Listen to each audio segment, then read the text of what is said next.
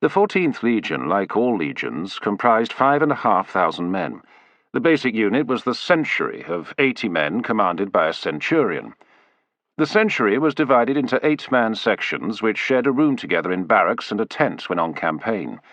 6 Centuries made up a cohort, and 10 cohorts made up a legion, with the first cohort being double size. Each legion was accompanied by a cavalry contingent of 120 men, divided into 4 squadrons, who served as scouts and messengers. In descending order, the main ranks were as follows.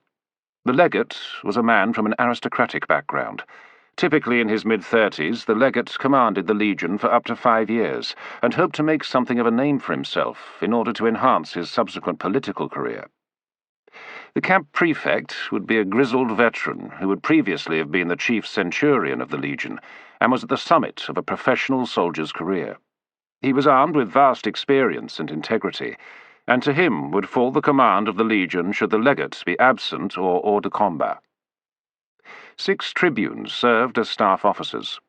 These would be men in their early 20s, serving in the army for the first time to gain administrative experience before taking up junior posts in civil administration. The senior tribune was different. He was destined for high political office and eventual command of a legion. 60 centurions provided the disciplinary and training backbone of the legion. They were hand-picked for their command qualities and a willingness to fight to the death. Accordingly, their casualty rate far exceeded other ranks. The most senior centurion commanded the 1st century of the first cohort, and was a highly decorated and respected individual. The 4 decurions of the legion commanded the cavalry squadrons, although there is some debate whether there was a centurion in overall command of the legion's mounted contingent. Each centurion was assisted by an optio, who would act as an orderly with minor command duties. Optios would be waiting for a vacancy in the centurionate. Below the optios were the legionaries, men who had signed on for 25 years. In theory, a man had to be a Roman citizen to qualify for enlistment, but recruits were increasingly drawn from local populations and given Roman citizenship upon joining the legions. Legionaries were well paid and could expect handsome bonuses from the emperor from time to time, when he felt their loyalty needed bolstering. Lower in status than the legionaries were the men of the auxiliary cohorts. These were recruited from the provinces and provided the Roman Empire with its cavalry, light infantry, and other specialist skills. Roman citizenship was awarded upon completion of 25 years of service.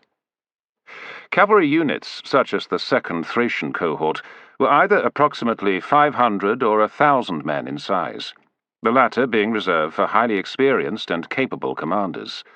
There were also mixed cohorts, with a proportion of 1/3 mounted to 2/3 infantry that were used to police the surrounding territory.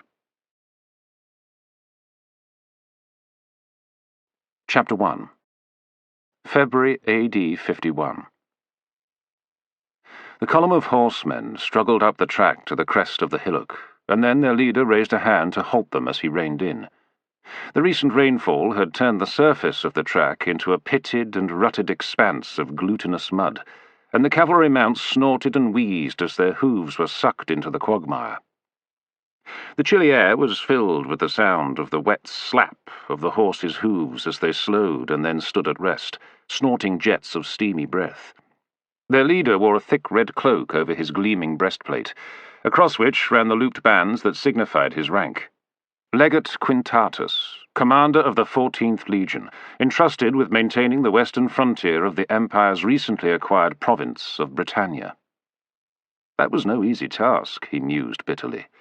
It had been nearly 8 years since the army had landed on the island that stood at the limits of the known world. At the time, Quintatus had been a tribune in his early 20s, filled with a sense of mission and a desire to win glory for himself, Rome, and the new emperor, Claudius. The army had fought its way inland, defeating the mighty host that had been gathered by the native tribes, under the command of Caratacus. Battle after battle had ground down the natives, until finally the legions had crushed the warriors as they made their final stand in front of their capital at Camulodunum. That battle had seemed decisive at the time. The emperor himself had been there to witness the victory, and claimed full credit for it. Once the rulers of most of the native tribes had made treaties with the emperor, Claudius returned to Rome to claim his triumph and announced to the mob that the conquest of Britannia was complete. Only it wasn't. The legate frowned. Not by a long way. That final battle had not broken Caratacus's will to resist. It had merely taught him that it was foolhardy to pit his brave but poorly trained warriors against the legions in a pitched battle. He had learned to play a deeper game, luring the Roman columns into ambushes and sending fast-moving bands to raid the legion's supply lines and outposts.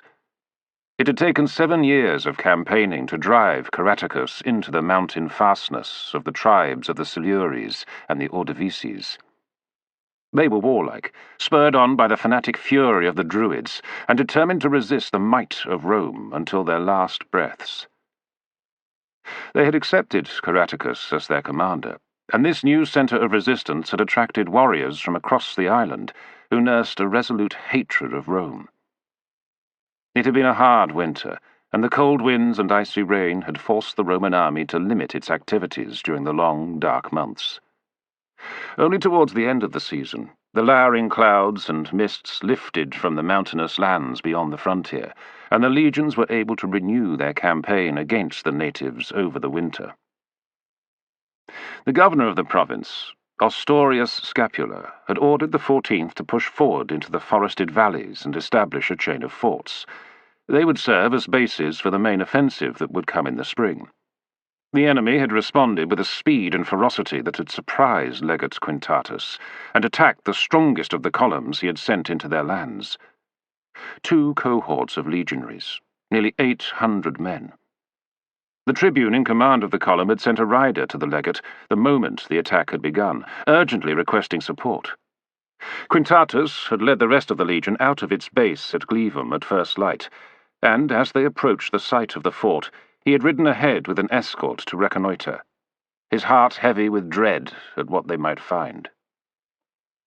Beyond the hillock lay the valley leading deep into the lands of the Silures. The legate strained his ears, striving to filter out the sounds of the horses behind him. But there was no sound from ahead. No dull, rhythmic thudding of axes as the legionaries felled trees to provide timber for the construction of the fort and create a wide cordon of clear land around the perimeter ditch.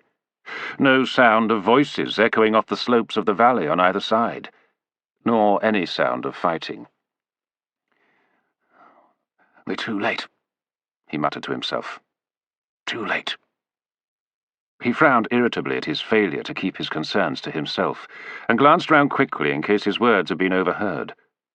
The nearest men of his escort sat impassively in their saddles. No, he corrected himself, not impassive. There was anxiety in their expressions, eyes flickering over the surrounding landscape as they searched for any sign of the enemy. The legate drew a deep, calming breath and swept his arm forward as he eased his heels into the flanks of his mount. The horse walked on, dagger-like ears twitching, as if sensing its master's nervousness. The track levelled out, and a moment later the leading horseman had a clear view down into the mouth of the valley. The construction site lay half a mile in front of them. A wide open space had been carved out of the pine trees, and the stumps looked like broken teeth scattered across the churned earth. The outline of the fort was still discernible, but where there should have been a deep ditch, rampart, and palisade, there was just a ruined jumble of burned timber piles and wagons, and the remains of tent lines where the goat-skin shelters had been torn down and trampled into the mud. Many sections of the rampart had been destroyed, and the soil and the log foundations tumbled into the ditch. There were bodies, too, men and some mules and horses. The bodies had been stripped, and the pale flesh reminded the legate of maggots from this distance. He shuddered at the thought, and hurriedly thrust it aside. He heard his men sucking in their breath at the sight, and a handful mumbled curses as they surveyed the scene.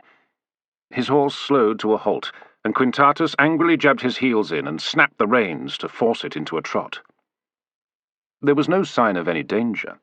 The enemy had finished their work many hours ago, and left with their victory and their spoils. All that remained was the ruins of the fort, the wagons, and the dead. That and the crows feeding on the carrion. As the horsemen approached down the track, the birds lurched into flight, their raucous cries of alarm filling the air as they were forced to abandon their grim feast. They swirled overhead like strips of black cloth caught in the wind of a storm, and filled the ears of the legate with their ugly sound. Quintatus slowed his mount as he reached the ruin of the main gate. The timber towers of the fort had been the first structures to be built. Now they were reduced to charred frameworks, from which thin trails of smoke still rose up against the background of rock and tree-covered hillsides, before merging with the grey clouds pressing down from the sky. On either side the ditch ran out to the corners of the fort, where the remains of the towers stood. With a click of his tongue, the legate steered his horse past the ruined gatehouse. On the far side lay the rampart and the cordon of open ground inside of the defences. Beyond that lay what was left of the tent lines, and the first of the bodies heaped together in a small knot. Stripped of their armour, tunics, and boots, they lay twisted, bruised, and streaked with blood that flowed from the dark mouths of the wounds that had killed them. There were smaller cuts and tears in their flesh where the beaks of the crows had been at work, and several of the corpses had bloody sockets where the birds had plucked out their eyes. The heads had been hacked off some of the corpses, and the stumps were caked with dried, blackened blood. As Quintatus stared at the fallen legionaries, one of his staff officers edged his horse alongside and nodded grimly. "At least it looks like some of our men put up a fight." The legate did not acknowledge the remark. It was easy to visualize the last moments of these men, fighting back to back as they stood their ground to the last. Afterwards, when the last of the wounded had been finished off, the enemy had stripped them of their weapons and equipment. What could be used by Caratacus and his warriors would be kept, the rest hurled into the nearest river or buried to prevent the Romans from returning it to the stores of the 14th Legion. Quintatus lifted his gaze and looked round the fort. More bodies lay amid the destroyed tents, singly and in small clusters, that told of the chaos that had ensued once the enemy warriors had broken through the half-completed defences. "Shall I order the men to dismount and start burying the dead, sir?" Quintatus looked round at the tribune, and it took a moment for the question to penetrate his gloomy thoughts. He shook his head. "Leave them until the rest of the legion comes up." The younger officer looked surprised. "Are you sure, sir? I fear it will damage the men's morale. It's at a low ebb as it is." "I know the mood of my men well enough, thank you," the legate snapped. At once he relented. The tribune had only recently arrived from Rome, all gleaming armour and keen to put into practice the military wisdom he had learned at second and third hand.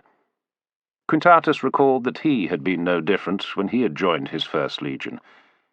He cleared his throat and forced himself to speak in a calm tone. "Let the men see the bodies." Many of the soldiers had only just joined the 14th, replacements who had arrived on the first ships to sail from Gaul after the winter storms had passed.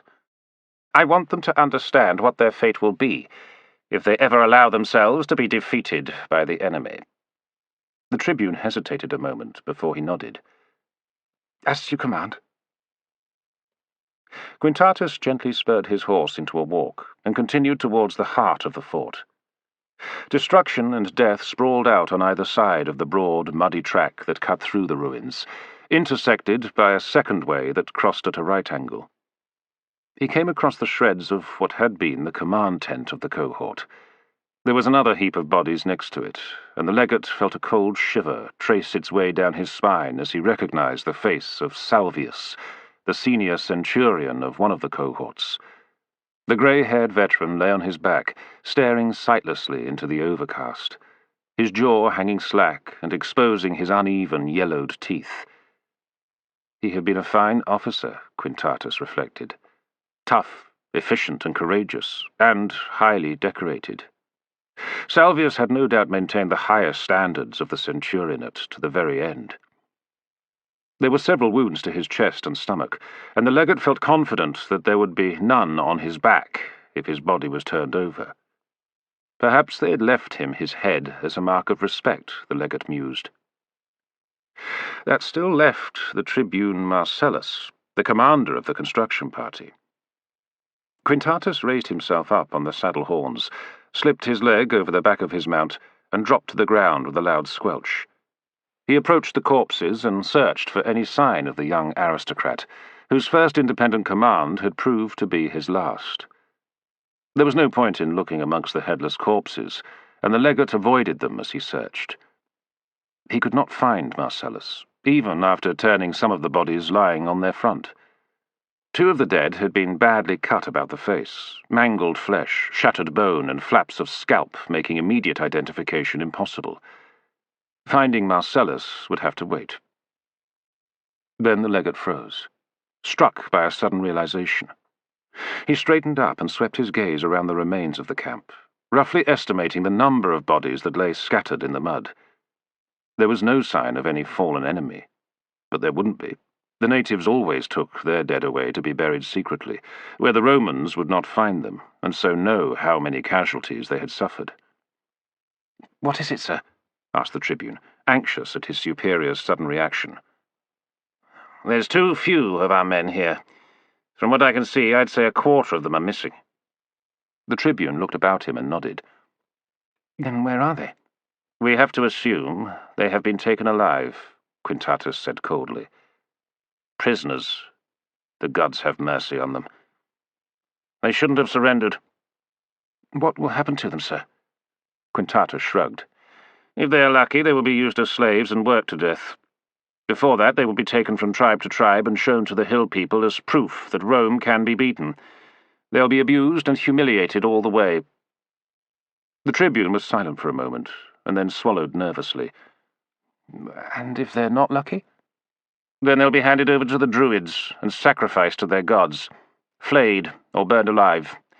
That is why it is best not to permit yourself to fall into their hands." Quintatus caught movement out of the corner of his eye, and turned to look up the track leading from the main gate. The leading century of the main body had crested the hill and begun to descend the slope, struggling to maintain the pace as the ground became steadily more muddy. For a moment there was a brief break in the clouds, and a thin shaft of light fell on the head of the column. A shimmering glitter showed the position of the eagle standard of the legion, and the other standards bearing the image of the emperor and the insignia and decorations of the lesser formations. Quintatus wondered if that was supposed to be a good omen. If so, then the gods had a strange sense of timing. The tribune inquired, "What now, sir?" "What are your orders?" "We finish what we started.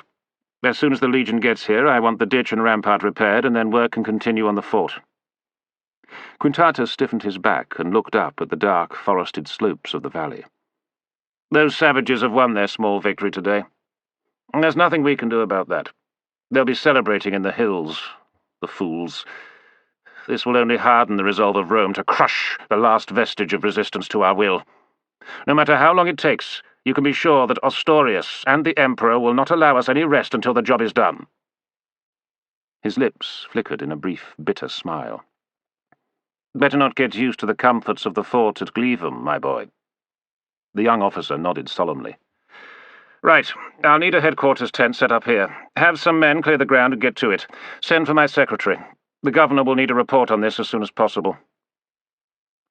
Quintatus stroked his jaw as he stared back towards the bodies of Centurion Salvius and his comrades. His heart felt heavy with grief at the loss of his men, and the burden of knowing that the coming campaign was going to be as hard and bloody as any Roman had known since setting foot on this accursed island. This was a new kind of warfare. Rome's soldiers would need to be utterly ruthless if the enemy's spirit was to be broken. And those soldiers would need to be led by officers who would pursue the enemy with a merciless sense of purpose and no pity in their hearts. Fortunately, such men existed, Quintatus reflected. There was one man in particular whose very name froze the blood of his enemies. Centurion Quertus. With 100 officers like him, Rome's difficulties in Britannia would be over very quickly. Such men were needed in war. But what would become of them in peace? That, Quintatus said to himself, was somebody else's problem. Chapter 2. The River Tamesis, 2 months later. By the gods, this place has changed. Centurion Macro gestured at the sprawl of buildings on the northern bank of the river. The cargo ship had just tacked round a wide sweeping bend in the Tamesis, and now the bows turned directly into the steady breeze, and the sail began to flap against the dull grey overcast. The captain cupped his hands to his mouth and bellowed across the broad deck, "Hands aloft! Take the sail in!" As several men scrambled up the narrow ratlins, the captain turned to the rest of his crew. "Unship the oars and make ready!" The sailors, a mix of Gauls and Batavians, hesitated for the briefest of moments before going about their duty with sullen expressions. Macro could not help a grin as he watched them, seeing their mute protest for what it was, a matter of form rather than substance. It was the same with the soldiers he had known for most of his life. His gaze returned to the low, rolling landscape that spread out on either side of the river. Much of it had been cleared of trees, and small farmsteads dotted the countryside. There was also a handful of larger buildings with tiled roofs, evidence that the stamp of Rome was making its mark on the new province. Macro broke off his musing to glance at his companion a short distance away, resting his elbows on the ship's side rail as he stared blankly at the ruffled surface of the river gliding past. Macro cleared his throat, none too subtly. "I said the place has changed." Cato stirred, and then looked up and smiled quickly. "Sorry, miles away." Macro nodded. "Your thoughts are turned towards Rome, no doubt. Don't worry, lad. Julia's a good woman and a fine wife. She'll keep it warm for you until you get back." Despite the fact that his friend outranked him, an easy familiarity had been forged between them over the 8 years they had served together. Once Macro had been the senior officer, but now Cato had surpassed him and risen to the rank of Prefect and was ready to take up his first permanent command of a cohort of auxiliaries, the second cohort of Thracian cavalry. The second's previous commander had been killed during the last campaign season, and the imperial staff back in Rome had chosen Cato to fill the vacancy. "And when will that be, I wonder?" the younger man responded, his voice edged with bitterness. "From what I've heard, the Emperor's triumphant celebration of the conquest of Britannia was somewhat premature. Like as not, we'll still be fighting Caratacus and his followers until we're old men." "Suits me." Macro shrugged. "Better some honest soldiering back with the legions than all that cloak and dagger stuff we've had to put up with since we were last here." "Thought you hated Britannia. Always going on about the bloody damp, the cold, and lack of decent food. Couldn't wait to leave, you said." "Did I say that?" Macro feigned innocence, and then rubbed his hands together. "Still, here we are. Back where there's a decent campaign on the go and a chance for more promotion and awards, and, best of all, a chance to top up my retirement fund. I've been listening to reports as well, my lad, and there's talk of a fortune in silver to be had in the mountains to the west of the island. If we're lucky, we'll be sitting pretty once the natives have been given a good kicking and come to their senses." Cato could not help smiling. "Kicking a man seldom induces him to be reasonable, in my experience." "I disagree. If you know where to kick a man, and how hard, he'll do whatever you need him to." "If you say so." Cato had no wish to enter into a debate. His mind was still troubled by the prospect of being parted from Julia. They had met a few years earlier on the Empire's eastern frontier, where her father, Senator Sempronius, had been serving as the Emperor's ambassador to the King of Palmyra.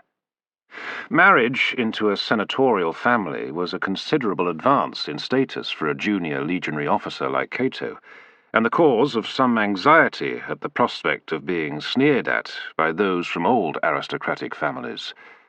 But Senator Sempronius had recognized Cato's potential and had been pleased for him to marry his daughter. The wedding had been the happiest day of Cato's life, but there had been little time to become accustomed to being a husband before he had received his marching orders from the imperial secretary. Narcissus was under growing pressure from the faction which had chosen the young Prince Nero to succeed Emperor Claudius.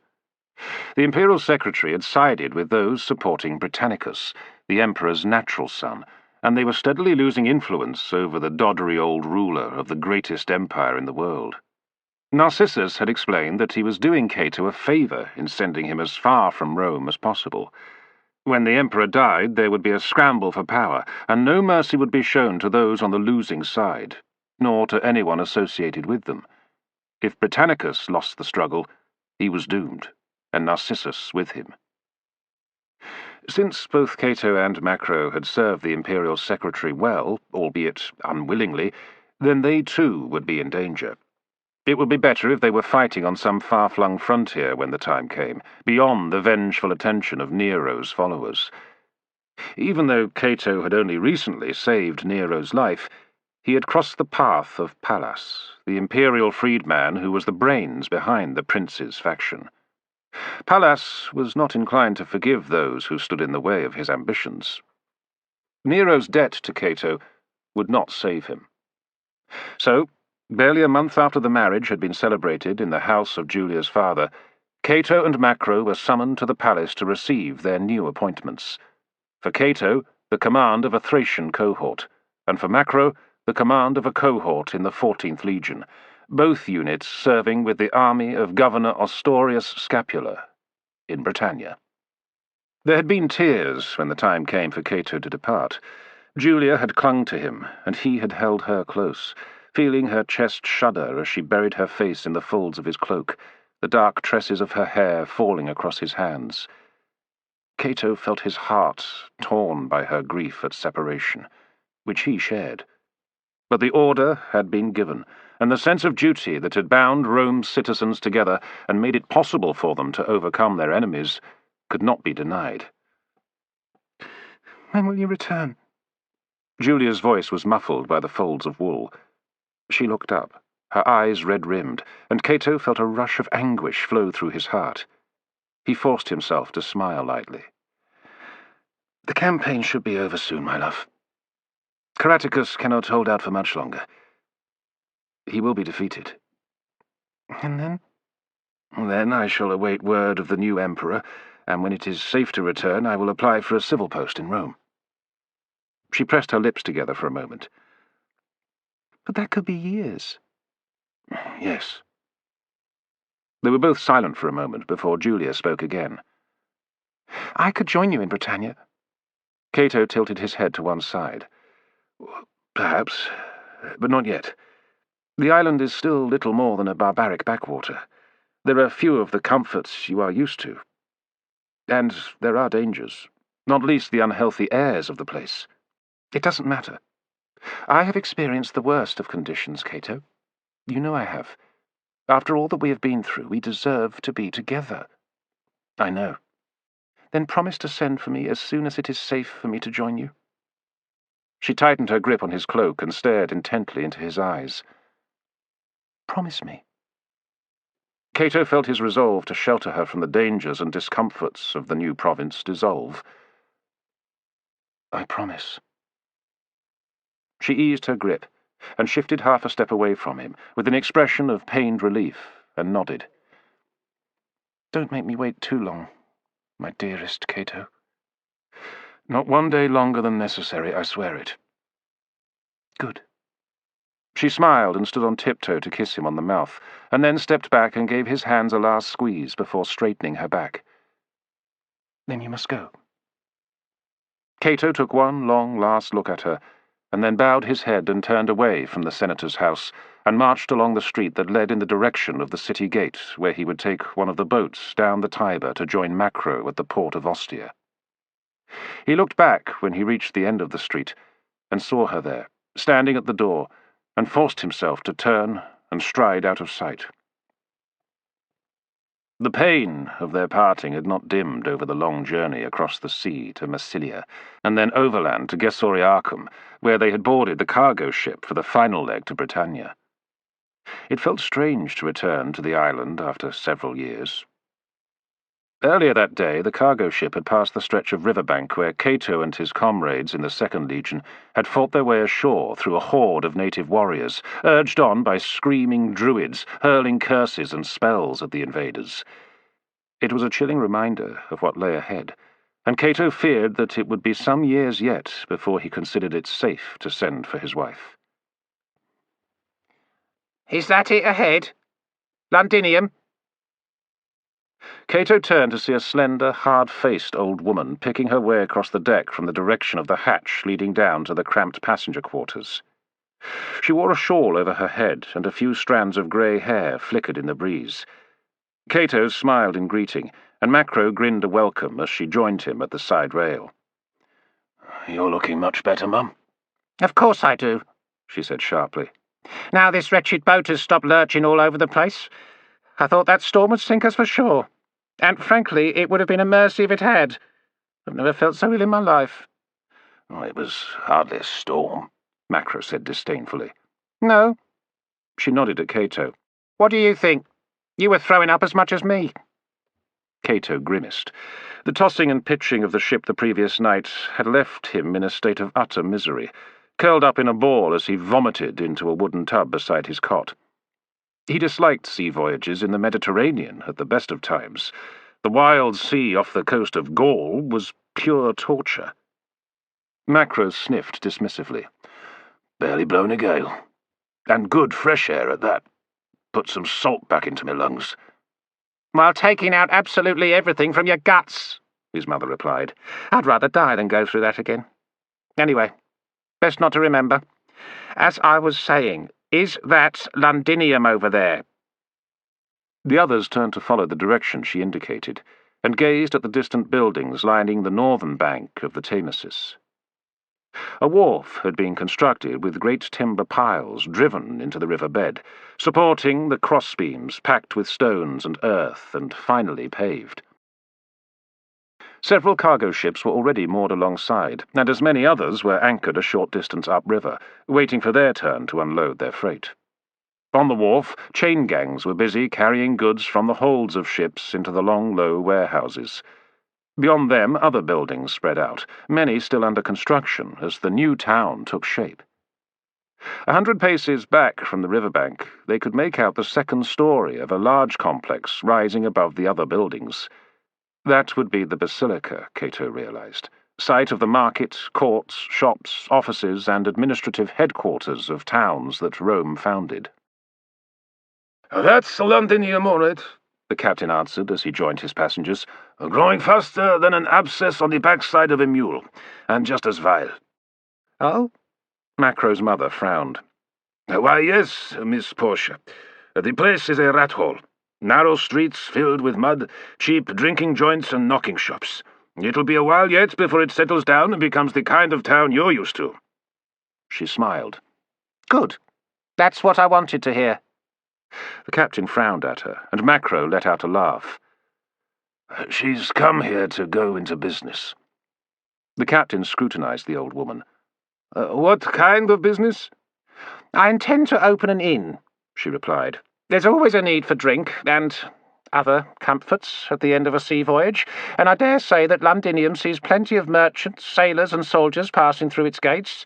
All good customers for the kind of services I will offer." "Oh, there's plenty of business, all right," the captain nodded.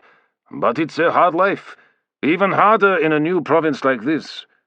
The kind of merchants who make their fortunes here are tough men. They won't take kindly to a Roman woman trying to compete with them." "I dealt with tough men at the inn I owned in Ravenna. I doubt the locals here will cause me any difficulty, particularly when they find out my son happens to be a senior centurion of the 14th Legion." She took Macro's arm and gave it an affectionate squeeze. "Oh, that's right." He nodded. "Anyone messes about with my mum, and they mess with me. And that hasn't worked out well for anyone who has tried it in the past." The captain took in the muscular physique of the stocky Roman officer, and the scars on his face and arms, and could believe it. "Well, even so, why would you come here, ma'am? You'd be more comfortable setting up back in Gessoriacum. Plenty of trade there." Portia pursed her lips. "This is where the real money can be made, by those who get stuck in quickly. Besides, this boy is all I have in the world now. I want to be as close to him as I can. Who knows? When he gets his discharge, he could join me in the business." Macro's eyes lit up. Ah, now there's a thought. All the wine and women that a man could want, under one roof. Portia swatted his arm. On second thoughts, you soldiers are all the same. Anyway, I will make my fortune here in Londinium, and this is where I will stay until the end of my days. It's up to you what you do with your life, Macro, but I'll be remaining here. This is my last home. With a steady rhythm, the cargo ship approached the wharf. As they neared the town, those on board caught their first whiff of the place, an acrid, peaty sewage smell that mingled with the odour of wood smoke and caught in their throats. "There might be something to be said for sea air, after all," Cato muttered as he wrinkled his nose. There was no mooring space along the wharf, and the captain gave the order to steer for the end of the line of vessels anchored further upriver. He turned apologetically to his passengers. "It'll be a while before our turn comes. You're welcome to stay on board, or I'll have some of my boys row you ashore in the skiff." Cato eased himself up from the side rail and adopted the military manner he had learned from Macro, standing tall and being decisive. "We'll go ashore. The Centurion and I need to report to the nearest military authority as soon as possible." "Yes, sir." The captain knuckled his forehead, instantly aware that the informalities of the voyage had passed. "I'll see to it at once." He was as good as his word, and by the time the anchor splashed down into the current and the crew shipped the oars, the kit bags of the two officers and the chests and bags belonging to Portia had been carried up from the hold. The skiff, a small blunt-bowed craft with a wide beam, was lowered over the side, and two oarsmen nimbly leapt down and offered their hands up to assist the passengers. There was only space for the three of them. Their belongings would have to be ferried ashore separately. Cato was the last, and as he stepped down into the flimsy craft, he frantically waved his arms to retain his balance before sitting heavily on a thwart. Macro shot him a weary look and tutted, and then the oarsmen pulled on their blades and the skiff headed towards the wharf. Now that they were closer to Londinium, they could see that the surface of the river was streaked with sewage, running from the drain outlets along the wharf. In the still water, trapped by the wharf, lay lengths of broken timber amid the other flotsam, and rats scurried from piece to piece, scavenging for anything edible. A set of wooden steps rose from the river at one end of the wharf, and the oarsmen made for them. When they were alongside, the nearest man snatched his oar in and reached to grasp the slimy hawser that acted as a fender. He held on while his friend slipped a looped line over the mooring post. "There you are, sirs, ma'am," he smiled, and then handed them ashore. With Cato leading the way, they climbed the steps to the top of the wharf, and looked along the crowded thoroughfare between the ships and the warehouses. A cacophony of voices filled the cool spring afternoon, and in amongst them were the brays of mules, and the crack of whips, and the shouts of the overseers of the chain gangs. Though the scene looked chaotic, Cato knew that in every detail it was proof of the transformation that had come to the island, that had defied the power of Rome for almost 100 years. For better or worse, change had come to Britannia, and, once the last pockets of resistance had been crushed, the new province would take shape and become part of the empire. Macro joined him and glanced round briefly before he muttered, "Welcome back to Britannia. Arse end of civilization." Chapter 3. Once the boat returned with their belongings, Macro approached a small group of men gathered outside the nearest warehouse. "I need some porters," he announced, addressing them in his loud, clear, parade-ground voice. At once they hurried forward, and he chose several of the burliest-looking men, one of whom had a strip of leather about his head to clear his brow of thick, wiry blonde hair. A brand was visible on his forehead, beneath the leather. Macro recognized the mark at once. The brand of Mithras, a religion from the east that was steadily spreading through the ranks of the Roman army. "You. A soldier once, if I'm not mistaken." The man bowed his head. "I was, sir, before I took a Silurian spear through the leg. Left me with a limp. I couldn't keep up with the rest of the lads. Army had no choice but to discharge me, sir." Macro looked him over. The man wore a threadbare military cloak over his tunic, and his boots were held together by strips of cloth. "Let me guess. You pissed away your discharge bonus, and this is what you've been reduced to." The ex-soldier nodded. Well, that's about the size of it, sir. What's your name and unit?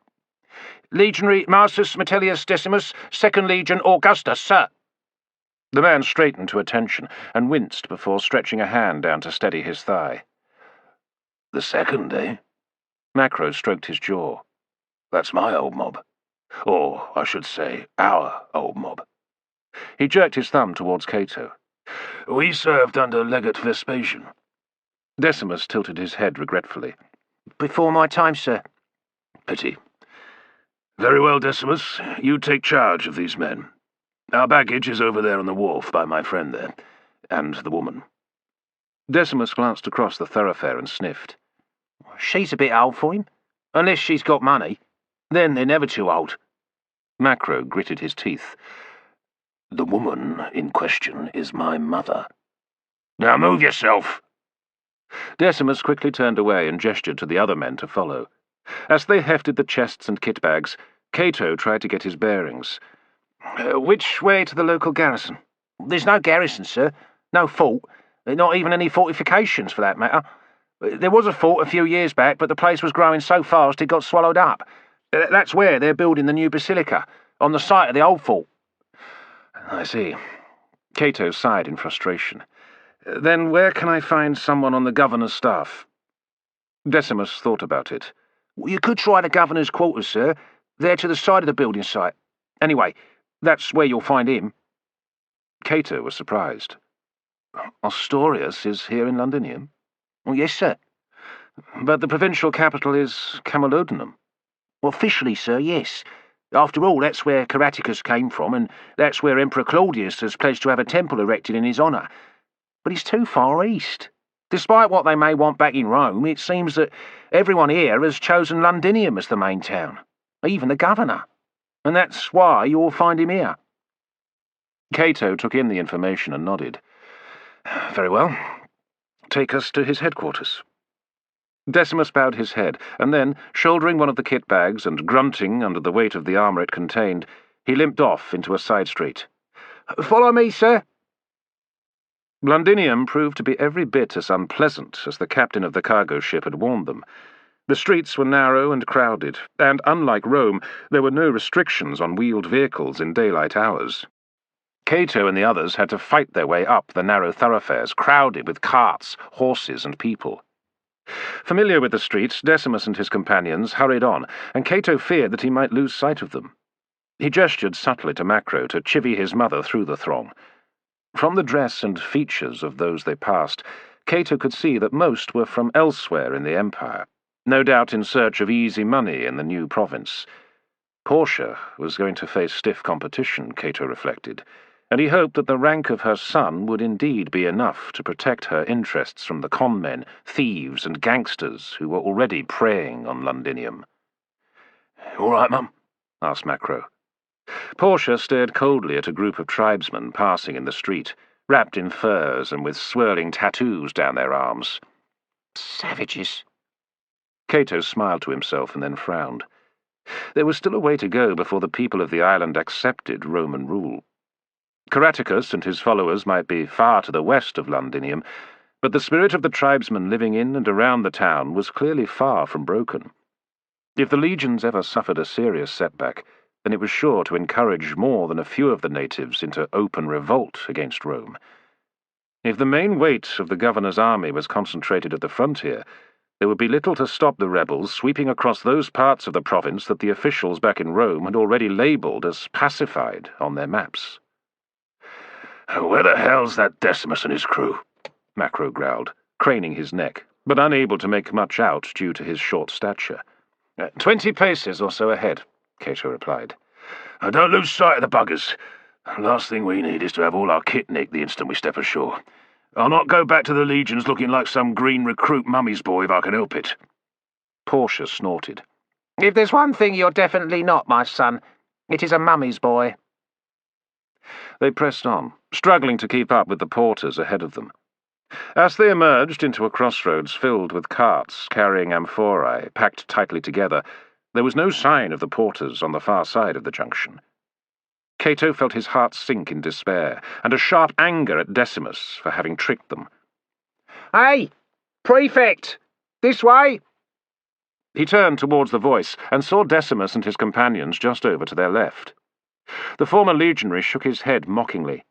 There's me with my limp, and the officers still can't keep up. What's the world coming to? Before Cato could cut in and tell him to mind his tongue when speaking to a superior, the other man raised his hand and pointed towards a large gateway a short distance along the other side of the street they had just turned into. Beyond the wall, Cato could see scaffolding and the tall timber frame of a crane rising up against the smoky sky. There you go, Prefect. That's the basilica. Or what there is of it.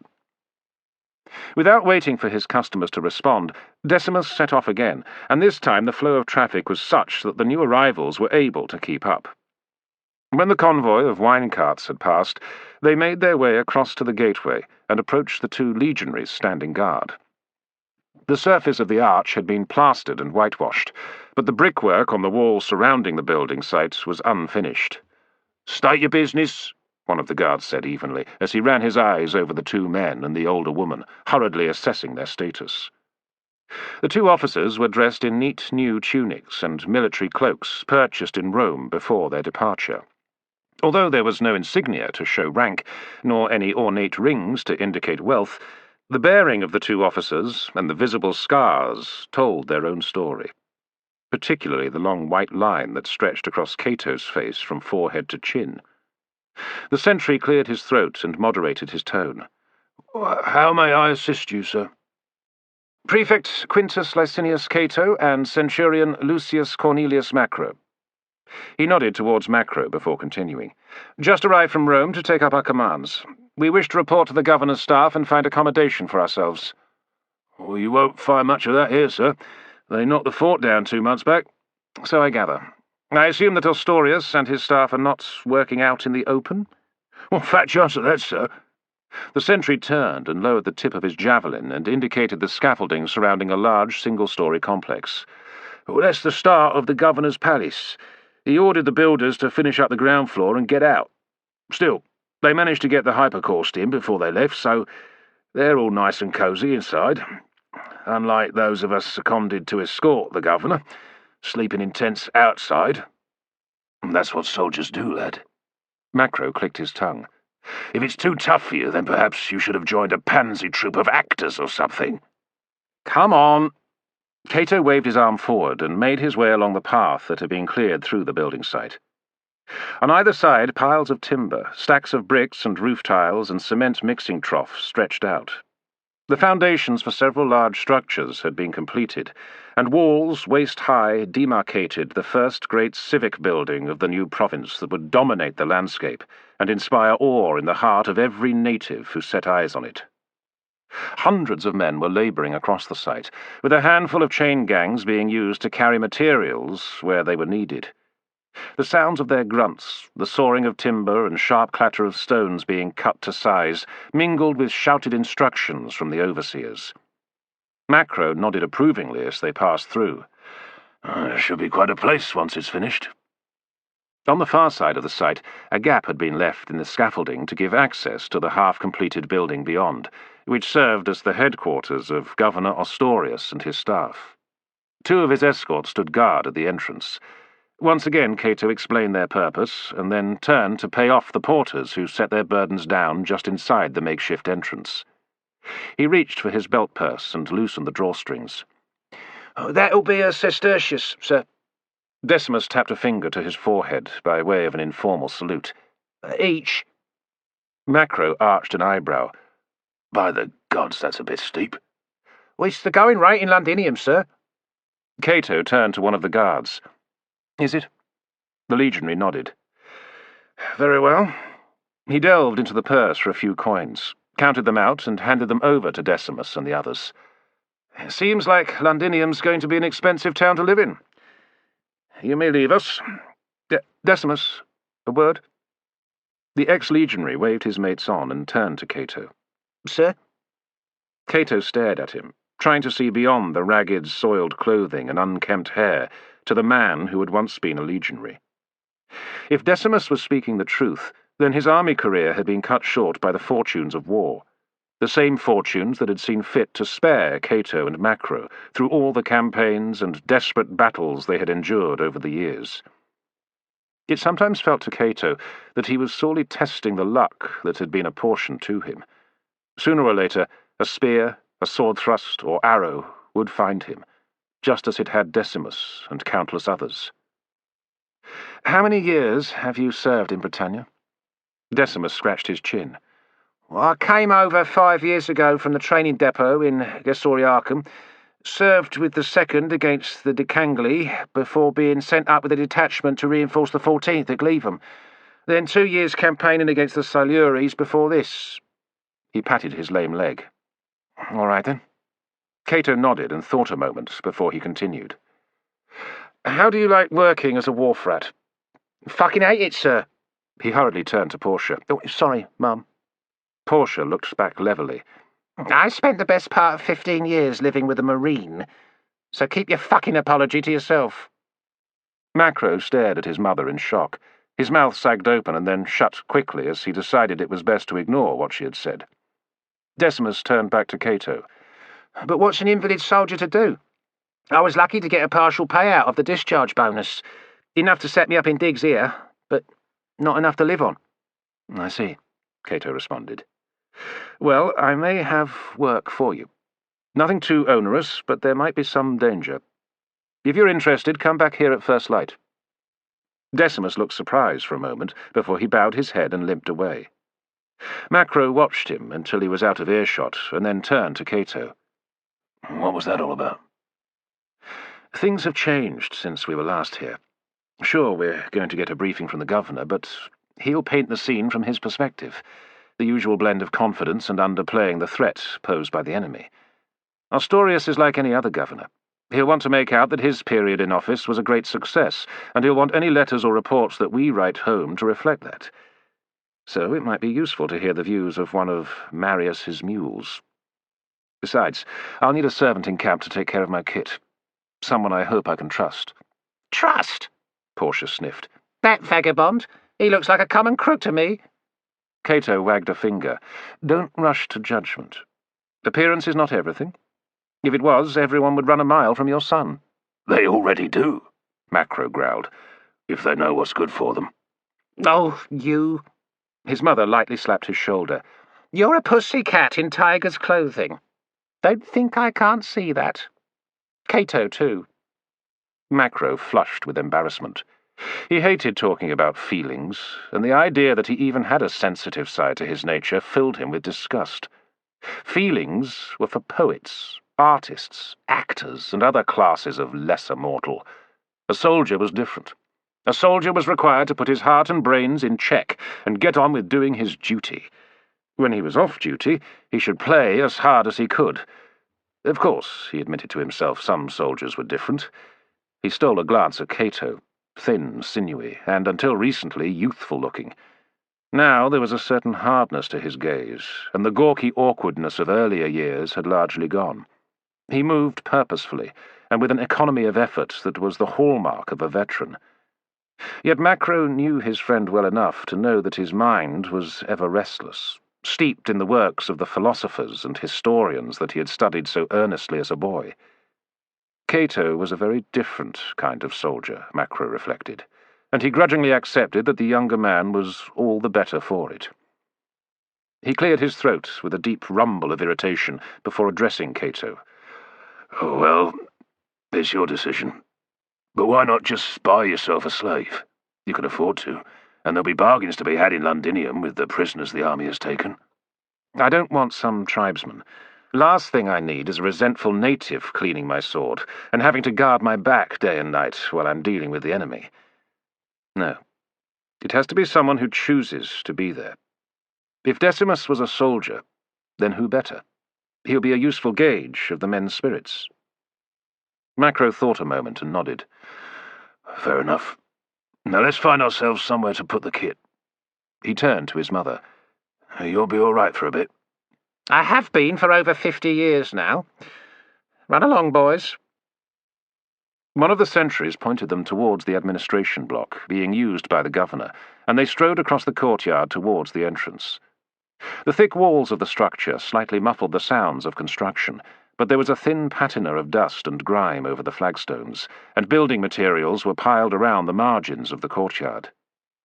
A handful of clerks were moving from office to office, clutching waxed slates or bundles of scrolls. Inside the headquarters, braziers provided warmth, and scores of men worked at the long desks filling the main hall. Cato approached a junior tribune, bent over his desk reading a document, and tapped his knuckles on the desk. The man looked up with a knitted brow. "Yes." Cato briefly made the introductions. "Just landed. I need to report to the governor, and we need quarters until we leave for our commands, and a room for a lady as well." "Quarters? Well, there's not much to be had. We had to convert the stable block at the back for accommodation. There's a few places free. It's dry enough, and the stalls have proper cots." "What about a place to stay in the town?" "You can try that. It'll cost you, and they're pretty grim. Most rooms rent by the hour. If you see what I mean, sir." "We'll take the stable," Cato replied. "Our kit is by the entrance. Have some of your men see to it that it's taken to our, stall. Centurion Macro and I need to report to Governor Ostorius at once. If you would be so kind as to take us to him." The tribune sighed and lowered the report he had been reading before scraping his chair back and rising to his feet. "This way, sir. I'll see to your baggage when I return to my desk." He led them to the rear of the hall and into a corridor lined with small offices. Some were packed with yet more clerks, while others were occupied by officers and civilian officials assigned to the governor's staff. The door at the end of the corridor was ajar, and the tribune gestured to Cato and Macro to wait while he stepped forward and rapped on the wooden frame. "Sir, there are 2 officers to see you. Just arrived from Rome." There was a pause before a thin, weary voice replied, "Oh, very well. Send them in." Chapter 4. Governor Ostorius sat behind his desk, wrapped in a thick scarlet cloak. A brazier added to the heat of the hypercourse system, and made the air inside the room sweltering. He sat on a stool close to the fire, hunched over several piles of papers and slates. He looked up wearily as the 2 officers strode inside and stopped a short distance away to salute. Cato saw that the governor's face was heavily lined, and his eyes were deep-set and rimmed with wrinkles. He knew that Ostorius had won a good reputation as a soldier and administrator, and was a tough and hard-driving commander. It was difficult to square that with the frail-looking individual sitting before them. "Introduce yourselves," the governor snapped, then coughed, raising a loose fist to his lips until the irritation in his lungs passed. "Well..." As the ranking officer, Cato spoke first. "Prefect Quintus Licinius Cato, sir." "Centurion Lucius Cornelius Macro, sir," Macro added. The governor looked his new arrivals over in silence for a moment. "You'll have to pass your service records to my chief of staff. I'll read them later. I like to know the caliber of my officers. Given the problems I'm facing here, I can't afford to carry any lightweights. I take it you have been assigned specific commands in my army?" "Yes, sir," Cato replied. "I'm to command the 2nd cohort of Thracian cavalry." "A good unit, that. One of my best. Has been ever since the temporary commander took charge. Centurion Quertus has been hitting the enemy hard, by all accounts. I'll expect you to do the same when you take charge." Ostorius turned his gaze to Macro. "And you?" "Appointed to the 14th Legion, sir." "I see." The governor nodded slowly and then continued. "Then you'll both be joining the main column, commanded by Legate Quintatus. He's a fine officer, but he doesn't tolerate those who fail to come up to the standards he sets. Be that as it may, I need every man I can get now. Officers more than ever, given the rate at which we have been losing them. I dare say there'll be a vacancy amongst the senior centurions of the 14th for you, Macro. In fact, I imagine you'll be one of the most experienced in the Legion, for as long as you survive." Macro felt a surge of irritation at the governor's comment. He did not deserve to be spoken to as if he was some no-hoper, rear-echelon outpost commander. "I intend to survive long enough to get my discharge, and the gratuity that's coming to me, sir. No barbarian is going to stop that. Many have tried in the past and paid the price." "Bold words, Centurion." A faint smile flickered across the governor's lips. "And tell me, exactly what makes you such a dangerous proposition to our enemies in this cold, forsaken island that Rome insists on adding to the empire?" Macro was momentarily stuck for an answer, as his mind flashed back over recent years. The street fighting in Rome, then the campaign in the sweltering heat, glare and dust of southern Egypt. Before that, the suppression of the slave revolt in Crete and the defense of Palmyra against a horde of Parthians. And, earlier, dealing with fanatical Judean rebels, a secondment to the imperial navy in a campaign against a nest of pirates plaguing merchant ships in the Adriatic Sea. That was after a long period of service with the 2nd Legion, which had guarded the Rhine frontier, before being assigned to join the army that had invaded Britannia and crushed the native armies led by Caratacus. It was a notable period of service by any standard, and Macro had won his promotion to Centurion on merit, unlike some who owed their position to powerful family connections. Yet Macro was not prepared to make a song and dance about it in front of the governor. He cleared his throat. "I've been on detached service for the last few years, sir. Before that I served with the 2nd on the Rhine, and afterwards here in Britannia." "Detached service? That is something of a euphemism for spying these days. What exactly was the nature of your, detached service?" "I'm not at liberty to tell you the details, sir." "Then at least tell me who you were working for?" Macro felt uncertain and glanced quickly at Cato, but his friend's expression was fixed and unreadable as he faced forward. Macro took a deep breath. "The Imperial Secretary, Narcissus." "You worked for that snake?" Ostorius's eyes narrowed. "Are you here on his orders?" Macro was angered by the suggestion and sucked in through gritted teeth, but before he could respond, Cato spoke up. "If that were the case, sir, then we'd hardly divulge that information. In any case, I give you my word of honor that we no longer serve Narcissus. We are here as soldiers, to serve you, the Emperor, and Rome. Nothing more." "Your word of honor?" Ostorius sniffed. "And there's precious little of that commodity being traded in Rome these days." He leaned back on his stool and rubbed the small of his back. "I have little choice but to take your word for it. But I warn you, if I get one hint that either of you are here for any reason other than soldiering, I'll throw you to the natives and let them deal with you. The Druids have some very interesting ways of disposing of their prisoners." "We know that, sir. We've seen it with our own eyes," Cato responded, resisting the urge to shudder as he recalled his encounter with the Druids of the Dark Moon, back in the early days of his life in the legions, when he served as a lowly optio in Macro's century. Brief visions of the sacrificial victims and the wild appearance of the Druids flitted before his mind's eye, and Cato hurriedly thrust all thought of them aside. "And what about you, Prefect?" The governor stared at Cato. "How much action have you seen? That scar on your face tells part of the story, but you seem a little young to have reached the rank you hold. Is your father a senator, or some wealthy freedman anxious for his family to have a leg up the path of honor? How old are you?" "I am in my 26th year, sir." 26? Younger than I thought. And who in your family has influenced your rapid promotion to Prefect?" Cato had long since accepted that he would be a victim of his humble birth throughout his life. No matter how good a soldier he was, no matter that his father-in-law was a senator, he would never be allowed to shake off the stigma of being the descendant of a freedman who had once been a slave at the imperial palace. "I have no family, sir, other than my wife, Julia Sempronia, whom I married when I achieved my present rank. Her father is Senator Sempronius, but I have never approached him to seek preferment." "Sempronius?" The governor's eyebrows lifted briefly. "I know him. He served as my tribune in the 8th Legion. A good man, hard-working and, more to the point, trustworthy.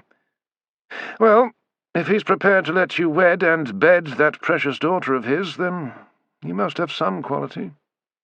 But do you have the experience to go with the rank of Prefect, I wonder?" "I have had the honor of serving at the side of Centurion Macro ever since I joined the army, sir. My friend is inclined to be modest about his experience. Suffice to say that we have fought German tribesmen, Britons, pirates, Judeans, Parthians, and Numidians in our time. We know our trade." Ostorius nodded thoughtfully before he responded. "If that is true, then you have a truly enviable record, Prefect Cato. I welcome such men. They are needed more than ever if we are to settle our affairs here in Britannia and turn this bloody wilderness into something that bears a passing resemblance to civilization." He waved a hand. "At ease, gentlemen." Cato and Macro relaxed their postures as the governor collected his thoughts and then addressed them again. "It's important that you are aware of the situation here. I don't know what they told you back in Rome, but any notion that we are merely engaged in a mopping-up operation before the conquest of Britannia is complete is, how shall I put it, a little wide of the mark. It's been 7 years since Emperor Claudius had his triumph to celebrate the conquest. 7 long years. In all that time we have pushed forward the frontier one painful step at a time. Even those tribes we have conquered, or made treaties with, can't be trusted any further than you can comfortably spit a rat. Just 2 years back, when I was about to launch an offensive against the Silures and the Ordovices, I gave the order for the Iceni to be disarmed to make sure our backs would be safe from treachery. A reasonable request to make of someone who calls themselves an ally, you might think. But those bastards rose up in rebellion the moment I led my army into the mountains. I had no choice but to abandon the campaign and turn back to deal with them. And the fools had holed up in one of their ridiculous earthworks. They soon gave in after we broke into their defences. It was all over soon enough, but I was forced to spend the rest of the campaigning season constructing forts and roads across their territory to keep watch on them." Cato pursed his lips as he recalled the proud but touchy Iceni warrior who had acted as a guide when he and Macro had undertaken a mission deep into enemy territory for the commander of the army that had invaded Britannia. Cato could well imagine how Prasutagus might have been outraged by the order to hand over his weapons. The native tribes of the island were ruled by a warrior caste who would consider being disarmed the gravest insult to their prickly sense of pride. No wonder there had been an uprising. "While I dealt with the Iceni," Ostorius continued, "Caratacus took full advantage of the respite to win over the mountain tribes and become their warlord. By the time I could turn my attention back to him, he had gathered an army large enough to defy me, which is why I had to send a request to Rome for reinforcements. Now that I have them, it is time to deal with Caratacus and his followers, once and for all." Macro nodded approvingly, relishing the prospect of the coming campaign and the chance to win some booty and possibly further promotion. Though he was reluctant to speak of his ambition, Macro, like many soldiers, dreamed of becoming the senior centurion of a legion, a rank that conferred many privileges and much honour on its holders. With it came social elevation to the equestrian class. Only the senators were more exalted, apart from the emperor, Macro conceded. If there was much fighting in the months ahead, then the ranks of the centurionates were bound to be thinned out, as they always were, since they led from the front and suffered a disproportionate casualty rate as a result. If Macro survived, he might achieve command of the first cohort of the legion one day, and after that, the post of camp prefect, and take direct command of the legion if the legate was absent, or badly wounded or killed. The very thought of assuming such a responsibility filled him with hope. The governor sighed and stroked the grey stubble on his chin. He seemed to shrink in on himself even further as he pondered the situation in silence for a while, before speaking again. "I'm getting too old for this. Once my period of office is over, I shall retire." The corners of his lips lifted slightly. "I'll return to my estate in Campania, tend to my vineyards, and grow old with my wife. I have served Rome long enough, and well enough, to earn that at least. Still, there is work to be done." He forced himself to sit up and return his attention to the 2 officers standing before him. "Even though I am preparing for the new offensive, there is still some small hope for peace." "Peace, sir?" Cato puffed his cheeks. "With Caratacus? I doubt he will agree to any terms that Rome offers him." "Oh, And how would you know, young man? Because I know the man, sir. I have met him and talked with him. There was a tense silence as the governor stared wide-eyed at Cato. Then he leaned forward. How can this be true? Caratacus is consumed with hatred for Rome and all those who serve in her legions. He rarely takes prisoners, and those that are captured are never again seen by their countrymen. So how is it that you were accorded such a dubious honor? The governor's tone was scathing, but Cato ignored the slight when he replied, I was captured by Caratacus along with a handful of my comrades in the 2nd year of the invasion, sir. Once we reached the enemy's camp, I was questioned by him. Why? He wanted to know more about Rome, about what motivated her soldiers. He also wanted to impress on me that the native tribes were proud, and their warriors would never bow their heads to those who invade their lands. He vowed that they would rather die than accept the shame of submission to the emperor. I see. And how is it that you lived to tell me this? I escaped, sir. You escaped from the enemy camp? Cato nodded. Then the gods must favour you, Prefect Cato, for I have never heard of another Roman who can claim to have done the same. Macro chuckled. Oh, you don't know the half of it, sir. Fortuna has a full-time job keeping the Prefect out of trouble. Cato cocked an eyebrow at his friend. You don't do so badly yourself. The governor cleared his throat irritably. I was talking about peace, gentlemen. It's several years since you last encountered Caratacus. Years of continual warfare. Both sides have been worn down by the struggle, and I suspect that our enemy's appetite for conflict is as exhausted as mine. And there are those in Rome whose impatience with the situation in Britannia is growing by the day, most notably Pallas, one of the Emperor's closest advisers. I don't suppose you know the fellow. I know of him, sir, Cato replied cautiously, before the governor continued. From what my friends in Rome say, Pallas is the rising star. He's close to the Emperor's new wife and her son Nero, who may well be the next emperor when Claudius dies. It seems that Pallas is all for pulling the army out of Britannia and abandoning the province. To be sure, it has been an expensive exercise, and there's precious little return on Rome's investment of gold and men. Nor is there much prospect of deriving anything of lasting value from Britannia once we've exhausted our supply of prisoners of war for the slave market. And the silver, tin, and lead we were led to believe the island was awash with have proved to be far less in reality. As far as I understand it, there's only 2 reasons why we still have boots on the ground. Firstly, some of the wealthiest men in Rome have lent rather large sums to the leaders of the tribes who have allied themselves to us. As it happens, Narcissus is amongst them, which is probably why he is so keen to have our armies remain here, at least until his loan has been repaid. And the other reason is to do with simple pride. If Rome was seen to retreat from Britannia, it would be a humiliation for the Emperor, and our enemies in other frontier provinces would be bound to take heart from our failure here. Of course, with a change of regime, the next emperor could justify a withdrawal in terms of correcting the mistakes of his predecessor. So, gentlemen, as you can see, Rome's grip on Britannia is far from certain. The governor lowered his gaze and reflected a moment before he continued. Many of our comrades have shed blood here, and many have fallen. If we are ordered to abandon Britannia, then that sacrifice will have been for nothing. As I see it, I have 2 courses of action open to me. If the sacrifice of our comrades is to have had a purpose, I must utterly destroy the remaining tribes who oppose us here, or make a lasting peace with them. Either way, it must be done as swiftly as possible, so that there is peace in the province before a new emperor ascends the throne. Only then will there be no excuse to pull out of Britannia. That is why I have invited the kings and chiefs of every tribe, as far north as the Brigantes, to a meeting to discuss terms to end the conflict. I have given my word that safe passage through our frontier will be granted to the tribes that have not already allied themselves to us.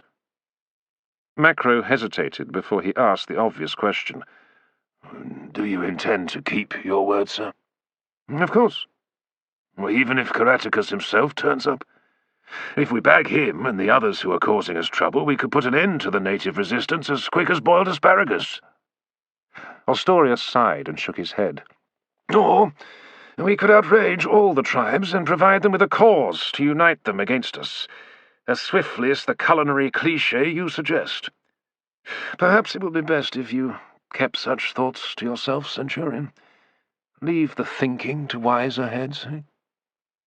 Macro pressed his lips together and clenched his fists behind his back as he nodded curtly in response to the put-down. There was an uncomfortable silence before Cato turned the conversation in a different direction. "When and where is this meeting to take place, sir?" "In 10 days' time, at one of their sacred groves some 60 miles west of Londinium. I will take a small bodyguard with me." He suddenly looked at Cato and smiled. "There's no immediate rush for you two to join your units. In any case, it's only a small diversion from the road to Gleavon." "Us?" Cato could not hide his surprise.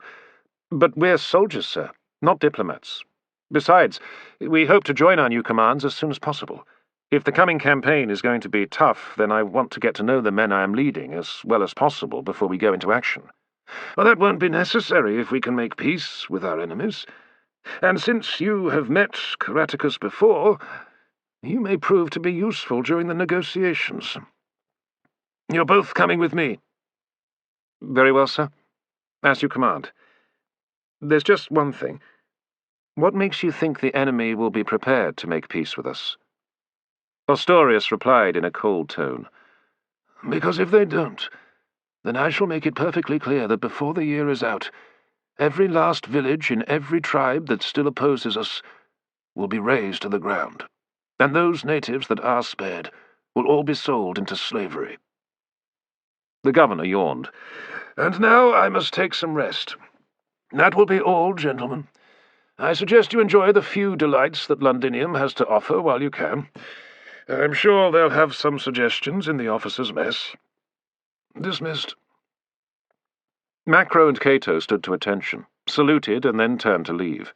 Ostorius stared down at the piles of records and reports at his feet for a moment, and then rose slowly from his stool and walked stiffly to the narrow campaign cot that had been set up by the wall. Easing himself down, he lay on his side, still wearing his boots, and pulled his cloak over his body as best he could, before he fell into a troubled sleep. "What do you make of him?" Macro asked when they were a short distance down the corridor outside the governor's office. Cato glanced round and saw that there were no clerks near enough to overhear his remarks. "He's at the end of his tether, worn out by his duties. But I've heard that he's as tough a commander as any." Macro shrugged. "Well, being tough does not make you immune to age. I know that well enough. I ain't as fast in a fight as I used to be. Comes to us all in the end." Cato shot him a look. "Just don't let it come to you while you're fighting at my side. Last thing I need is some old codger guarding my flank when we get stuck into the enemy." "Well, that's pretty ungrateful, given how I had to nursemaid you through your first battles when you were a green recruit." Macro laughed and shook his head. "I'd never have guessed then that you'd turn out to be quite the soldier." Cato smiled. "I learned from the best." "Oh, shut up, lad, you make me cry." Macro chuckled. Then his expression hardened. Seriously, though, I have my doubts about our new general. The way he looks now, a few months in the field will kill him off, right in the middle of the campaign." "Not if he can negotiate a peace with Caratacus, or at least with enough tribes to isolate him." "What chance do you think there is that Caratacus wants peace?" Cato thought back to the small hut in which he had been questioned by Caratacus. He remembered all too vividly the determined gleam in the Briton's eyes when he said that he would die rather than bow to Rome. "If I was a betting man, I'd give you odds of 100 to 1 against." "And I'd say those are generous odds, my friend." Macro clicked his tongue. "We're in for a tough time of it, Cato. Just for a change." "Nothing we can do about it." "Oh, yes, there is." Macro grinned. "You heard the man. There's all the delights of Londinium awaiting us." His expression became a little anxious. Just as long as you don't let on to my mother, eh?" Chapter 5. "Well, boys, what do you think of this place?" Portia asked, as they took a table close to the inn's fireplace. It was the evening of their third day in Londinium, and she was accompanied by her son and Cato. Just for a change, it was raining again, a steady downpour angled by a stiff breeze that lashed the streets of Londinium, pattered off the few tiled buildings, and ran off the thatched roofs of the rest.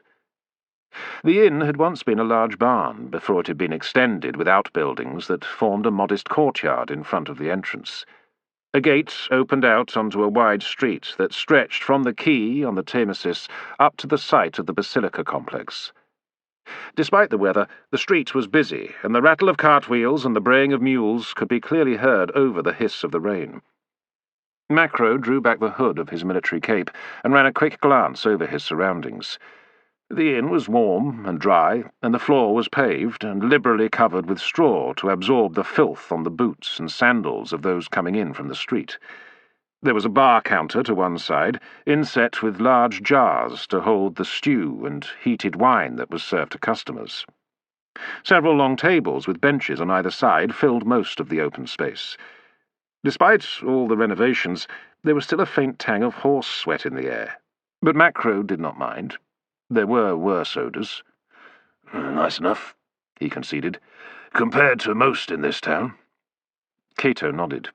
While waiting for the order to join Ostorius and his staff on the ride to the meeting with the tribal leaders, they had spent the time in the inns recommended by Decimus. There was little else of note to see.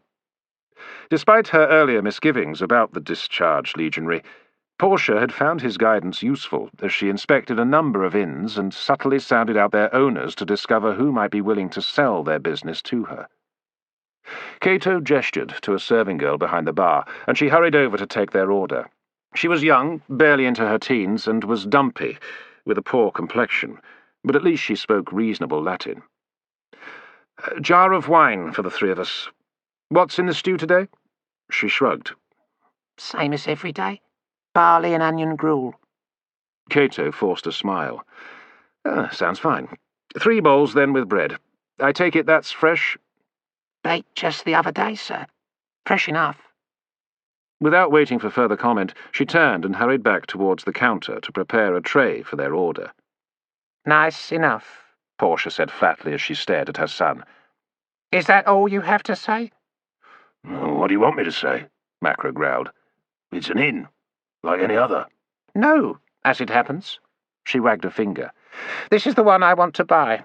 Thanks to Decimus, I learned that the owner is a veteran of the Second Legion who has had enough of Britannia and is selling up to return to Rome. I've made an offer and he's accepted." Macro took another, longer look round the premises. Why this one? Portia swiftly marshalled her arguments and counted them off on her fingers as she replied. "Firstly, the location.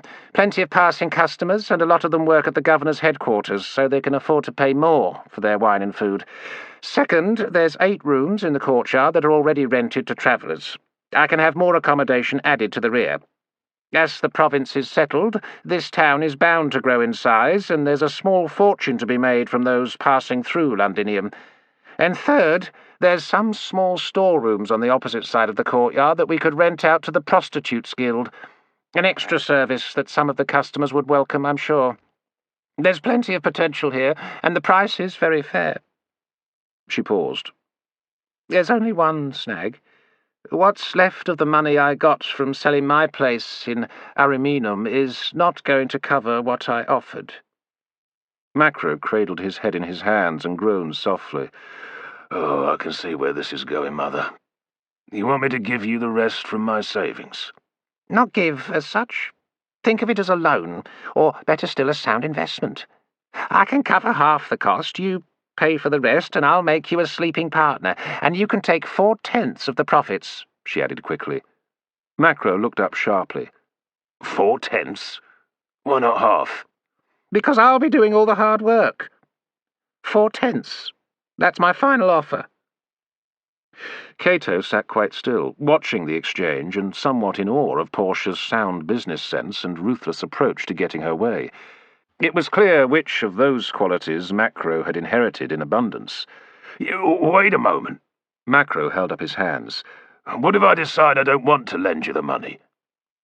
Portia folded her slender hands together and pouted slightly. "Would you really do such a thing to your mother? Force me to buy some grotty little chop-house, which is all I could afford without your help. Work myself to the bone for a pittance and then die old and alone. Oh, for fuck's sake. You know it won't come to that, Macro said crossly. I'll see to it that you're taken care of. It's the least I owe you. Quite, she nodded. So? Macro breathed in deeply and let out an exasperated sigh. Oh, very well. How much do you need? 5,000 denarii. That's all. Macro's jaw sagged. 5,000? That's... His brow creased in concentration. Several years' pay. You can easily afford it. What makes you think that? I had a little look in that chest of yours that you keep at the bottom of your kit bag. But it's locked. She gave him a sympathetic look. I spent 15 years working in a bar in Ariminum, my boy. There are many useful tips and skills I picked up from my customers. Lock-picking is the least of them. The more interesting point is how a centurion managed to come by such a large fortune. Macro exchanged a quick glance with Cato, and both men felt a tremor of anxiety trace its way down their spines. When they had been in Rome, they had helped to unmask a conspiracy in the ranks of the Praetorian Guard. The silver was part of a convoy of bullion that the conspirators had stolen from the Emperor, and was still unaccounted for as far as the imperial palace was concerned. Cato had argued that it should be handed back, but Macro had fervently insisted that they had earned the silver and refused. So they had split the proceeds. Macro had left his share with a banker in Rome, while Macro, who regarded bankers as corrupt parasites, changed the silver into gold coins to make his fortune more portable, and kept it in his possession. His little secret. Until now. He looked round hurriedly in case anyone had overheard his mother's remark. Then he turned back to her. All right, then. 5,000. For a half share of the profits. 4/10, I said. Split the difference, Macro said desperately. 4/10. He gritted his teeth and glared at her before he eventually nodded. Oh, shit. I'll give in. But keep your hands off my things from now on. His mother smiled sweetly and patted his cheek. I knew you'd see sense, and you'll do very nicely out of it in due course, I promise you. Macro wondered about that. His mother, like most small business owners, was as adept at cooking the books as she was at cooking cheap meals for her customers. Still, at least Portia would have the means to make an independent living, and that suited Macro, who would rather not have to worry about her when he marched off to fight the enemy. In any case, if she was right, then he would earn a tidy profit from his investment. The serving girl came over with their order, steam curling up from the wine jar and the bowls of stew. She set the tray down with a rattling thump, and ungraciously set their bowls before them, together with the plain clay cups and bronze spoons. She sniffed and wiped the cuff of her long-sleeved tunic on her nose. 9 sestertii. Before Cato could reach for his purse, Macro interrupted. I'll pay.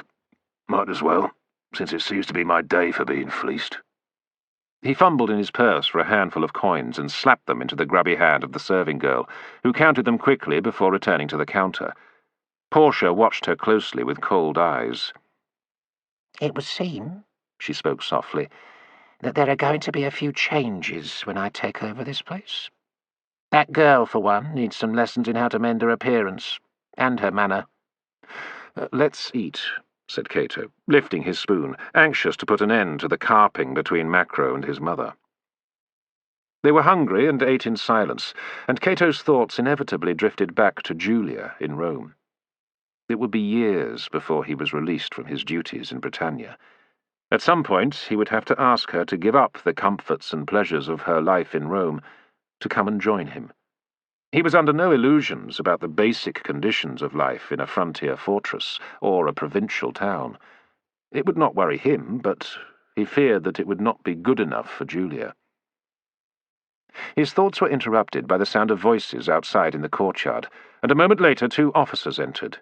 He recognized them from the governor's headquarters, junior tribunes serving with the 9th Legion. He swallowed the stew still in his mouth and dabbed his lips on the back of his hands before calling out to them. Care to join us? The two young men hesitated, and Cato chuckled. The drinks are on me. The taller of the two, with fine dark hair, smiled. Well, since you put it like that. They came over and sat down, while Cato introduced Macro and his mother. Tribune Marcus Paulinus, the taller one announced, and nodded towards his companion. And Caius Decianus. I've seen you up at headquarters, haven't I? You're the new commander of the Thracian cavalry cohort attached to Legate Quintatus. That's right, Cato replied. He caught the eye of the serving girl and indicated his new companions. She stirred reluctantly and bent down behind the counter to get some more cups. And my friend here will be taking on a cohort in the 14th. Well, I bet I know which one that'll be, Paulinus chuckled. Looks like you two have been hand-picked for the job. And what job would that be? Asked Macro. The serving girl set down 2 more cups, and Tribune Decianus helped himself to the jug as he spoke. There's a forward outpost some distance inside Silurian territory, where the Thracians have been brigaded with a cohort from the 14th, all part of the governor's plan to have strong columns pushed as far forward as possible, to keep an eye on the enemy and nip in the bud any attempt by Caratacus's lads to break out into the province. Only, we've had reports about trouble with the garrison at the fort. What kind of trouble? Asked Cato. You know how it is. There's never much love lost between legionaries and auxiliaries. Routine name-calling and punch-ups are fine, but the soldiers in those 2 units really have got it in for each other. It seems to me the idiots just need someone to knock their heads together, Macro grumbled. Decianus smirked. The temporary commander seems to be doing a good job of restoring discipline while waiting for a replacement to take over. Clearly the garrison will continue to need a firm hand, which is why I imagine you two have been sent to do the job, judging by your record. I saw the documents today. Very impressive. Sounds like you are just what they need, especially as your column is going to be one of those at the sharp end of Ostorius's offensive.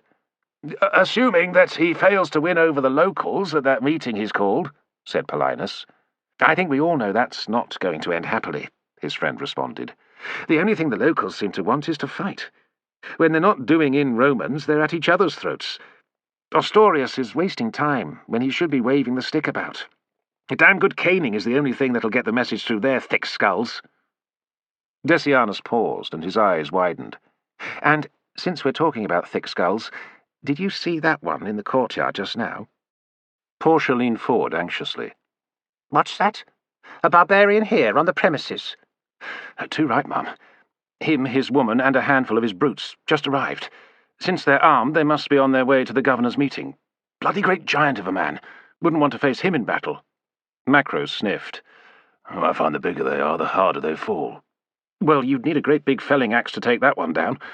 There's been quite a few of them passing through Londinium in the last few days. Caused quite a stir, since many of the locals we have here haven't worn woad in years. Some of them have taken to our dress and customs quite well, actually. Cato doubted it. While they might look the part and do their best to pick up as much Latin as they could, they would consider themselves to be Britons first and foremost for many years yet, especially while the tribes of the province were still regarded as separate kingdoms, fiercely proud of their heritage and their independence. That would change the moment their client kingdom status elapsed. It was the same technique Rome used in every new province: strike deals with the local rulers which guaranteed them Rome's protection in return for the peaceful annexation of their kingdom once the current ruler had died. That might work well enough in other parts of the empire, but Cato suspected that the arrangement would not proceed so easily when applied to the bellicose warriors of Britannia. He finished his stew and washed it down with a draught of warm wine before he spoke to Paulinus. "How are preparations going for the new campaign season?" The tribune's expression became weary at the prospect of talking shop, but Cato outranked him, and therefore could direct the course of their conversation as he wished. "Almost complete, sir. The forward depots are fully stocked with supplies, the last of the reinforcements are moving up to join their units, and the cavalry mounts are being brought to hard condition. The governor wants us ready to march on the first good day of spring, assuming the attempt to get a peace treaty falls through, which it will. After that, we're in the lap of the gods. The ground over which we'll be fighting is mountainous and heavily forested. Only a handful of tracks have been discovered by our scouts. Ideal terrain for ambushes. If Caratacus plays it smart, he'll just wear us down with hit-and-run tactics. Our only hope is to find their villages and lay waste to enough of them so that we force them to face us on the battlefield. Then, if we're lucky, we can do for Caratacus and his army." "You don't sound very optimistic," said Macro. "Oh, I'm optimistic enough, because that's what the governor has told us to be in his standing orders. Doesn't want us to unsettle the reinforcements who are joining our happy little band. No more defeatism is his line, and he'll come down hard on any of his subordinates who even suggest that we won't have the beating of Caratacus this time round. So yes, I'm an optimist. But before that, I'm a realist. And I'd say anyone who really thinks this is going to be just a stroll in the Forum is in for a great big fucking surprise. Ooh, pardon, madam." Portia sighed with exasperation and waved the apology aside. Then she froze and looked towards the doorway of the inn. Cato turned to follow the direction of her gaze, and saw that 2 large warriors had entered the room. They wore heavy capes, woven with a checked design in brown and white. Their hair was tied back and braided in a thick queue that hung down their backs. Swirling tattoos covered their hairy arms, and long swords hung from baldricks. The native warriors slowly shuffled inside, followed by several more of their companions, including one huge man who had to bow his head to avoid the beams that stretched across the interior. At his side was a woman, her head covered with the hood of a cloak. The serving girl took one look at the giant and hurried through a doorway behind the counter, calling for her master. As the newcomers made their way to the counter, the leader of the party looked round the room until his gaze rested on the small party of Romans. His expression was fierce, but then a look of puzzlement worked its way through as he stared directly at Macro and Cato. "I don't fucking believe it." Macro grasped Cato's arm. "Look who it is. Recognize him?" "Of course," Cato replied quietly. "Prefect." There was a scraping as Macro rose from his bench and called across the room, "Prefect! It's me! I mean us! Macro and Cato!" Dicinius nearly choked on his wine. "You mean you know that brute?" Macro ignored the tribune and took 2 steps towards the native leader and held out his hand. Prefect stood still for a moment before he smiled faintly and nodded without offering his hand in return. Macro lowered his and shook his head in wonder. "I don't believe it. Prefect." "Hello, Centurion." A woman's voice interrupted the startled silence of the inn. Macro turned and saw that the woman had lowered the hood of her cloak to reveal thick tresses of coppery red hair. Her eyes twinkled as she smiled a greeting.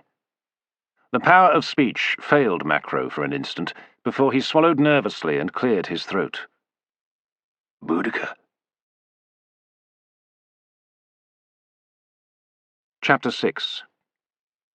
Queen Boudica, as it happens.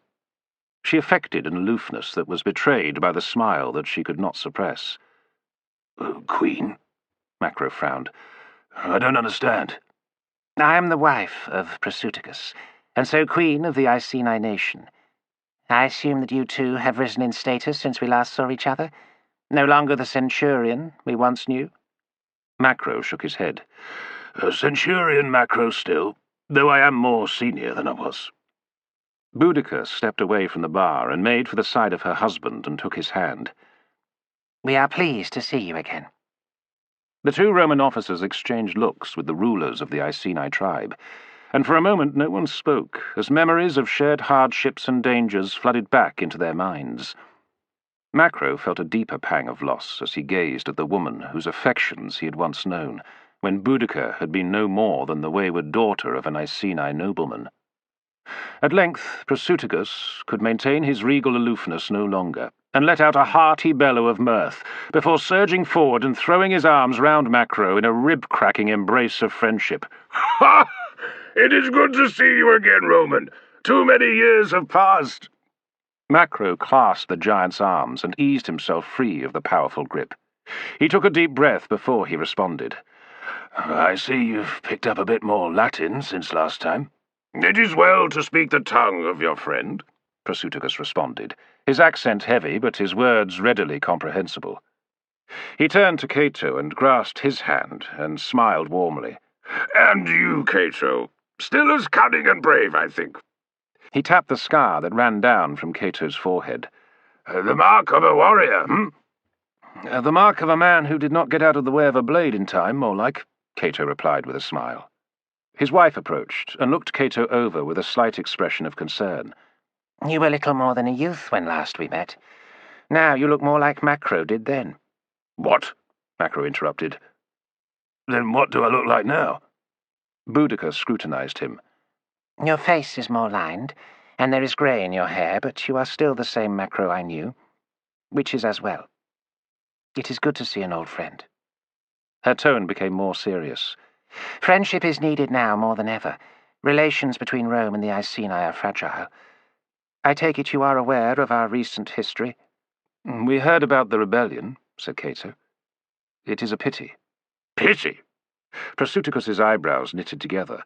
It was a tragedy, a betrayal of the bond between our people and Rome. Astorius demanded we surrender weapons, even after I gave my word of honor that we hold true to our alliance with the Emperor. Some gave up weapons, others did not and died with sword in hand. Prasuticus lowered his gaze. They were fools, but brave fools. Perhaps. You did the right thing. Boudica squeezed his hand. You survived, and now you serve the Iceni people. They need you. Prasuticus shrugged. Cato sensed his wounded honor, but could not help the urge to discover the full story. So, how did you come to be king? I was one of the few who had no part in the rebellion. I was too sick to fight alongside my brothers. So when it was over, the governor chose me to replace the old king. He was killed in the battle. I see. I'm sure that Astorius's choice was wise. Cato turned and gestured towards their table. Would you care to drink with us? That is Macro's mother, and the others are comrades from the army. Macro's mother? Boudica cocked an eyebrow. Now there's someone I would be fascinated to talk to. But Prasuticus was staring coldly at the two tribunes and shook his head. Another day, my friends, when we can speak freely to each other. Paulinus flushed at the words and stood up. He addressed Cato. Thank you for the drink, sir. We are expected back at headquarters and have to beg our leave of you now. The other tribune looked surprised, but then caught on and nodded in agreement. They bowed their heads to Portia and left the inn without acknowledging the Iceni rulers. There was a strange silence before Boudica spoke again. You know about the assembly of the tribes, I take it? Yes, we'll be part of the governor's retinue. I see. Some of the warmth had drained from her voice. Then we shall see you there. Or perhaps somewhere on the road. We look forward to it. Now, how about that drink? We've a lot to catch up on. Boudica was about to reply when her husband broke in with, Another time, somewhere less Roman. Come. He took Boudica's arm and gently steered her towards the door. Prasuticus growled a command to his warriors, and they withdrew across the inn to join them before the small party quit the inn and closed the door behind them. Macro shrugged sadly. Is that the way it has to be between us? So soon after we meet them again? Time takes its toll in many ways, old friend, Cato said kindly. Macro glared at him. Old? Fuck off. Let's get back to our wine. At least we don't have to share it with those freeloading tribunes now. They returned to the bench and sat down opposite Portia. Cato raised the jug, frowned at its lightness, and shook it. A faint slop of liquid sounded from inside. He refilled Macro's cup and tipped what was left into his own, before raising it in a toast in an effort to restore some cheer to the atmosphere. Well, here's to your new business. I'm sure it will be a great success from the amount of passing trade that seems to come through the door. Portia raised her cup half-heartedly. It would be more of a success if some of the trade actually stayed for a drink. Cato glanced into the dregs of his cup. Or even bought a round or two. So where are these troublemakers, then? A voice called out from the direction of the counter, and Cato turned to see a burly, grey-haired man emerge from the door leading to the storeroom. The serving girl anxiously peered round from behind his back. The innkeeper glanced round the room where his customers were drinking peacefully, then turned on the serving girl. Well? She flinched back towards the door, and he cuffed her hard about the head. "Stop wasting my time, you stupid bitch! Get in there and stoke up the cooking fire!" The girl reeled from the blow, and then hunched down and scurried away to do her master's bidding. Cato nodded towards the man. "The owner, the vendor of the inn, I take it?" That's him. Portia beckoned to the innkeeper when she caught his eye. Time, I think, to settle the deal, now that my dear son has agreed to invest in my new business. "Invest?" Macro echoed wryly. "Feels more like I've been mugged." Portia ignored her grumpy son and smiled as the innkeeper made his way over to their table. He moved with the self-assurance of one who was used to command, and did not tolerate any subordinate who caused even the least bit of trouble. His hair was thinning, but the well-toned physique that had seen him through many a battle was still there. Cato had little doubt that he could swiftly sort out any customers who got out of hand on his premises. As he came close enough for his features to be clearly recognizable, Cato gave a small start of surprise, and then called out a greeting. "Centurion Gaius Tullius!" The innkeeper slowed his pace and squinted at his customers. Then his expression changed abruptly, and he beamed happily. "Oh, bugger me if it ain't Cato and Macro! What on earth are you two doing here? Thought the Second Legion had seen the back of you years ago." "So it had," Macro grinned. "But it seems like you lads have been having a little difficulty with the locals and need to call on the services of some real soldiers to sort them out." "Oh, get away with you!" Tullius swatted Macro on the shoulder. "We managed well enough without you two troublemakers. Anyway, this is a turn-up, and I'm always glad to see old comrades. The gods know there are few enough of us about." He turned to Portia. "Oh, it's you, Mum. You with them?" He winked. "Or are they with you?" Portia regarded him coolly. If that's supposed to be amusing, then I fail to see why. As it happens, Centurion Macro is my son." Tullius turned to stare at Macro with a look of astonishment. "You have a mother?" He pulled up a stool and sat down. "Tullia!" he shouted. "Bring another jar of wine. The good stuff. Wait, that Gaulish stuff'll do. Anyway, what's the story, lads? How come you're back in this shithole? Can't be because you like the weather." "Shithole?"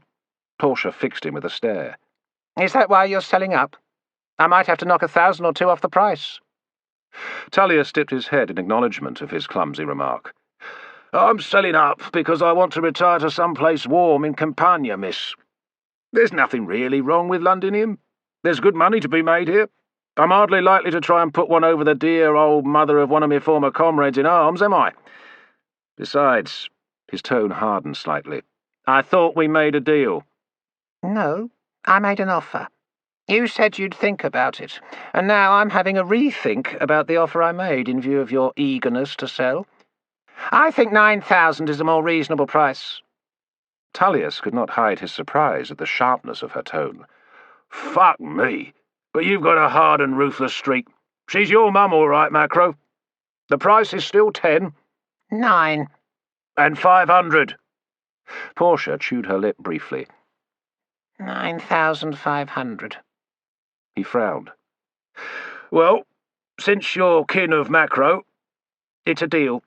But I'm robbing myself." He spat into the palm of his hand and held it out.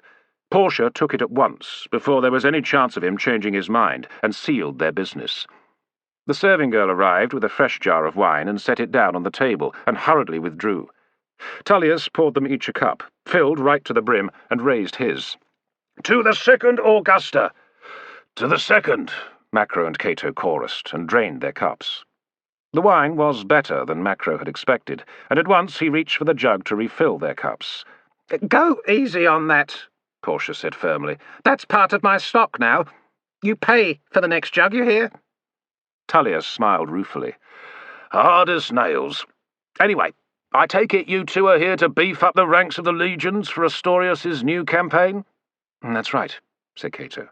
"Macro's going to the 14th as a senior centurion." 14th? Bunch of pansies. Not fit to lick the boots of the 2nd, I reckon." Macro was cautious about knocking the reputation of his new unit, as he was sure to develop pride in the 14th as a matter of course. He pursed his lips and poured himself some more wine as he muttered, "We'll see." Tullius turned to Cato. And what about you? Going to join Macro's lot? I'm sure he could use a good Centurion like you. Cato felt a moment's awkwardness. No, I'll be going to a different unit. Thracian cavalry cohort. I've been given the command. Tullius looked surprised. You? Well then, you must have made Prefect. Fuck me, that's a turn-up for the books. You were just a junior Centurion when we last knew each other. He paused and shuffled sheepishly. Bloody hell. Well done, lad. I mean, sir. There's no need for that, Cato responded. We're off duty. I mean, you're out of the army now. Maybe so, but I still have respect for the rank, and the man that bears it. Prefect Cato. Now that's something. Really something. By the gods, you must have seen some action and covered yourself in glory to be promoted to Prefect. Well, that, or you've gone and shagged the Emperor's missus, or perhaps been shagged by Claudius, randy old dog from what I hear. Macro drained his cup and raised a finger. That's enough. Cato won his rank the hard way. I know. I watched him do it. Oh, fair play to him then, Tullius conceded. And now you've both fetched up here. The graveyard of ambition, or so they say. Meaning? Meaning that there's no glory to be won here. Not anymore. The big battles are over. Caratacus and his mob have taken to the hills. Most of our lads are stuck in small forts, keeping a wary eye on the natives and trying not to get themselves bumped off when they go out on patrol. Once in a while we manage to chase a few of the painted bastards to ground and stick it to him. But the rate things are going, I dare say Rome will still be struggling to tame these Britons, long after anyone has forgotten there ever was an invasion. You want my advice? Apply for a transfer as soon as you get the chance. Macro replied. You're wrong. Astorius is about to give them one last chance to bend to Rome, then he's going to hit them with everything he's got. His voice was beginning to slur. Tullius chuckled. Is that right? You think it's the first time a governor's tried to wipe the floor with the bastards? What makes you think he's got any more chance of finishing the job than Aulus Plautius before him? Macro waved a finger at Cato and slapped himself on the chest. Because this time we're going to be doing the fighting for him. That's what. Cato folded his fingers together and gently shook his head. Macro had warmed to his theme and raised his fist. We'll give Caratacus what for, you'll see. Bloody his nose and whip him like the cur he is. It'll all be over by Saturnalia. Care to place a bet on that? Tullius asked slyly. Course I will. Macro nodded vigorously. Macro? Portia snapped. Don't. Before her son could respond, there was a cold draught as the door opened and a headquarters clerk came into the inn. He looked round until he spied the table at which Cato and the others were sitting, just as Macro glared over his shoulder and bellowed, "Put the bloody wood in the hole!" Sorry, sir. The clerk pushed the door to, and the latch clicked home. Then he made his way over to the table and stood to attention. Begging your pardon, Prefect, but the governor sends his compliments and says that you are both to be ready to join him tomorrow morning when he rides to Cornovium. Very well, Cato nodded. We'll be there. You may go. The clerk bowed his head and departed.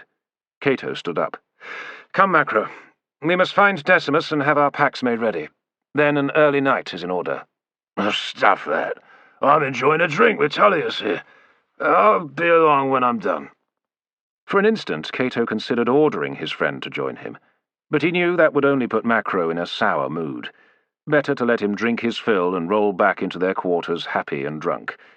Besides, the inevitable hangover the next morning would give Cato some peace and quiet on the road to Cornovium.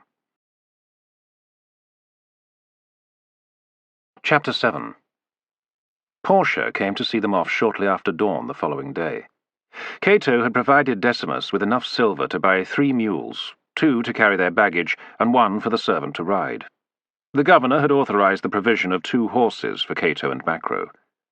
There was no tearful parting scene at the gates of the town, because they had not been constructed yet, and Londinium merely petered out amid a shanty town of shelters either side of the road leading west.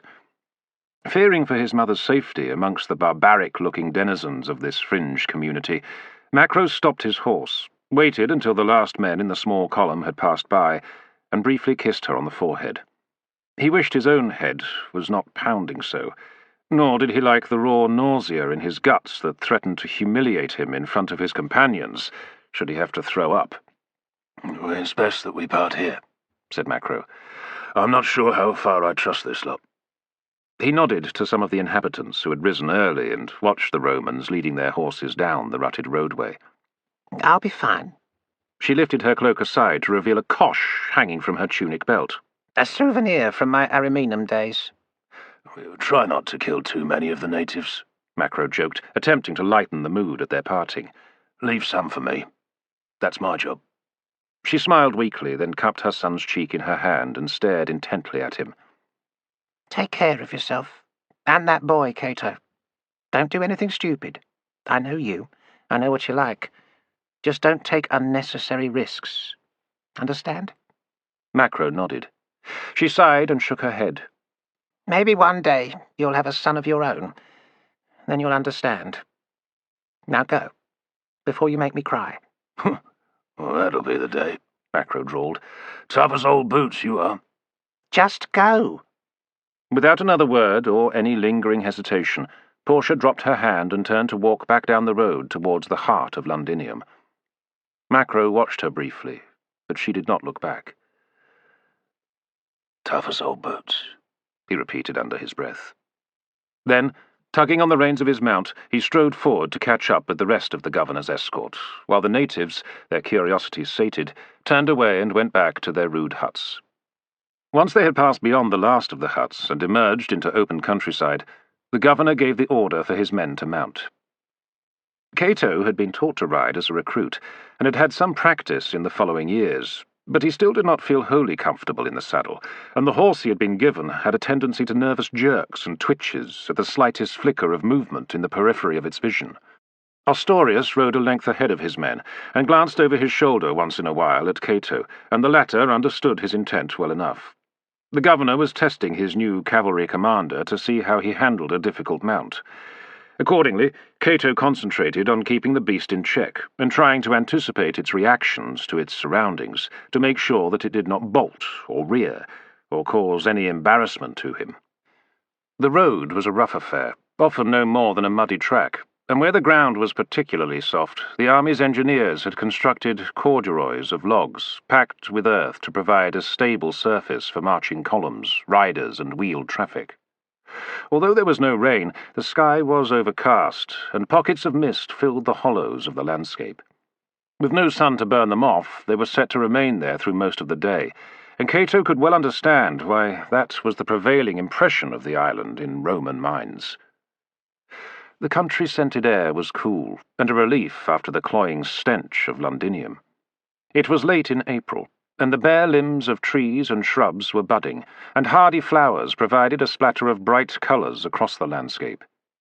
Soon the town had fallen behind them, and only a faint brown hue on the undulating horizon marked its presence. Cato soon came to master the idiosyncrasies of his horse, and could give some attention to his comrades. There had been a brief round of introductions at the governor's headquarters before setting out, but Cato had forgotten most of their names. He was familiar with the types, though. Aside from Ostorius, there were 10 picked legionaries who acted as his personal bodyguard, tough veterans with good records who could be trusted to give their lives to protect the governor. Then there were the tribunes, 6 junior officers who would go on to a succession of appointments in civil administration, and who might one day be rewarded with promotion to the Senate.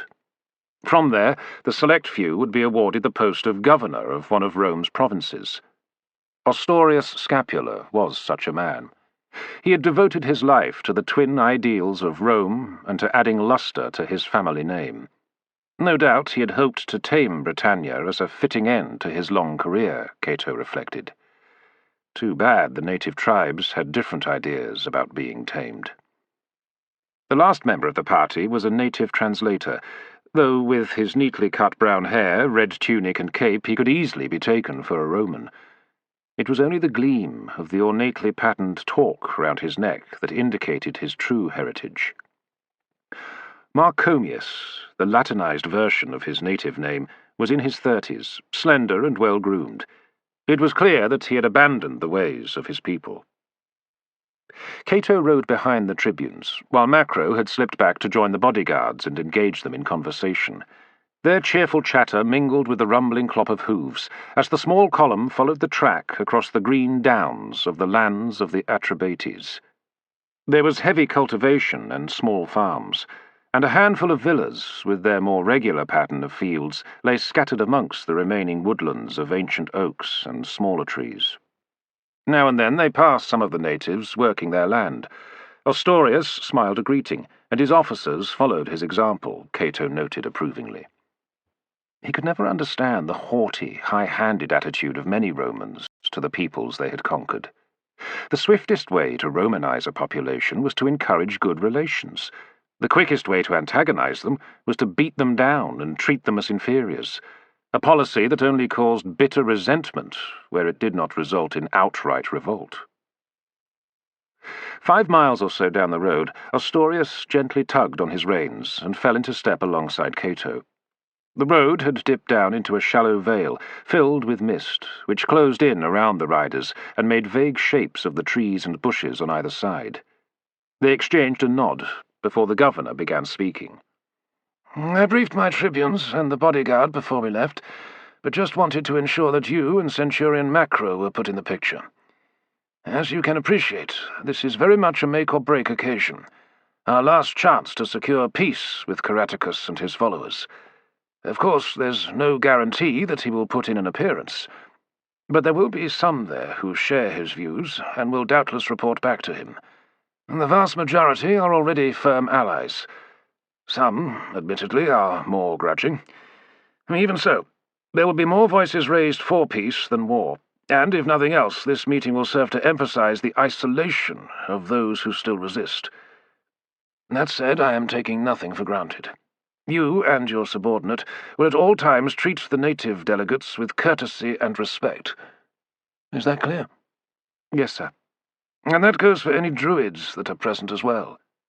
Druids? I thought they were our most implacable foes, sir. That was certainly the case when Macro and I last served here. Oh, they still hate us with a vengeance, and it is official policy not to take any of them alive. But if we don't allow them to attend, then there is no chance of peace. I hope that they can be persuaded to see reason. Cato clicked his tongue. Well, the Druids I knew were fanatics, sir. They would gladly die rather than give an inch to Rome. Ostorius turned to him with an irritated expression. As I told you before, Prefect, that was several years ago. Men change. Even the most determined of enemies can grow tired of killing each other and desire peace. Most men, yes, but Druids? This is the kind of thinking that you must put aside. That is why I am telling you this. There can be no misunderstanding between us, Prefect Cato. You will behave as I have said, to all who attend the meeting, including the Druids. No, especially the Druids. And that goes for the Centurion as well. I will not have either of you cause any trouble. That is an order. Yes, sir. Good. The same applies to Caratacus, if he shows up, or any who represent the Silures or the Auidobook. I understand, sir. Then be so good as to make sure that Centurion Macro does as well. With that, the governor urged his horse forward to resume his position at the head of the small column. Cato watched him with a sense of misgiving. It seemed that Ostorius might be staking too much on his desire for peace. Even if he could persuade Caratacus to lay down his arms, Ostorius must know that the terms of such a peace would be unacceptable to Rome, if they could be construed as a humbling of the emperor and his legions. However much Cato shared the governor's desire for an end to hostilities, he feared that the most likely outcome was the continuation of the bitter struggle. Which would suit Macro nicely, Cato reflected with a grim smile. His friend thrived on it. Battle was as much his element as water was to a fish. It would be interesting to see how his friend coped with the governor's orders. Cato reined in and waited for Macro and the legionaries to catch up. Macro seemed to have recovered from his hangover and was telling a story as he clutched a wineskin that one of the men had handed him. And I said, well, that's just too bad if she's only got one leg. And he didn't get it. The others roared with laughter as Cato fell in alongside his friend. That's an old one. Must be at least the 10th time I've heard it. Jokes are like wine. They only improve with age, Macro replied, and hitched his reins over the saddle horn so that he could lift the wineskin and have a quick swig. Is that wise? Macro smacked his lips and shrugged. Hair of the dog and all that. I wonder what your dear mother would say. You can't imagine. So, what are you doing, slumming it back here with the squaddies? Passing on orders from the governor. He wants us on our best behaviour in front of the locals, so I'd go easy on the wine if I were you. Not a problem. I can handle it when I want to. Right now, I'm just having a laugh with the lads. You can trust me to play my part when the time comes. Have I ever let you down before? Not let down, as such. You've got me involved with a few brawls in your time. There's a time and place for that. For now, we have to be good boys. Model citizens. If I wanted to be a model citizen, I'd never have joined the army. We're under orders, Macro. That's all there is to it. Macro nodded sullenly and dropped back to return the wineskin to its owner before he rejoined Cato, who was glancing warily from side to side as the column clopped through the eerie mist. Macro could not help an ironic snort. Well, I just hope the tribes are as keen to win prizes for good behaviour. This would be a fine spot for an ambush. They could hit us from all sides before we knew it. Thanks for the comforting thought. Cato's eyes and ears were straining to pick up any suspicious movement or sound, but there was nothing apart from muted conversation between the tribunes and the bodyguards and the steady, dull clopping of the horses. Above them the sky cleared a little, and the sun appeared as a pale disk, providing light but little warmth. Some hours passed, and the sombre ambiance was only briefly lifted as the road crested a low ridge before descending back into another valley and more mist. As the sun reached its zenith, the governor halted the column to rest the horses and allow his men a brief break from their saddles. Two of the legionaries trotted forward to hold the reins of the officers' horses while they stretched their legs. Ostorius smiled at Cato. How does it feel to be back on British soil?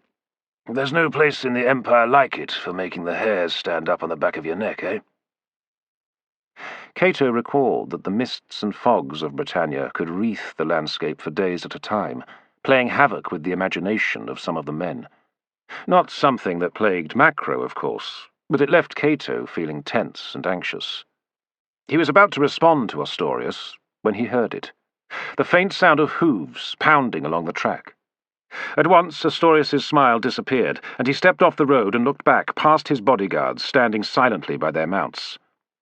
Centurion Macro, get those men off the road, and that servant of yours. Half on each flank 50 feet out, and wait for my order before you move. The rest of you, mount up and form up across the track. As the soldiers moved into position, Cato and the others swung themselves up into their saddles and formed a line across the track. Ostorius stood listening, and was the last man to mount, easing his horse forward so that it stood in the middle of the track, a short distance in front of his officers. Cato saw the governor's left hand slip down to rest on the pommel of his sword as he waited.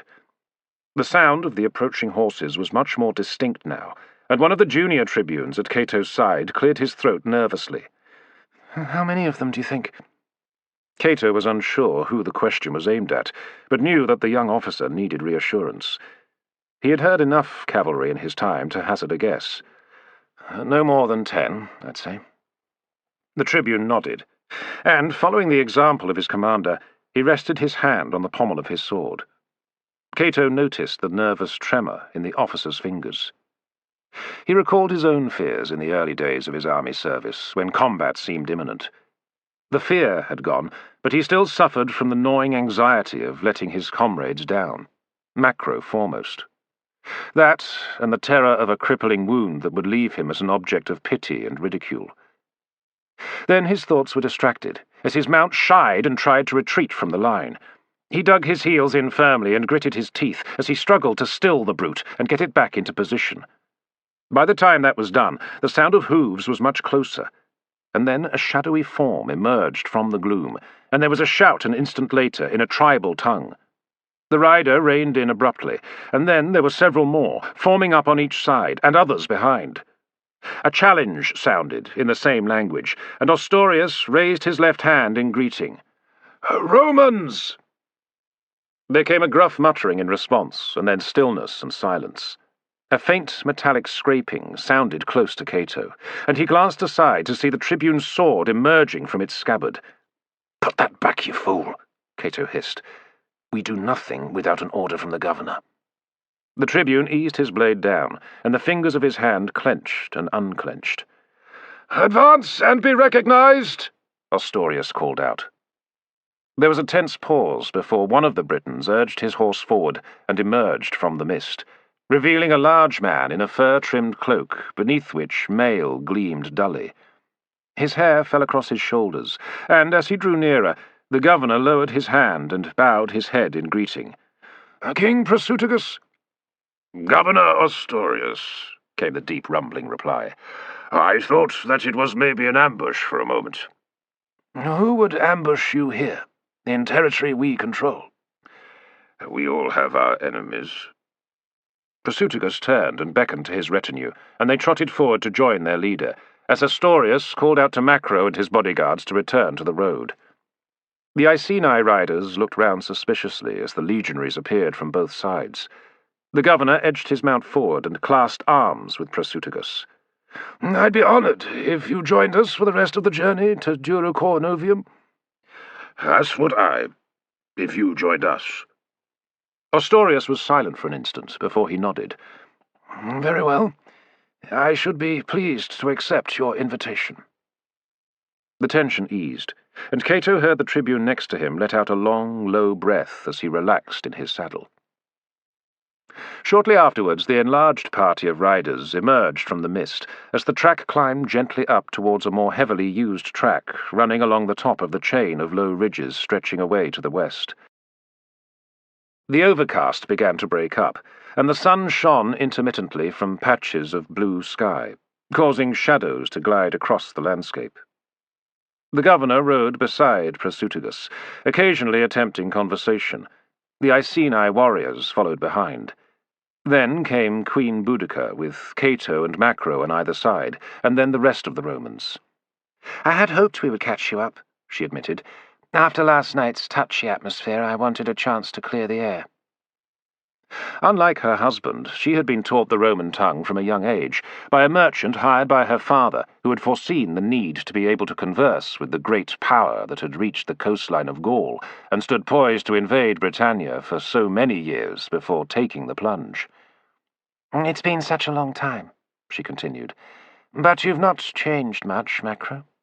Still the same handsome rogue." The Centurion gave a non-committal grunt. It was a hard thing to re-encounter someone he had once had a physical relationship with. There had been affection, too, but mostly it had been about raw desire.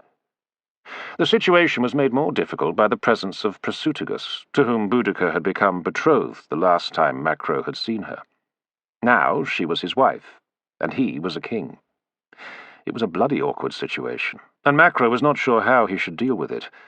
There was no question of a return to their old ways. Equally, it was hard to treat her formally, as befitted her new rank. Boudica's friendly approach now was not making the situation any easier. "But you, Cato, you look every inch the seasoned veteran now. And that scar is quite fetching. It gives you a rather savage look." "Oh, that's what my wife says." "Married, too. I shouldn't be surprised. Who is the lucky girl?" "Her name is Julia." "And where is she?" "In Rome." "Oh, dear. That can't be easy for either of you. Why not bring her with you?" Cato paused before he replied. He wanted to explain, to say that Julia was used to the comforts and luxuries provided by her father, and that in truth he feared that she would resent being obliged to live in Britannia, with its inhospitable climate and even more inhospitable tribes. He cleared his throat. "I would prefer Julia to remain where she is most content." "Really?" Boudica shot him a curious look. "I would have thought that a wife would be most content at her husband's side." "It's different for Roman women." "Not so much fun, you mean?" "They have a profound sense of duty. They are prepared to wait for their husbands to return from active service and keep the home ready for them." "Oh, yes." Boudica nodded. "I can see why your Julia would prefer to do that. I mean, she wouldn't want to endure too much excitement in her life, would she?" Cato bristled. He did not like this prying into his marriage. There were enough doubts already plaguing him on that front. He decided to turn the tables. "So what about you? Are you happy in your new role? Is Prasutagus?" Boudicca's smile faded, and she turned to look ahead at the broad shoulders of her husband riding at the head of the party. "He became king only 2 years ago." "Lucky Prasutagus," said Macro. "Hardly. It was a choice between exile or accepting the title. Apart from being the placeman of Rome, Prasutagus has had to accept the presence of a line of forts along the frontier of our lands, and give free passage to Roman patrols. Worse still, Astorius has insisted that Prasutagus honour the debts of the old king, Bodominius, who had borrowed a fortune from Roman moneylenders. Now our people are taxed to the hilt to pay them back, and we are obliged to provide 500 young men a year to serve in your auxiliary cohorts. I tell you, if this is how Rome means to treat the tribes of Britannia, it is only a matter of time before there is an all-out revolt." "The Iceni paid the price of defying Rome," Macro said evenly. "They were only one tribe. What could they hope to achieve?" "The only tribe to rise up, yes, but not the only one with a sense of grievance. Our neighbours, the Trinovantes, have it even worse, since the governor founded a veterans' colony at Camalodunum. Your men have been given the surrounding land, and they have taken even more for themselves. Anyone who tries to complain is given a beating. Some have even been killed. Then there's the temple dedicated to Claudius that is being constructed in the heart of the town. I had no idea he was a god," she sneered. "He didn't look like much of a god when I saw him during his brief visit to Camalodunum." "Careful," Cato warned. "That kind of talk is dangerous if word gets back to Rome. Immortals have rather unpleasant ways of reminding others of their mortality." "That may be so. But threats tend to lose their sting if you push people too far. The Trinovantes are already aggrieved about having their land taken from them. But to make matters worse, they are being taxed to pay for the construction of the temple. Can you imagine? Being bled white to provide the silver to pay for a monument to your own oppression? If this is the Roman peace, then I fear your governor is going to have a hard time persuading the tribes of its value. I can see nothing good coming of this meeting." "Then why are you here? Why has Prasutagus accepted the invitation to the gathering of the tribes?" "Invitation?" Boudicca let out a bitter laugh. "A summons is more the term I would use. As a master summons his slave, or his lapdog. We are here because the cost of not being here would earn the Iceni the further displeasure of your governor. I would imagine it is the same for the other tribes who are fortunate enough to be allies of Rome." "He seeks peace," Cato insisted. "Astorius wants to put an end to the conflict in this province." She rounded on him with a glare. "Don't you understand? I've just told you what peace means to those tribes already under the Roman yoke. And if that is, by some perversion of the meaning of the word peace, then tell me, Cato, would you welcome it if you were a native of this island?" Chapter 8. As dusk gathered at the end of the third day's ride, the small company of Romans and Iceni left the road to Duro Cornovium and approached the outpost at Cunetio, some 5 miles from the sacred rings, where the gathering of the tribes was to take place.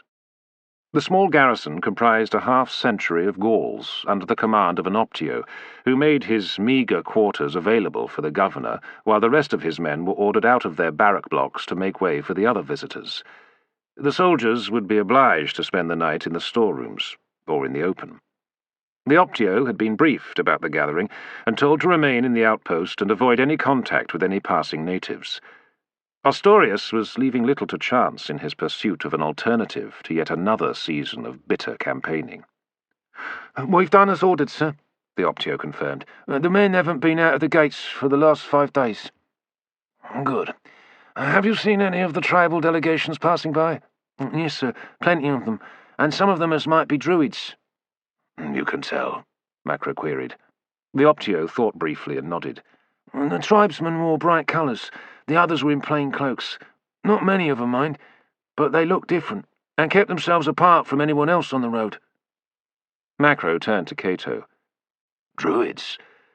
Can't say I'm pleased at the prospect of another run-in with their kind." Ostorius rounded on them. There will be no run-in with the Druids or anyone else, is that clear?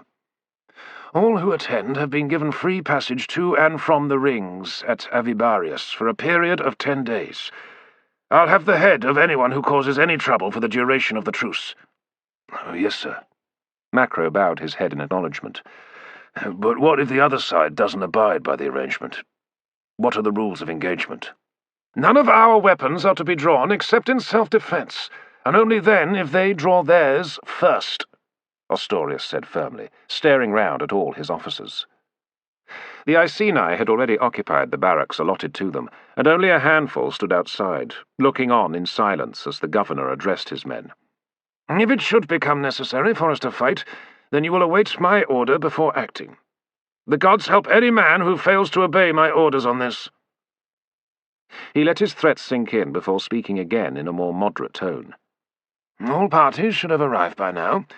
My translator, Marcomius, will ride on and confirm that is the case. If so, then the first meeting should take place tonight. As the site is sacred to the natives, we will wait here for word that they are ready for us to attend. After that, we are in the hands of the gods, gentlemen. Macro leaned closer to Cato and whispered, Yes, but whose gods? Ours or theirs? Until then, Ostorius continued, I suggest you get some rest. You will need your wits about you tonight. Dismissed? While Ostorius strode towards the Optio's quarters, the tribunes and bodyguards moved away towards the entrance to their barrack block. Coming? Macro asked. One of the bodyguards has a decent jar of wine. I said I'd play dice for it. Want to join me? Cato was torn. It would be a pleasant diversion to while away a few hours with Macro and the others, but at the same time he was a prefect, a difference in rank that neither he nor the legionaries of the governor's bodyguard could overlook, even off duty. He shook his head. I need a little time to think. Macro smiled. You're missing your woman again. I miss her all the time, Macro. I suspect I will for a while yet. You'll have plenty to distract you soon enough. Macro punched him lightly on the shoulder and turned away to make for the door to the barracks. Once his friend had disappeared within, Cato climbed the outpost's watchtower and gazed west to where the sun dipped towards the rolling horizon. A few miles away, in that direction, lay the sacred stone rings, and close by the encampments of those who had travelled from their tribal homelands.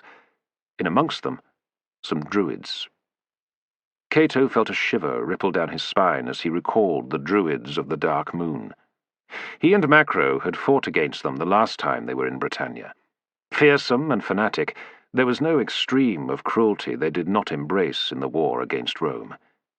If they had chosen to join the meeting of the tribes, then Cato was certain that they would be tireless in urging the others to destroy the legions, even those tribes who were presently allied to Rome. That was the real danger of the coming days, the possibility that Ostorius's bid for a peaceful settlement might end in a general uprising against the outnumbered and hard-pressed legionaries and auxiliaries of the army in Britannia. Most dangerous of all was the outside chance that Caratacus himself would appear before the tribes and talk them into joining him in the war against the invader. He shivered. Cold? Cato turned quickly and saw Boudica smiling at him from the top of the ladder. A bit. It's been a long day, and I'm tired. Boudica continued up the last 2 steps and entered the watchtower, by which time Cato was in command of his nerves once more. She made her way to his side and followed the direction he had been looking at a moment earlier. It's going to be longer still, I think, she said, and more tiring. I think Governor Ostorius is making a mistake. He should never have agreed to this. There are no promises he can make that will satisfy those tribes who are hostile to Rome, and certainly no promises which his masters in Rome will be willing to keep. Cato feared that she was right, but he did not doubt the sincerity of the governor's efforts to avoid further bloodshed. That may be so. Then why are we here? Cato glanced round to make sure that his words would not be overheard. Because Ostorius is an old and sick man, worn out by the burdens of his office. What he wants more than anything is to go home to his family and enjoy the last measure of his life in peace and comfort. He may not survive another campaign season. I fear this place has broken him. Then he should leave, and take his legions with him. Cato was surprised by the vehemence in her tone. There had been a more cordial atmosphere between the Iceni and the Romans over the last 2 days. You know that cannot happen. Then we must all live with the consequences, she responded quietly, then forced herself to smile. But enough of that. Old friends, old comrades must put such thoughts aside. We have shared dangers and pleasures, and that is a bond that is not lightly broken. Tell me, does Macro still resent my taking Prefect for my husband all those years ago? I tried to tell him at the time that I had little choice in the matter. Macro is Macro. It is not in him to bear those sorts of grudges.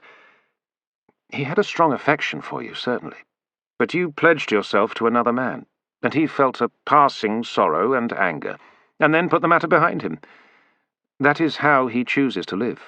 So I doubt he harbours any ill will towards you, or Prefect. I wish I could be so philosophical. Cato chuckled. I doubt it's a question of philosophy as far as Macro's concerned. If you really want to rub him up the wrong way, then call him a philosopher to his face. Boudica laughed briefly, then grew reflective. Still, I would like to think that his fondness for me was not cast aside quite so readily as you imply. Cato detected the regret in her voice, and with a stab of guilt realized that he had never considered the prospect that his friend might inspire such feelings in Boudica. Macro was as fine a soldier as ever lived, and as loyal a friend, but he possessed few other qualities that Cato could imagine being of any attraction to a woman who did not earn her living on her back. He winced at the ignoble thought. Macro was his closest friend. He felt as close to him as a brother, or son. A flare of light drew his attention towards a low ridge on the horizon, where the molten glow of the sun was brilliant against a clear sky. Quite beautiful, Boudica muttered. It is. He nodded, but his mind was still working. The basis of a close friendship was impossible to define, and the same was true of love, it seemed. There was in Macro some ineffable quality that appealed to Boudica. Perhaps it was true of every person. They all possessed some quality of character that called out to its mate in another being. Look! Boudica raised her hand and pointed to the west. Cato thrust his introspection aside, and saw a bright flicker in the gloom not far from the ridge behind which the sun had set. Then another appeared, and more, until the wavering flames seemed to form a shallow ellipse, with a line leading off to the side. The fires had been seen by one of the garrison's sentries, and he sounded the alarm, clattering the point of his javelin against a small bronze cauldron hanging beside the outpost's gate. A moment later the Optio roused himself and bellowed at his soldiers to man the palisade. The door to the nearest barracks crashed open as Macro raced outside, crested helmet in one hand and mail armour hanging over his other arm. Behind him came the rest of the Romans, the last of them making way for Astorius, just as Prefect and his warriors burst out of their quarters and scrambled up the turf in a wall and onto the boarded walk behind the sharpened stakes of the palisade. The sentry continued sounding the alarm a moment longer before Macro shouted to him, "Shut that fucking racket up!" As the last tuneless note died away, Macro lowered his helmet and struggled into his chainmail vest. "Make your report, man. What did you see?" Before the sentry could reply, Cato drew a breath and called from the watchtower, "Fires to the west!" As the last of the men lined the palisade, Astorius struggled on to the walkway, breathing heavily. The fires, scores of them now, were well enough established to be clearly visible, and there was a hush before one of the junior tribunes spoke up. "What is that? It looks like an army on the move." Astorius coughed to clear his throat. "That's Avibarius, I imagine." "Aye, Roman," said Prefect, his deep voice carrying clearly. "It is." He glanced up to the watchtower and frowned as he caught sight of his wife. A moment later, the structure swayed slightly as the giant Iceni warrior climbed the ladder and then squeezed onto the platform alongside Cato and Boudica. There was a terse exchange in the Iceni tongue before Prefect eased himself between his wife and the Prefect and stared towards the distant fires. "The fires mark the boundary of sacred stones. As the sun dies, the fire gives light to the world, when priests give the order. Priests? Cato took in a sharp breath. You mean druids? Prasutagus nodded. Cato unconsciously raised his hand to touch his chest, where a druid had wounded him 7 years before. There was only a scar there now, but suddenly he felt a chill on the flesh beneath the cloth of his tunic. What does it mean, Prasutagus? They prepare the ground for the meeting. There are rituals they must perform and sacrifices, to appease spirits and please our gods. What kind of sacrifices? Cato asked quietly. But Prasutagus did not reply. He strained his eyes to try and make out more detail. At length he continued in his broken Latin. They send for us soon. Already? The Iceni king shrugged. Why not? You have something else to do? He glanced meaningfully at his wife. Boudica scowled. We were talking about the last time we were together. The 4 of us, my king. That was a long time ago. Long time. Much has changed. You are my wife and queen of the Iceni. And what of friendship? Cato asked. Has that changed? Is a man a friend if he takes and takes until he leaves nothing? Cato smiled. You are talking about Rome. What about Macro and me? What have we ever taken from you? Why should we not be friends, as we once were? Prasutagus raised his eyebrows in surprise as he answered. Because you are Romans. There's some movement over there. The junior tribune who had spoken earlier piped up. Horsemen approaching. Thank you, Tribune Decianus, the governor replied tersely. I may be getting old, but I'm not blind. The outpost commander turned to him. What are your orders, sir? Have your men stand to along the palisade. Let's look smart and alert, eh? The kind of soldiers who will never be taken by surprise. The Optio smiled. Yes, sir. The governor turned to look up at Prasutagus. It might be a good idea if you and your retinue stayed out of sight, rather than looking as if you are here under my protection. Prasutagus gritted his teeth and growled. The Iceni need no protection. Of course not, Astorius replied soothingly. It's just a question of form. Best not have any of your peers jumping to conclusions. Prasutagus hesitated a moment, then issued an order to his warriors and swung himself onto the ladder and began to descend from the tower. After a brief apologetic look, Boudica followed him. The tribesmen scrambled down to the base of the turf rampart and out of view of the horsemen approaching the outpost.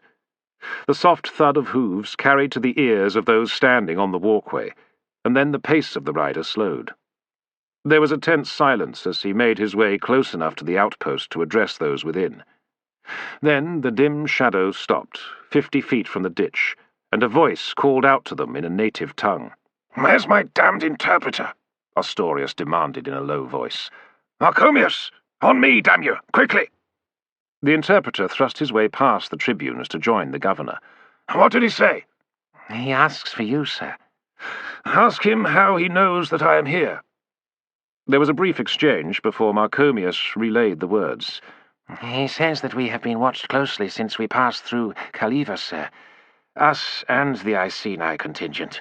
And the others have been waiting for us to arrive before the ceremonies began, sir.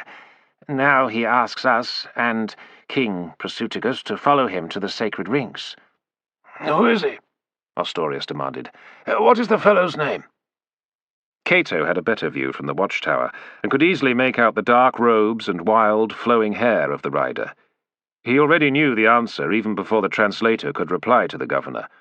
He's a druid, sir, and he says his name is known only to his followers, as is their custom. And he, requests that you bring your men and follow him now." "Requests? I suspect that he put it more forcefully than that.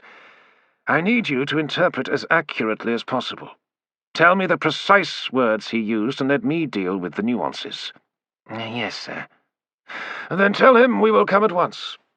Astorius turned to his officers. "Don't forget what I said. No man does or says anything without my express order." "What if anything happens to you, sir?" asked Tribune Decianus. "In that event, I think you can rely on instinct. Astorius smiled wryly. "The line of command is clear. If I fall, Prefect Cato will be the senior officer present. Look to him." Several of the men glanced up at Cato, who was climbing down from the watchtower. Although he understood his duty well enough, the prospect of being thrust into command in what could only be a desperate situation caused him some anxiety. The horses, used to the routine of being unsaddled at the end of the day and given their feed, whinnied and snorted in protest as their saddlecloths were replaced, and then the heavy saddles and the rest of their tackle. Decimus saw to the mules, relieved that he would not have to ride out with his two masters. Night had fallen by the time the gates of the outpost opened, and Astorius led the column out to meet their druid escort. The latter had not moved, and now waited until Astorius reined in a short distance from him. There was a pause. Then the druid clicked his tongue and walked his horse forward. Cato and Macro sat in their saddles a short distance behind the governor and his interpreter, and could just make out the features of the druid as he stared haughtily at Astorius.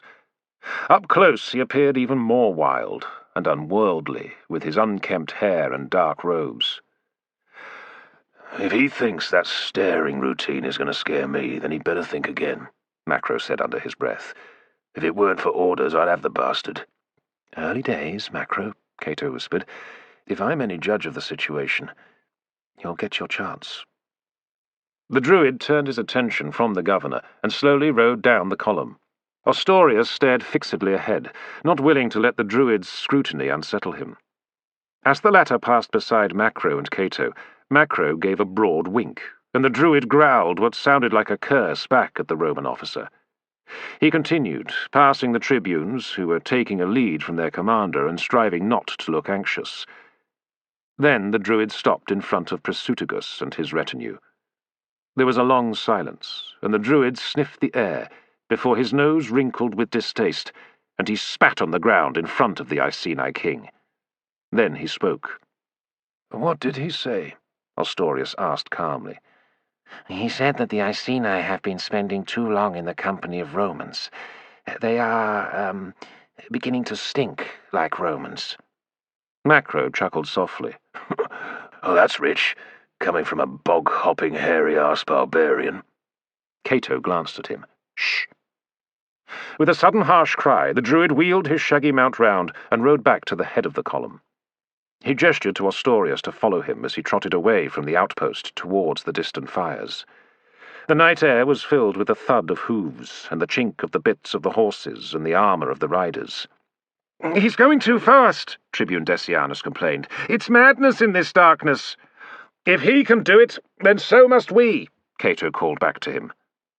Soon the grass beneath gave way to the packed earth of a track, and Cato realized that they must have rejoined the route from Caliva, and his concern for the safety of their horses abated a little. Ahead of them the track passed through a small wood before climbing to the crest of a low ridge. The druid, more familiar with the track, had stopped to let them catch up, and as Cato's mount slowed and crested the rise, he saw the sacred stones of Avibarius in the shallow vale below him. The spectacle caught his breath. An avenue of fires, 1/2 mile long and some 50 feet wide, stretched across a levelled strip of ground. On either side he could make out the pillars of stone, lit a lurid red by the fires spaced between them. At the end of the avenue was a ring of earth, within which stood yet more stones, and more fires blazed from the top of the earth embankment. An open gateway stood at the point where the avenue pierced the earthworks, and on the opposite side of the ring stood 2 monumental obelisks with a slab laid across their tops. Before it lay a large stone altar, barely visible even by the light of the flames, due to the blood that had stained it across uncounted years. A steady stream of figures was making its way down the avenue towards the gateway. The druid gestured towards the near end of the avenue, where hundreds of people and horses milled in an open area, and urged his mount on. They rode down a gentle slope, and soon reached the throng, which instantly drew aside at the sight of the druid and those that followed him. As they made their way through the natives, Cato was aware of hundreds of eyes watching them pass, but there was no shout of greeting, or any cries of hostility hurled at the Roman governor and his retinue. just a silence that surrounded them as they rode towards the start of the avenue. There the druid halted and slipped down from the back of his horse. Several boys darted forward to take the reins of the new arrivals, and once the Roman governor and the others were ready, the druid waved them on with a curt word of command and entered the avenue.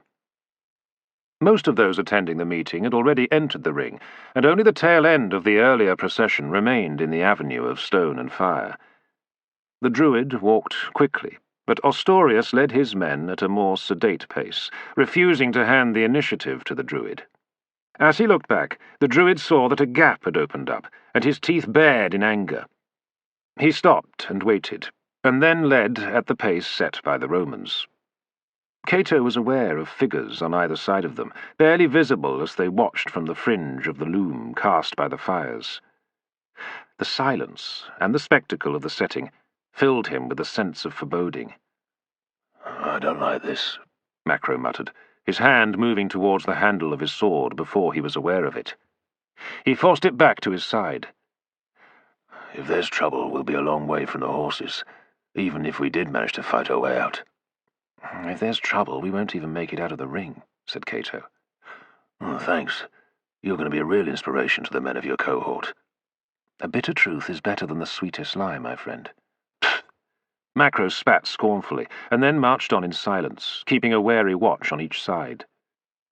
At length they approached the gates to the ring, and Cato saw that it was studded with what looked like large pearls.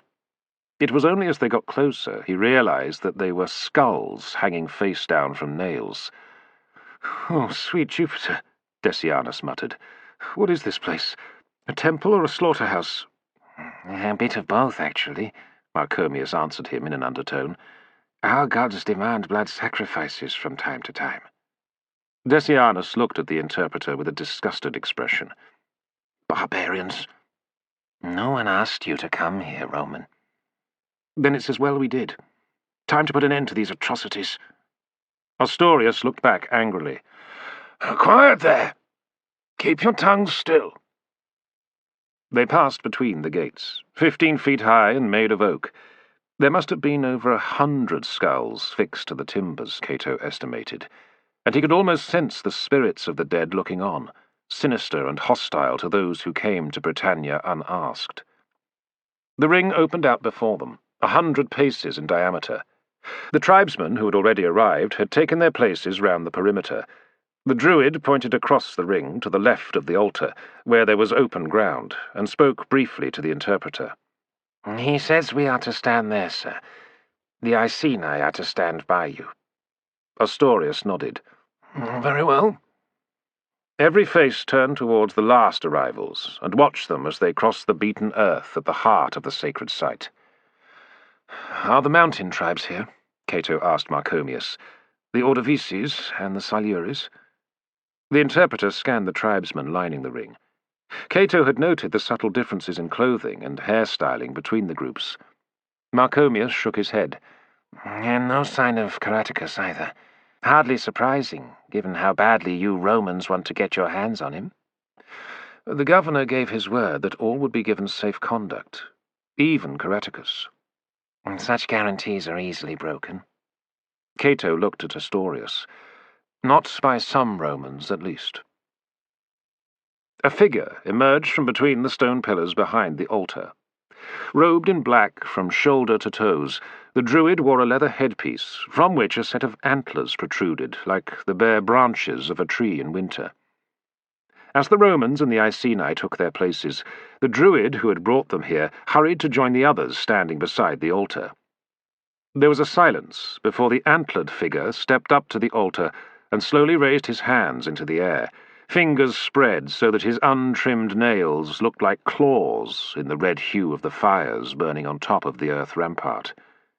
Then he spoke, or rather chanted, in a high-pitched sing-song, and at intervals the other druids joined in. "What are they saying?" Macro whispered to Marcomius. "It is a prayer that all who are gathered here show wisdom, and do the will of the gods of their tribes. The High Druid asks that the spirits of the gods speak through us. He asks this in return for the offering." Cato turned to him. "What offering?" Before Marcomius could reply, another figure emerged from between the pillars. A boy, barely into his teens, clad in a white robe with a garland of mistletoe about his neck. His eyes were wide, and his lips trembled as he walked slowly towards the altar.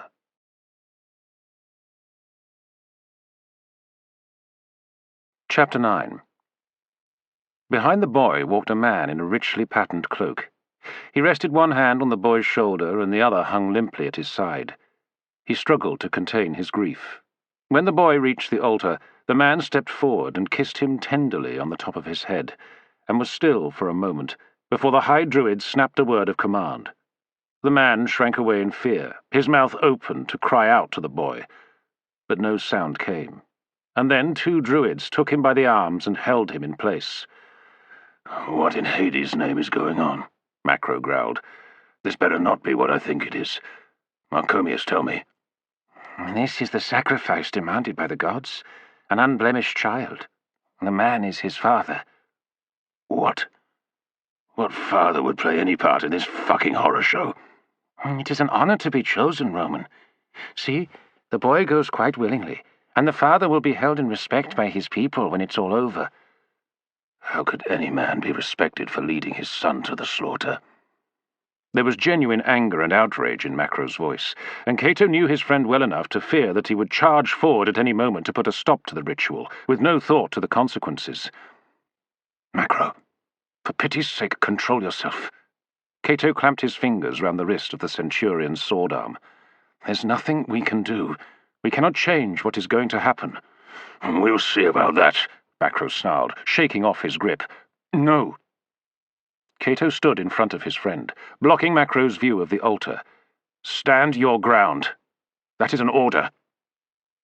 Macro looked at him with a shocked expression. "An order? Cato? Lad, you can't be serious." There was a sick feeling wrenching at Cato's guts as he heard the pleading tone in his friend's voice. Part of him wanted to tell Macro he understood. He shared his revulsion and a desire to stop this macabre ceremony. But there was also the soldier in him, the man who obeyed orders. But it was the need to protect Macro that decided him. He turned to 2 of the bodyguards. "Hold him. If he struggles or shouts out, knock him senseless." One of the legionaries shook his head. "Sir?" "Do as you are ordered," Cato snapped fiercely. "Do it, before he gets us all killed." The legionaries quickly grabbed Macro and held him firm, though he was too shocked to react at first. Instead, he stared at Cato. "Why?" "We cannot save the boy." "What's going on here?" Ostorius demanded as he edged through his men towards the commotion. The legionary's attention was broken, and Macro pulled himself free. The governor ordered in a low voice, "Shut your mouths and stand still, damn you." "Prefect, speak up, man. What in Hades' name is happening?" Cato turned towards his superior. "It's sorted out, sir." "Isn't that right, Macro?" Cato's eyes pleaded with his friend, and Macro glared back for a moment before he lowered his head and his shoulders drooped in despair. Cato turned about so that his back would be in Macro's way. The boy was struggling to climb onto the altar, whether because he was too scared or too weak, Cato could not tell. The High Druid stepped forward, grasped the boy by the waist, and heaved him onto the top of the altar before forcefully pressing him down, his arms outstretched. The Druid turned the boy's head to the side so that he was facing into the heart of the ring, and then raised his own arms to the heavens, tilting his antlered head back as he chanted. The sound of his voice was rich and melodic, and he delivered his words with a steady cadence. A phrase was repeated, and the other druids joined in, and then the rest of the tribesmen followed. Even the boy, as he lay on the altar, eyes wide as his lips moved as if they had a will of their own. The volume steadily rose until the chant was deafening, and Cato felt as if his ears were being assaulted by the din driving into his skull, his body and his bones, until he felt almost consumed by the rhythm. Then, when it seemed that the chant could not get any louder, the high priest bent and rose up with a narrow-bladed dagger clutched in both hands. He raised it slowly, and the polished steel of the blade reflected the glitter of the flames. All eyes were fixed on the spectacle being played out at the altar. Cato glanced at Macro and saw the clenched jaw and his left hand tightly clutching his right fist, as if to stop it creeping towards the handle of his sword. As Cato's eyes turned back towards the altar, the chanting stopped abruptly, as if the breath had been torn from the lungs of every one of the natives at precisely the same instant. The silence was as awe-inspiring as the sound had been a moment before, and there was only the soft distant rustle of a light breeze and the faint crackle of the fires.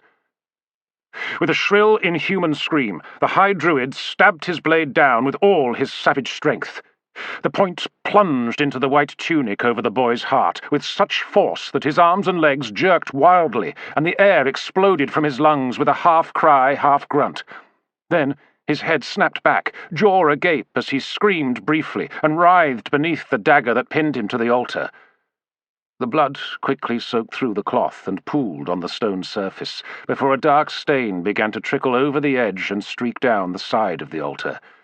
Then the boy was still, and the natives whispered a sibilant sound to mark his death. Sa, sa, sa. Sick bastards, Macro groaned through his teeth. Sick, savage fucks. Cato hissed a warning. As the people round the ring looked on, the High Druid set to work with his knife, opening up the dead boy's chest, and Cato could see wisps of steam curling into the chilly air. Then the Druid leaned forward and dipped a hand in and wrenched out a bloody lump of flesh and examined it closely. The boy's heart, Cato realized, and his throat tightened with nausea. After a lengthy delay, the Druid lowered the organ and looked round his audience before he made an announcement. There was an audible sigh of relief from the tribespeople. The High Druid says that the heart is good and strong, and will make a fine offering to the gods, Marcomius explained to the Romans in a hushed voice. The Druid turned to a small brazier burning close by the altar and tossed the heart into the flames. The fire instantly flared brightly, and a large cloud of smoke billowed into the night sky. Some sleight of hand, Cato reasoned. The Druid had somehow thrown something in with the heart. Still, the effect was impressive, and certainly had an impact on the audience, who had instinctively flinched at the brief burst of light. Then he realized that the High Druid had disappeared at the same time, just as if the ground had swallowed him up. There was an anxious muttering before the Druid who had escorted the Romans and Iceni to the rings stepped forward and raised his hands to quiet the crowd. He says the meeting of the tribes can begin. The governor nodded and stood ready as the Druid continued to address the crowd, and Marcomius interpreted. He says that you have asked them here to discuss terms for a lasting peace between Rome and the tribal kingdoms of Britannia. Some tribes have already pledged their allegiance to Rome, while a handful still offer resistance. Even without Rome, there are grievances between a number of tribes that had been the cause of long feuds and conflicts. He reminds those who have gathered here that this is the consecrated ground of the Druids, and only they have the right to shed blood within the ring. Furthermore, Rome has pledged to give free passage to all who gather here, ally and enemy alike, and there are to be no fights or honor challenges for the duration of the meeting. Any who break these terms do great dishonor to themselves and their people, and will surely reap the wrath of the gods as a result. If any of those present refuse to accept these conditions, they are free to go. The Druid fell silent and waited for a response, but none came, and no one moved. Very well. Then I welcome the governor of that part of our lands presently called the province of Britannia to address the tribes. The Druid bowed his head to Astorius and backed away to the side of the altar. The governor gestured to his interpreter to attend him and walked steadily into the centre of the ring. There was no sound as he reached his position and stopped and stared round at the faces watching him. There were no cries of support or jeers or shouts of anger. Just silence. Astorius cleared his throat and began to speak, and his interpreter broke into the rhythmic delivery of the Celtic tongue to convey his meaning to the gathering. I am Astorius Scapula, Praetor of Rome, Governor of Britannia and commander of all land and naval forces currently based on the island. I bid you welcome, all of you, even those who represent the Siluries and the Ordovices, sworn enemies of Rome, and all that Rome stands for." The governor paused for a moment. "It has been nearly 8 years since the legions landed on these shores. Within the first months we had defeated the most formidable army that the tribes could concentrate against us, under the command of Caratacus. Not just once, but 3 times. Since then, nothing has stood before the might of Rome. Not your armies, brave as your warriors are, nor your hill forts, formidable as they must once have seemed to your eyes. You cannot beat us in battle, no matter how courageous you are. Our soldiers are better trained and better equipped. They have triumphed over the finest warriors of Carthage, Greece, and Gaul. We have fought across the tallest mountains, penetrated the darkest forests of Germania, and no river has been so fast-flowing or wide that we have not thrown a bridge across it in a matter of days. Nothing stands in our way, however long it may take. Once our emperors have given the order, there can only be one outcome: victory. That is the way it is. Rome is good at war. The cost of defying us is to have your towns, villages, and farms burned to the ground, your warriors slaughtered, your women and children led off in chains to become slaves. Yet, as we are good at war, so we are good at peace. Rome brings order and wealth for those who embrace us as allies and accept our protections. Yes, there are taxes, but that is the price of living in peace. Accept our laws, our ways, and in time you will come to understand that the Roman way is your future, and in your best interests." A warrior stepped forward from one of the tribal contingents, a tall, powerfully built figure. He spoke bitterly, stabbing his finger at the governor to drive home his point. "That's Venutius of the Brigantes," said the interpreter, "husband of Queen Catimandua." "Then he's the king?" "No, sir. The queen rules the tribe. He is her consort, and does not share her liking of Rome." "I see. And what does the consort have to say?" "He is angry at the effrontery of your words, that you should tell the tribes to adopt Roman ways, here on the ground that has been sacred to the tribes from time beyond memory. He accuses you of forcing us to give up our gods." Venutius's words had provoked angry muttering, and Ostorius raised his hand and called for silence. Once the muttering died away, he spoke again through his interpreter. "Rome has no intention of taking away your gods or your sacred sites. You are free to hold to your beliefs, or choose ours as you will. You can embrace our ways or live much as you do now. That is your choice.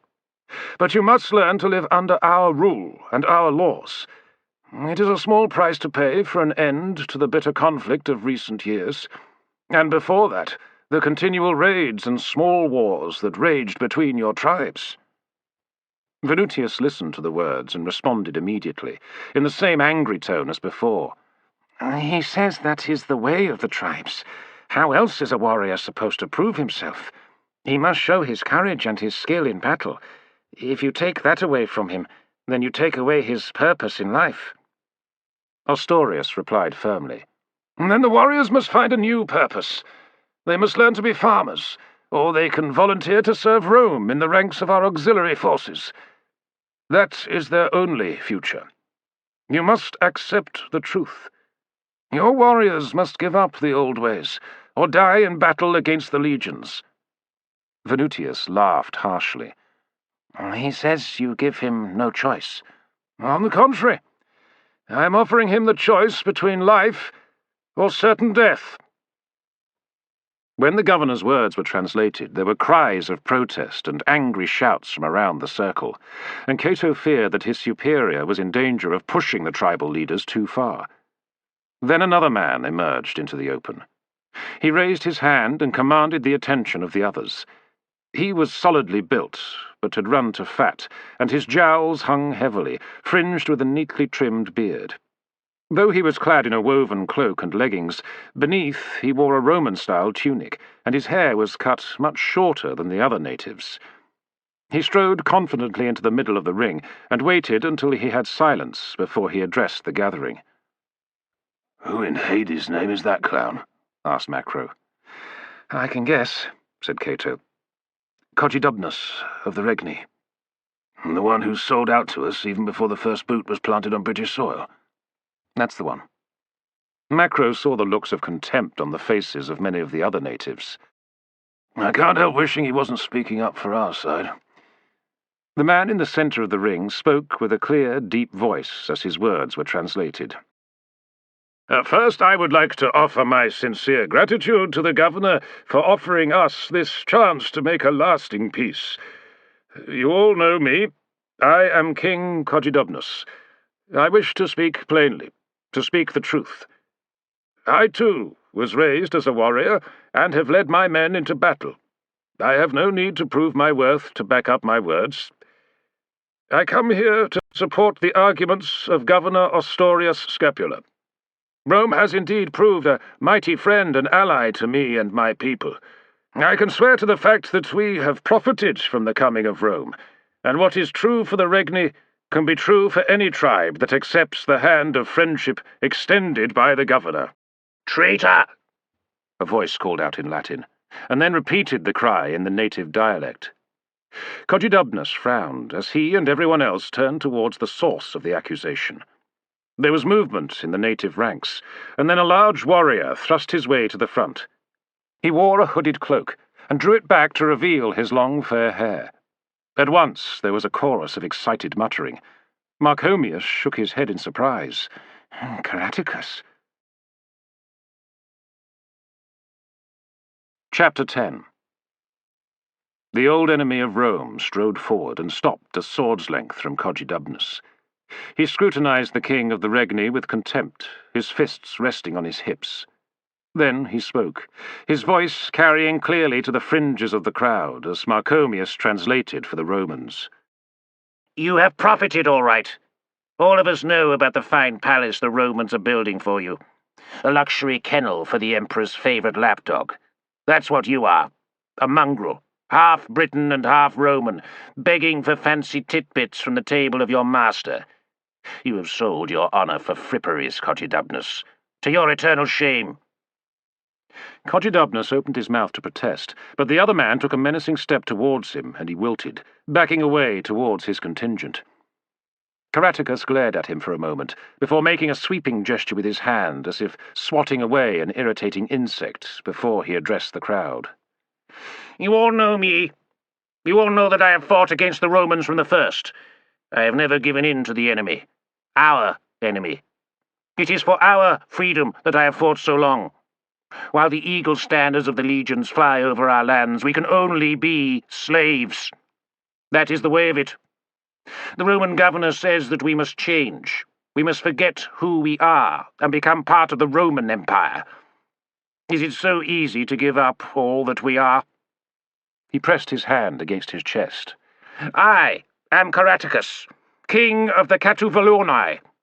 Even though my kingdom no longer exists, I carry it here, in my heart. My people, our history, all the honour that we have won in battle, all here, in my heart.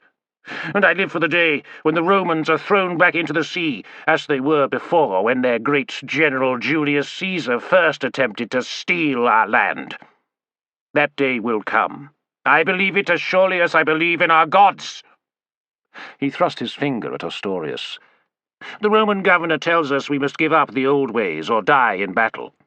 He offers us a simple choice between saving our honour or submitting to slavery, like dogs. I have chosen honour and freedom." He paused to let his words have their effect. Some in the crowd cheered him, but many looked on in silence as he continued. "The governor tells us that our struggle can only end in our defeat. It is true that we were defeated in the early battles, but our will to resist lives on. For long years we have defied Rome. We have forsaken the battlefield for a different kind of warfare. We have attacked their outposts, burned their supplies, and picked off their patrols. Slowly, but surely, we are eating away at the mighty Roman legions, consuming them a piece at a time. All the while we have been gathering our strength, and taking ever more bold action against our common enemy, in token of which I give you this." He turned and waved a signal to the Silurians. Some men came forward, two holding a third who had the hood of his cloak up. The man stumbled as if he was drunk, and the others held him up and half-dragged him across to the centre of the ring, amid the silence of all watching. The three men stopped before Caratacus, who leaned forward and flipped the hood back to reveal a mop of dark curly hair above a thin, drawn face, within which there were two darkened and scarred patches where the eyes had been. As he felt his hood being removed, the man shuddered and opened his mouth and let out a guttural animal moan of pain. "Oh, they've cut his tongue out," said Macro, "whoever he is." Cato swallowed. "We'll know soon enough." Caratacus gave the order for the man to be released, and then he thrust him forward so that he staggered a few steps and fell onto his hands and knees with a muffled squawk of pain, and then felt his way forward across the hard-packed soil, crawling away from the harsh laughter of Caratacus and his companions. The enemy leader turned to face Ostorius and his retinue, and made a flourishing gesture.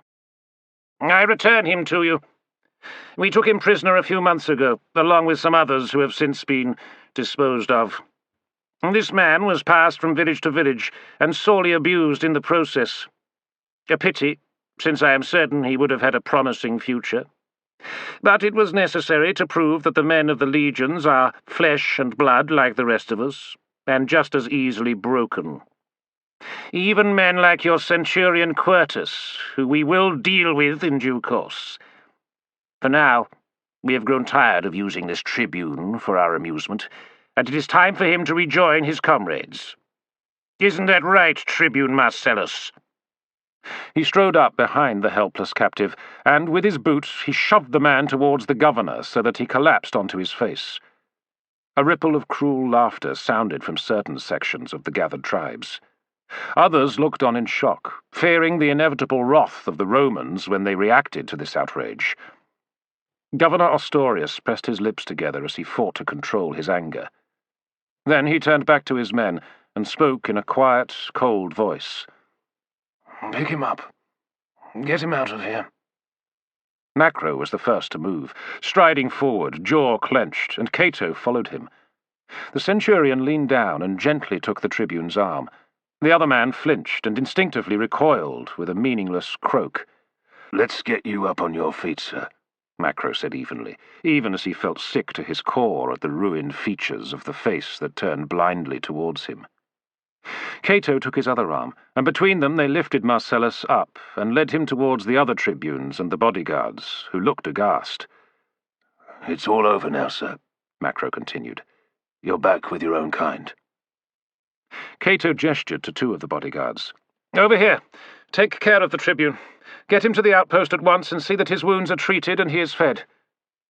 The legionary nodded as he and his comrade took over from the two officers and led the tribune away, round the periphery of the circle. Macro watched them for a moment before he muttered, "If that ever happens to me, then swear you'll cut my throat." "And answer to your mother?" Macro turned to his friend with a dark expression. "You'll be sparing her as much as me, Cato. Promise me." Cato nodded. "As you wish." "Swear it." Cato was surprised by the intense glare in Macro's eyes. "I swear it. On my life." Macro let out a deep breath. "And I'll do the same for you." Cato cocked an eyebrow at Macro's readiness to end his life. Then the image of the tribune's ruined face filled his mind, and he felt an icy squirm in the pit of his stomach as he imagined himself in the tribune's place, returning home crippled and useless, and the looks of horror, disgust and pity that would distort Julia's face when she saw him. Not that he would see it, but he would hear it in her voice. Perhaps there was a woman waiting for Marcellus in Rome, he reflected, doomed to endure for real what he was only imagining. Caratacus had allowed his moment of theatre to play out, standing to one side. Now he occupied the centre of the circle again and continued to address the gathering. "The tribune was in command of nearly 1,000 legionaries. All were killed or captured in just one raid. If such a powerful column can be overwhelmed, then I find it hard to share the governor's certainty that Rome will win this conflict. There is not one outpost on the frontier with the lands of the Silures and Auidobook that is safe from my army, not one supply convoy, nor are any of the roads safe for Romans and their allies to travel on. This is how it will be from now, until the day that we have worn away our enemy's will to continue the fight. Even mighty Rome cannot endure steady losses of men and morale forever. And I say to you all, that our will to defend our homeland and fight for our liberty is greater than their will to conquer. In the end, victory will be ours." He glared defiantly at Ostorius, as those who followed him cheered. Looking round, Cato could see that in addition to the mountain tribes, some of the Brigantes were joining in, as well as warriors from the other northern and western tribes of the island. The governor stepped forward to confront Caratacus, and the cheering slowly died away. When Ostorius spoke, there was no trace of the reasonable tone he had used earlier. His voice was cold and ruthless. "Your torment of one of my officers will not go unpunished. From now on, I will execute 10 of your followers for every man of mine that you kill or take prisoner. The same holds true for any other tribe foolish enough to join your ill-fated cause. I can see now that my offer of peace was a wasted effort. The time for talking is over.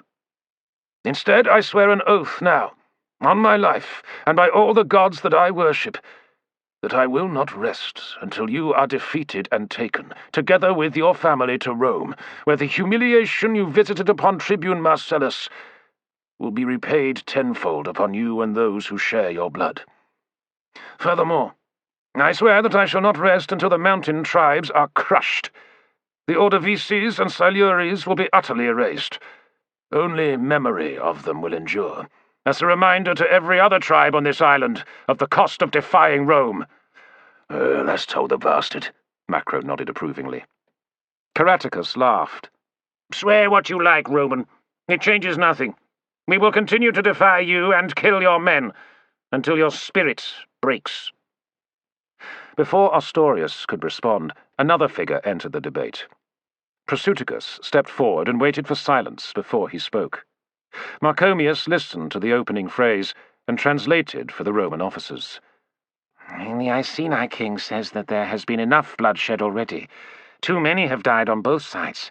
It is time to put an end to conflict. He says it is true that the Roman peace comes at a price, but that price, onerous as it is for the present, is better than the continued suffering of those caught up in the struggle against Rome. He knows from personal experience the quality of the men of the legions.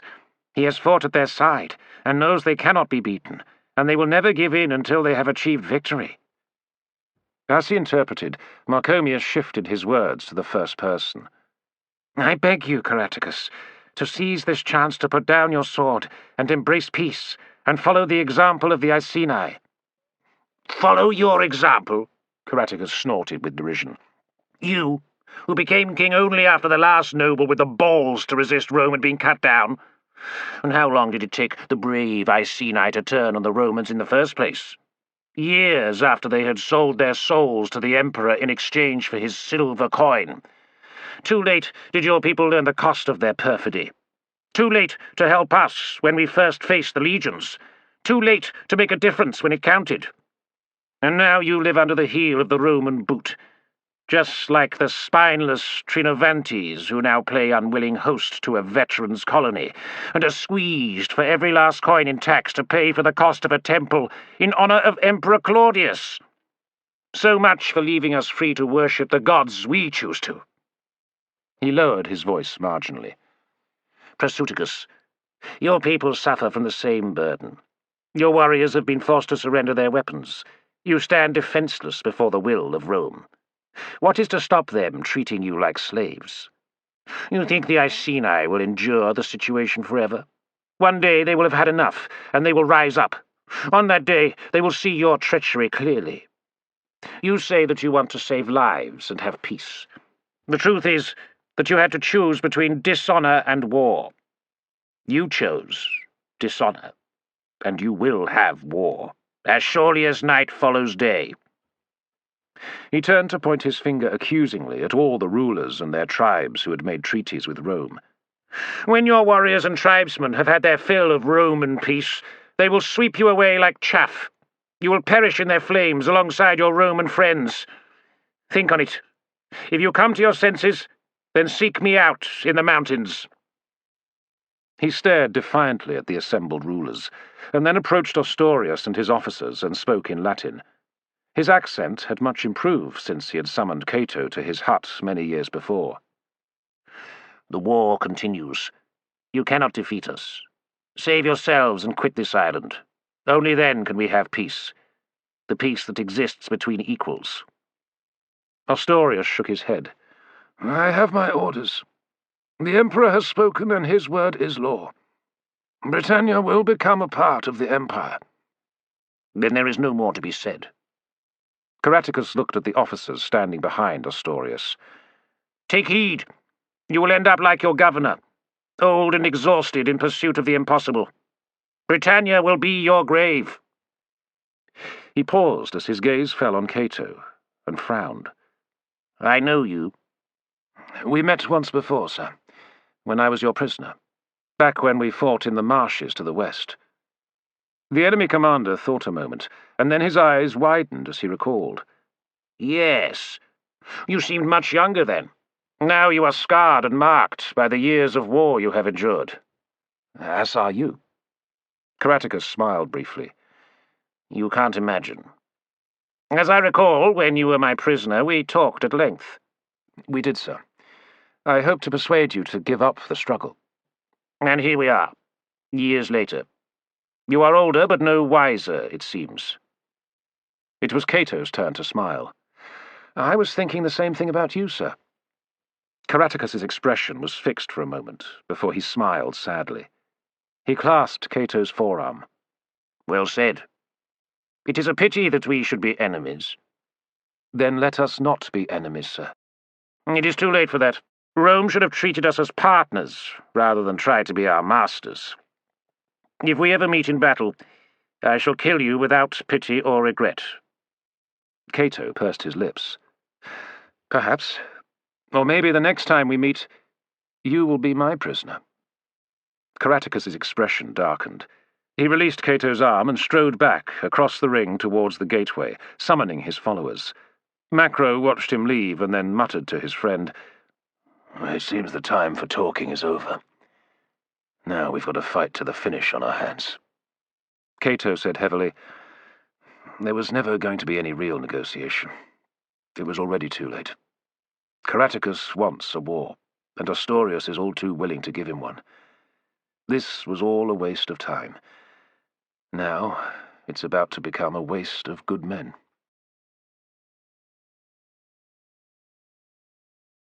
Chapter 11. As soon as the governor and his party returned to the outpost, he dismissed his bodyguards and retired into the Optio's cramped quarters to confer with his officers. The meeting with the tribes had been far shorter than Ostorius had anticipated, and there was no prospect of it being resumed the following day. After Caratacus and the Romans had withdrawn, several other contingents had followed suit, some setting off immediately for their homelands, even though night had fallen. It was clear that any attempt to agree terms for peace across the island had failed. "If Caratacus wants to continue the war, then he shall have it," Ostorius announced to his officers as they crowded round the small table which, together with a stool and bed, constituted the only furniture. "I shall not be returning to Londinium, but making for the army headquarters at Cornoviorum at first light. Decianus, you will ride back to Londinium and inform the staff of my decision. They are to pack up and join me as soon as possible. Send word to the commanders of the 9th and 2nd Legions that I shall be commencing the campaign as early as possible, and they will be responsible for ensuring the security of the province behind the frontier zone. Prefect Cato, you and Macro will ride to Glevum and report to Legate Quintatus." "Yes, sir." "Gentlemen, my plans are made. It only remains to put them into effect as swiftly and fully as possible.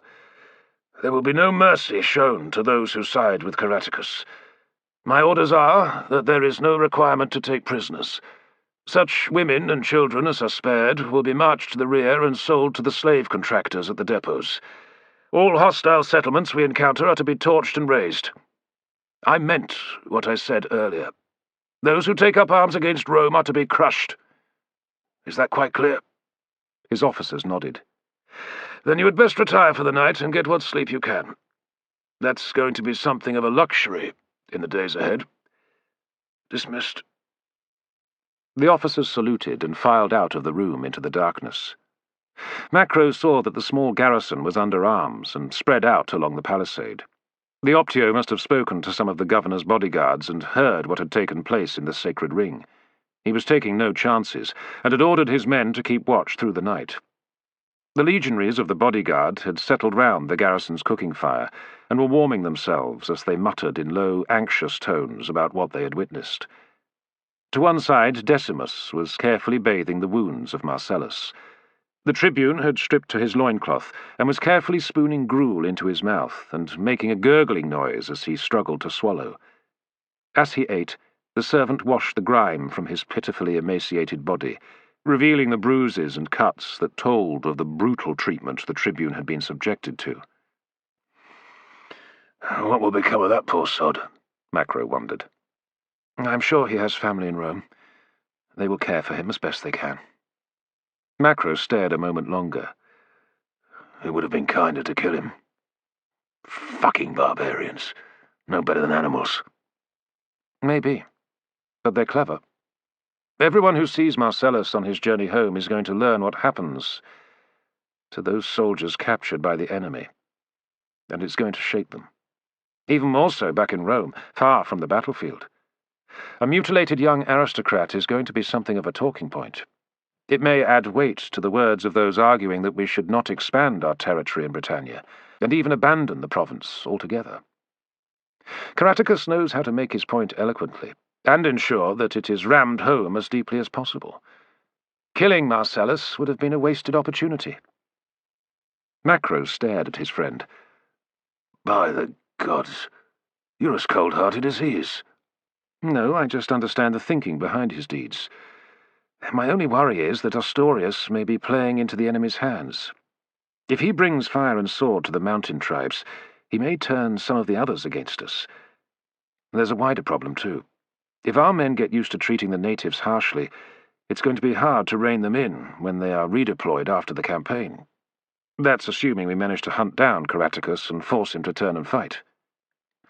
"I was under the impression that he was spoiling for a fight," Macro replied. "He made a bloody great song and dance about defeating Marcellus's column, and how it was only the beginning."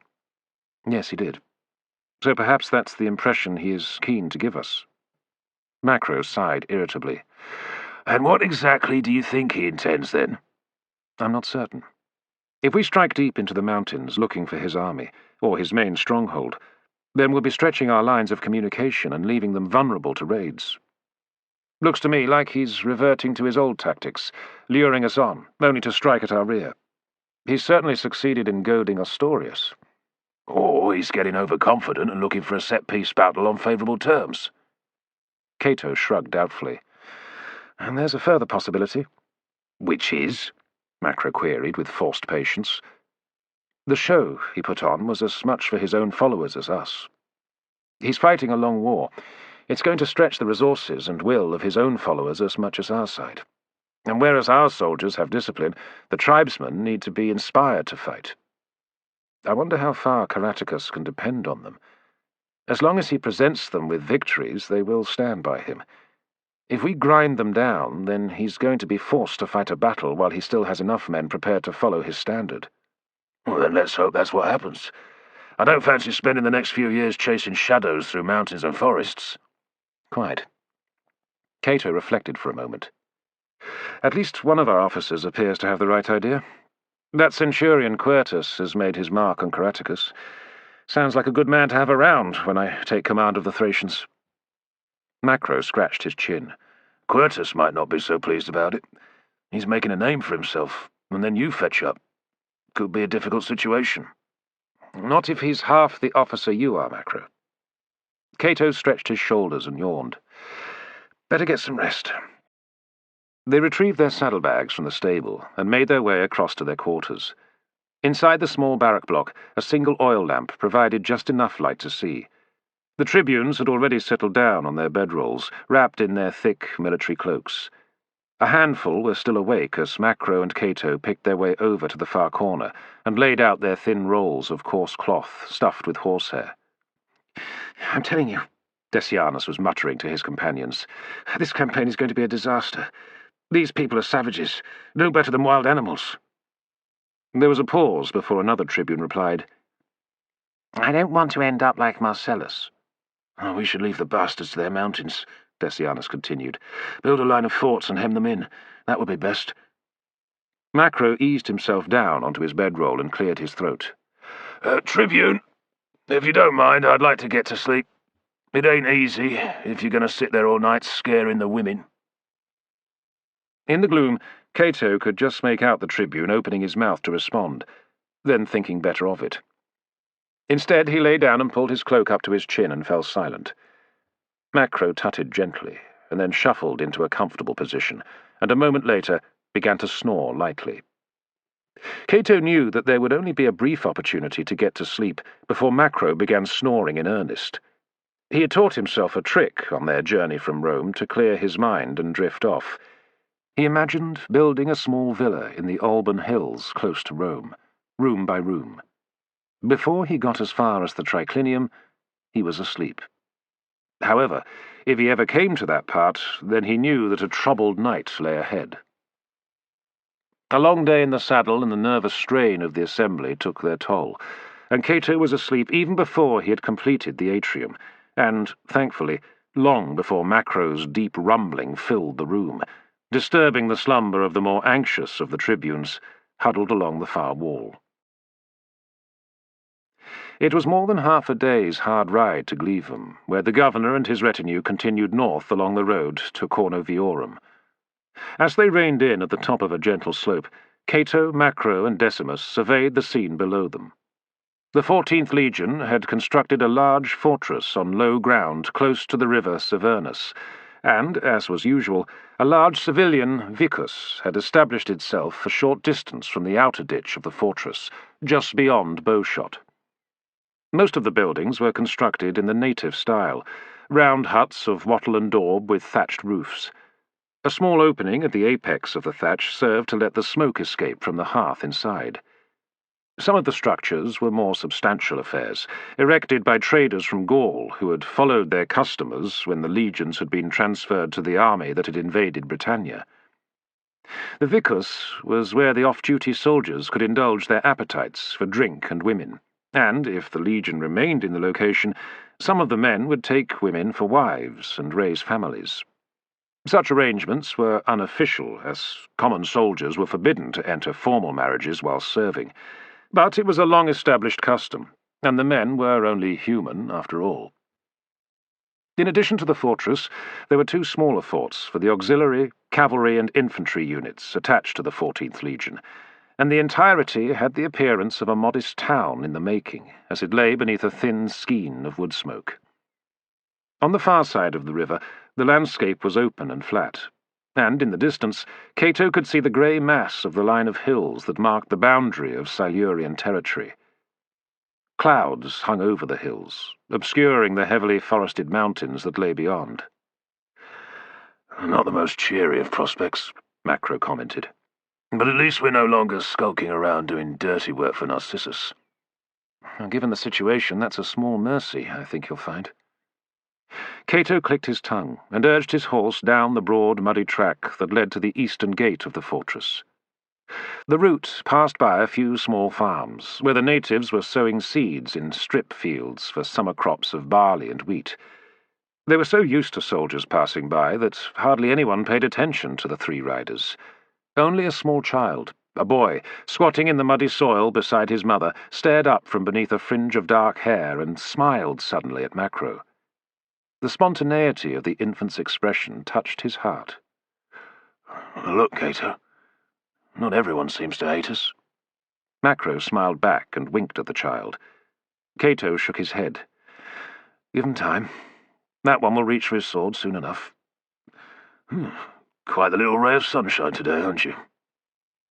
Cato didn't reply, but spurred his horse into a trot, and with a reluctant sigh, Macro and Decimus followed suit. The servant edged his pony towards Macro and muttered, "Oh, excuse me asking, sir, but is the Prefect often like this? You know, miserable?" "Oh, no," Macro chuckled. "Only when he's in a good mood." The child watched them for a moment longer before the smile disappeared, and he turned his mind back to the simple straw figures clutched in his tiny fists. With a light growl, he charged them towards each other and mashed them together. As they made their way past the vicus, Macro gave it the once-over, a professional soldier's assessment of the kinds of pleasures the makeshift settlement might provide, and made a mental note to pay a visit at the first opportunity. 2 legionaries stood guard at the ramp leading across the ditch to the fortress gates. Cato had put on his armour that morning, after Decimus had given the breastplate a quick polish, and the gleaming metal and the red ribbon tied round his midriff indicated his rank, and the sentries instantly snapped to attention. Behind them, the Optio in command of the watch hastily called out the rest of the section, who fell in either side of the gateway, as Cato walked his horse across the ramp and returned the Optio's salute. "Is Legate Quintatus in camp?" "Yes, sir. Should be at headquarters." He hesitated briefly before he asked, "Your authorization, sir?" Cato reached into his saddlebag and brought out the small waxed slate bearing the governor's seal and detailing his name, rank, and purpose of travel. The Optio examined it quickly before handing it back. "Very good, sir.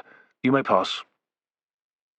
They rode under the gate and entered the fortress, with its neatly ordered timber barracks stretching out either side of the broad avenue that led to the cluster of large buildings that formed the headquarters, senior officers' accommodation, and stores of the 14th Legion. Off-duty soldiers sat outside their section rooms, cleaning their armour or playing dice. Others were kitting up, ready for the change of watch, or heading out on patrol. Some of the barracks were empty, their former occupants already detached from the Legion to garrison the advance outposts. The light plink of hammers sounded from the armoury, and a detail of men on fatigues headed towards the latrines, carrying buckets, brushes, and shovels. Macro smiled at the surroundings that were as familiar to him as any home. "Quintatus likes things nice and ordered." "A spit and polish merchant," Decimus said sourly. "Which is half of what the army is all about. Can't go out and kill barbarians in the name of Rome unless you look the part." The guards on duty at the gate passed them into the Legion's headquarters, where Cato and Macro left Decimus with the horses and mules, while they went to report to the legate. Despite the pending campaign, there was a calm, efficient atmosphere to the place, as clerks bent over their records and carried messages to and from the senior officers. Legate Quintatus was with the 14th Legion's quartermaster as his secretary announced their arrival. "A moment," Quintatus responded curtly from behind his desk, and turned his attention back to the quartermaster, who stood stiffly before him. "The granaries should have been inspected daily. That's your responsibility. If you'd done your duty, then the rats would have been driven out before they ruined 1,000 modii of grain. Now it needs making up." "The next grain convoy is due to reach us by the end of the month, sir. I'll send word that we need more to replace the losses." Quintatus shook his head. "The end of the month is not good enough. I want it replaced within the next 5 days." The quartermaster's jaw sagged. "But no excuses. See to it. If you can't cut a deal with the reserve unit, then you'll have to buy it from the natives. Dismissed." The quartermaster saluted and turned to leave the room, an anxious expression on his face. Quintatus let out a frustrated sigh, then fixed his penetrating gaze on the 2 officers standing just inside his office. "Well?" Cato made the introductions, and they handed over the slates detailing their service records. The legate looked at his visitors curiously for a moment before he read their records and nodded his satisfaction. "I'm glad to see you've served here before, and plenty of combat experience besides, though there are 1 or 2 gaps in the record." "We were waiting for reassignment, sir," Cato replied. "On half pay in Rome." "A waste of your talents. Sitting on your hands while some fat-assed imperial clerk takes his time finding you a new job. Bloody bureaucrats, sir." A sympathetic smile flickered on his lips, and then it was gone. "And now you're here, no doubt itching to take up your posts and get stuck into the enemy?" Macro grinned. "You're reading my mind, sir." "If that's what you weren't thinking, then you're no use to me. I won't tolerate anyone who doesn't pull their weight, gentlemen, no matter what their rank. We're up against tough opposition, and I want results. Clear?" Cato nodded. "Yes, sir." "As it happens, I've been fortunate, very fortunate, to have Centurion Quertus on hand to take command of the outpost at Bruttium, while we waited for you to arrive. Quertus has been taking the battle to the enemy at every opportunity. He's burned more villages and killed more Silurians than any other man in the army, and the enemy have come to fear him. According to some of the prisoners we've taken, they call him the Blood Crow, and even the name strikes fear into their hearts." "The Blood Crow," Macro repeated, and cocked an eyebrow at Cato. "Did the prisoners say why, sir?" "It's straightforward enough. The Thracian cohort have a crow on their standard. I imagine the blood part is down to the methods used by Quertus and his men. It seems that the cohort has adopted the name for the unit. They call themselves the Blood Crows now." Cato felt a cold tingle at the base of his spine. "What methods do you mean, sir?" The legate hesitated for a moment before he replied. "Centurion Quertus has risen from the ranks. He was recruited in Thrace, though his family comes from the mountains in Dacia, far from anything we might recognize as civilization. So some might consider his methods questionable. But then the outpost is in the heart of Silurian territory, and perhaps one needs to fight the barbarians on their own terms if we are to achieve victory. Speaking of which..." He reached to the side and drew out a long roll of parchment and spread it out across his desk. Cato saw that it was a map. The marks indicating the position of the Roman forces and the surrounding terrain were detailed, but large sections of the map were blank, beneath the inscription of the names of the Silurian and Ordovician tribes. The legate tapped his finger on the map. "Glevum. I have the 14th and 2 cohorts of auxiliary cavalry and 4 cohorts of infantry under my command. A third of my column is garrisoning the forts we have built, or are in the process of building. Our job is to control the valleys and act as the anvil, upon which the main weight of the Roman army will strike like a hammer. The hammer is the main column under the governor. He is based further north, here at Cornoviorum, with the 20th Legion and 12 cohorts of auxiliaries. When he is ready to march, Ostorius intends to strike hard against the Ordovices, and then turn south against the Siluries. If he goes to plan, then Caratacus and his forces will be trapped between us, and crushed." Cato studied the map, and though the lack of knowledge about much of the terrain over which the Roman forces would march concerned him, he could see the sense of the governor's strategy. He nodded. "Seems like a sound plan, sir?" Quintatus arched an eyebrow. "I'm so glad that you agree, Prefect. I'm sure that Ostorius will be pleased to know that he has your blessing. In any case, he has to find Caratacus first. The bastard's proved to be as slippery as an eel. All that we know for certain is that he is in the territory of the Ordovices at present." Cato flushed, thought about replying, but decided it would be better to keep his mouth shut and not risk further opprobrium over his moment of hubris. "Your task, assuming it meets your approval, is to control the valley in which Bruttium is located." The legate indicated a symbol on the map. "You are to patrol the valley and keep it free of the enemy. If you see fit, you may extend the scope of your operations somewhat further. The last report I had from Quertus was over a month ago. He said that he had burned several native villages further to the west and south, and claimed that he had killed over 1,000 of the enemy. He has suffered considerable losses himself, and I will be sending a reinforcement column to the fort as soon as the latest batch of reinforcements arrive from Gaul." Macro clicked his tongue. "Well, there's been no word for over a month, sir. Anything could have happened in that time. It's possible that the fort might have been overrun." "If that was the case, then I think the enemy would have let us know by now. Caratacus always insists on trumpeting any good news for his side. No, I think Quertus is still very much in the game." Cato was examining the map, and saw that Bruttium was deep inside Silurian territory, over 60 miles from Glevum, he estimated. 40 miles beyond the nearest Roman-occupied fort of any size. It was too exposed, he decided. Far too exposed. Any supply convoy making for Bruttium would have to cross the passes through the mountains before marching through densely forested valleys. Perfect terrain for setting ambushes. How often is the fort resupplied, sir? "It isn't." Cato frowned. "How is that, sir? Surely they have to be supplied. There must be several hundred men at Bruttium. not to mention the horses. Quintatus shrugged. The first few convoys got through, heavily escorted. Then the Silurians got stuck in, and we couldn't get any more to the garrison. I sent word to Quertus that he had permission to fall back before his supplies ran out. He replied that he and his men would live off the land. That was his last word on the subject, so he must have found a way.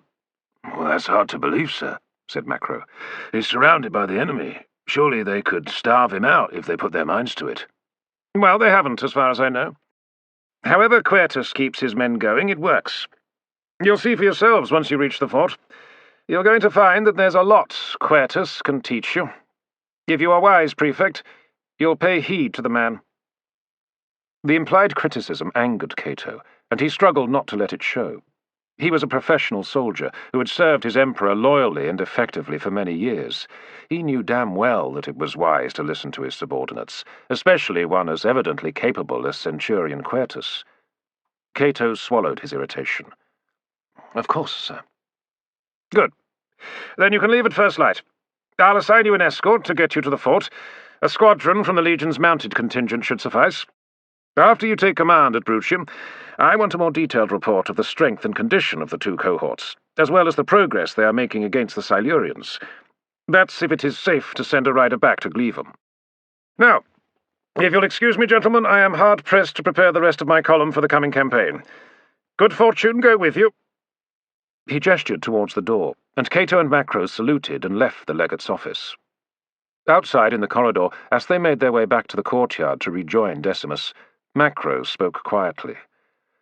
"I'm not so sure about this Centurion Quertus. Sounds like he might cause us a bit of trouble." Cato thought a moment. "He's playing by his own rules, that's for sure. But as you heard, he is hitting the enemy hard. That's what the legate and the governor want.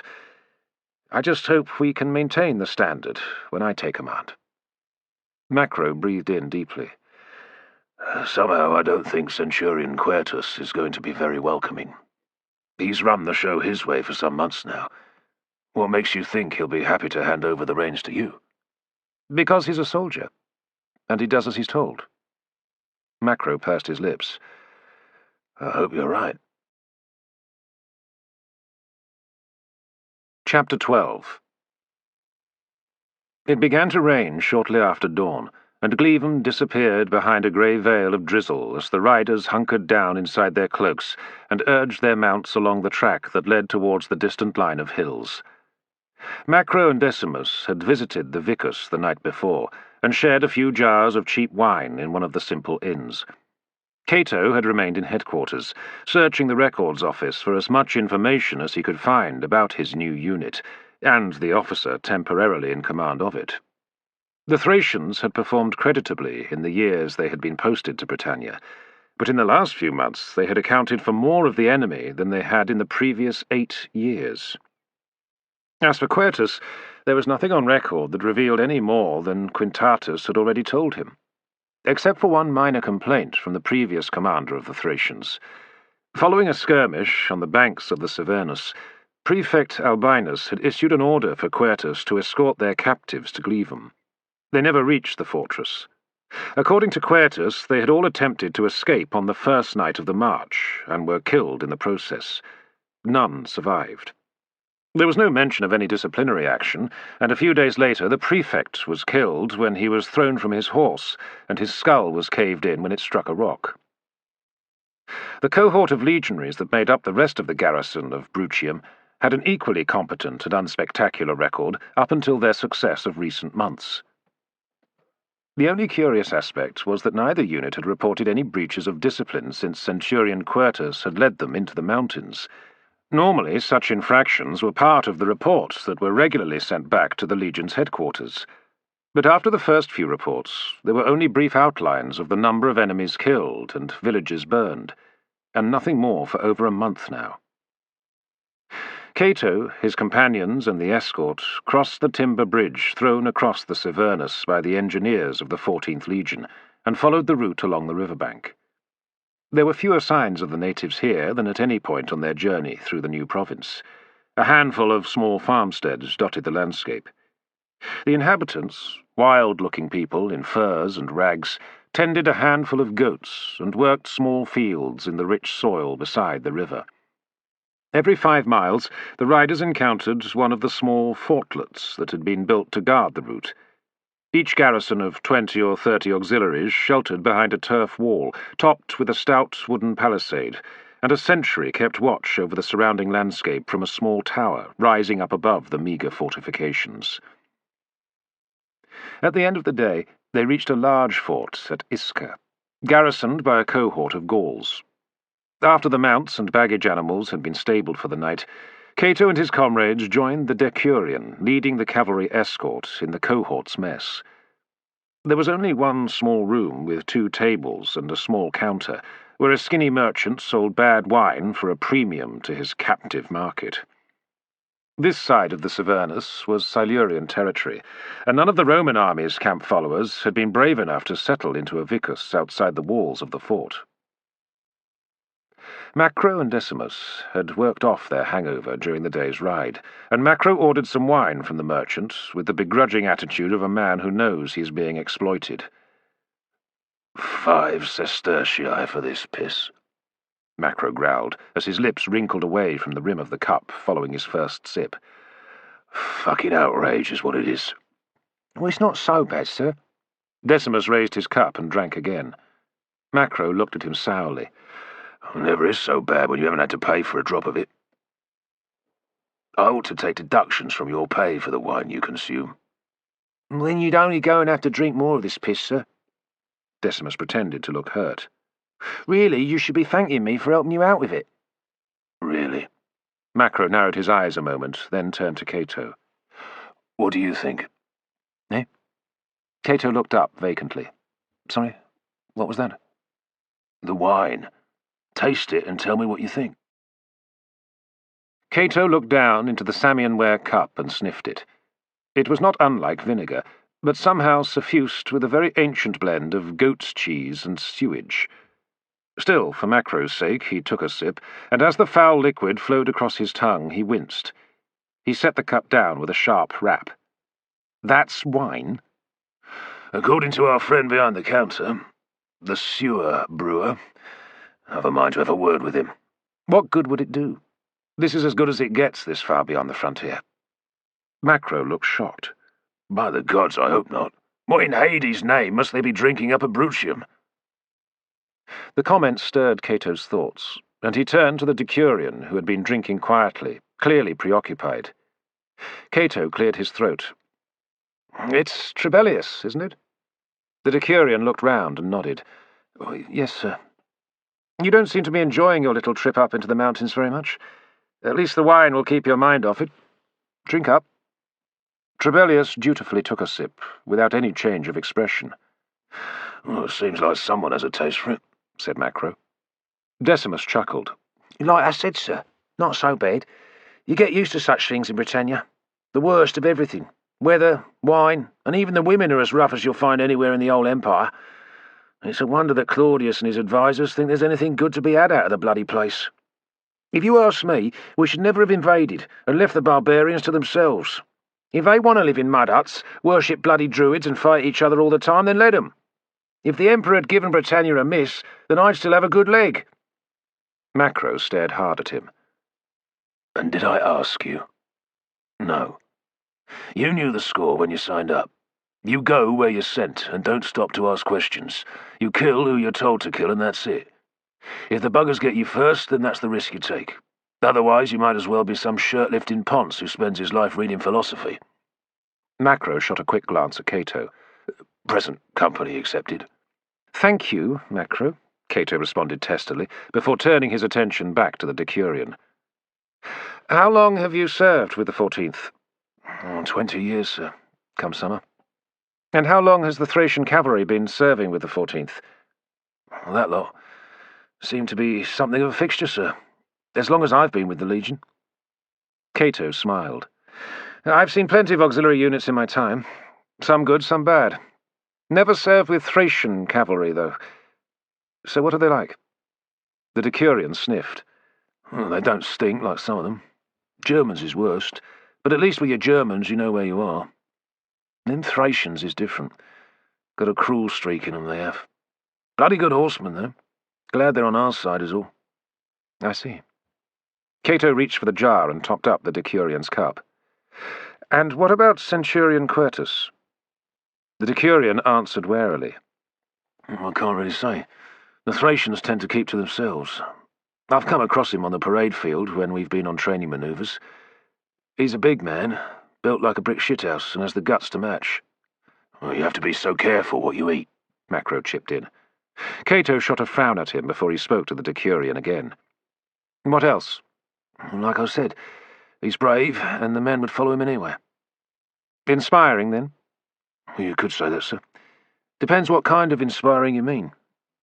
He's a born fighter, the kind who would die rather than give an inch of ground.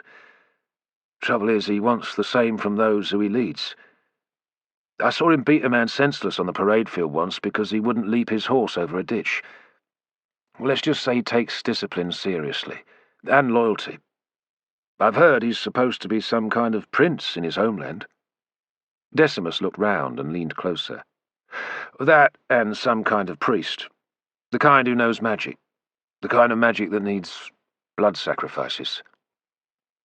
Magic? Cato repeated slowly. I've yet to see any genuine magic in my lifetime. Macro tilted his head to the side. Oh, don't be so quick to pass judgment. After all, someone's put a curse on this bloody wine, that's for certain. The Decurion scowled briefly, then drained his cup and pushed it away with a nod of thanks. Better see to the horses, sir. They'll need feeding before the second watch. He rose from the bench and left the mess. Macro stared after him and muttered wryly, Was it something I said? Best not to make fun of someone's beliefs, sir, Decimus suggested mildly. Oh, come on, Macro chuckled. Magic?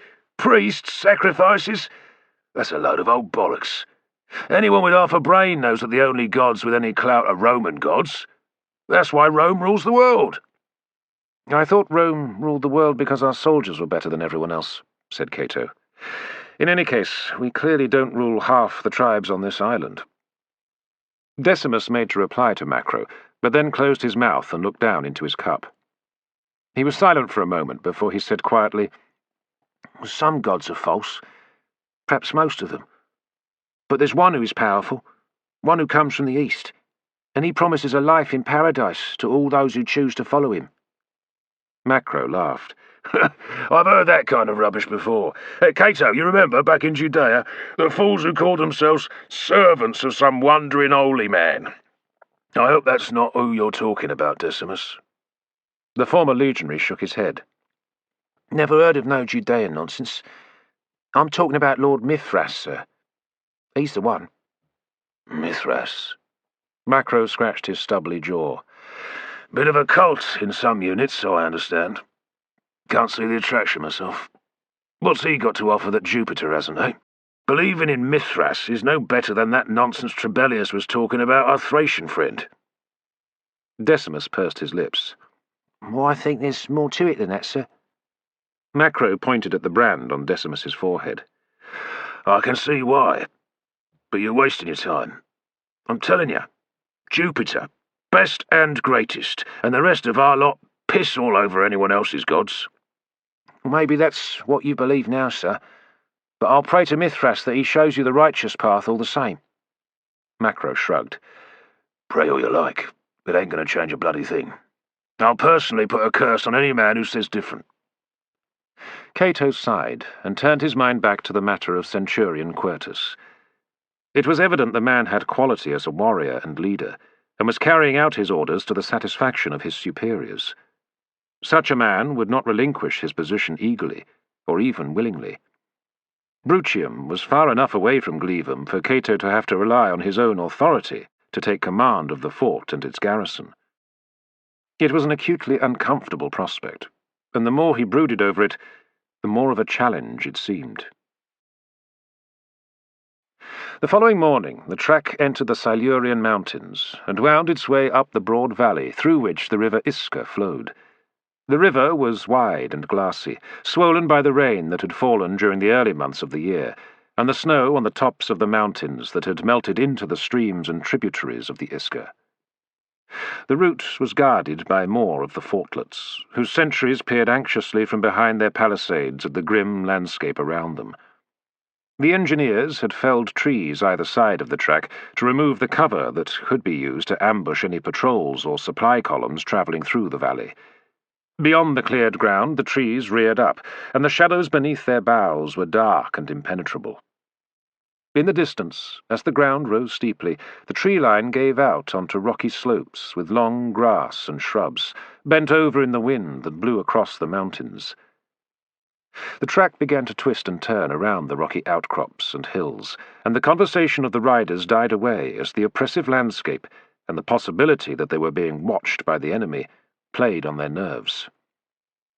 Cato, having strapped his helmet on, rode beside the Decurion at the head of the column, and noted the anxious glances that Trebellius directed to each side. "Do you think we are in danger here?" Cato asked quietly.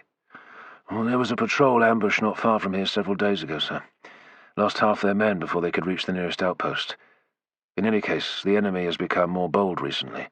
The Silurians have raided the frontier zone as far as the Severnus on several occasions."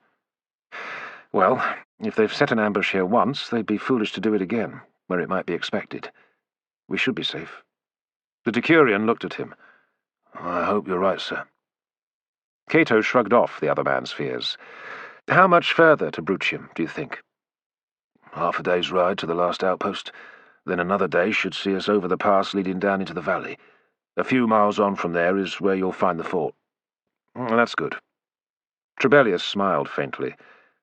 "Good enough for me. I can't wait to get out of these accursed mountains and back to the arms of my woman in Glevum." "Oh? Lucky man." "I suppose. She's not some classy bit from Italy, not even from Gaul. Garwenna's a local girl, half Silurian. Not much to look at, but strong and loyal. And she's taught me some of their tongue. Comes in useful when I'm trading with the locals for feed." "I can imagine." They fell silent for a moment before the Decurion pointed to a bend in the track a quarter of a mile ahead, where a rocky cliff pushed out from the side of the valley. "There's a fortlet just beyond there, sir. We'll stop to rest the mounts, and I'll pick up the Optio's report on his strength and supply situation." "Very well," Cato responded absently.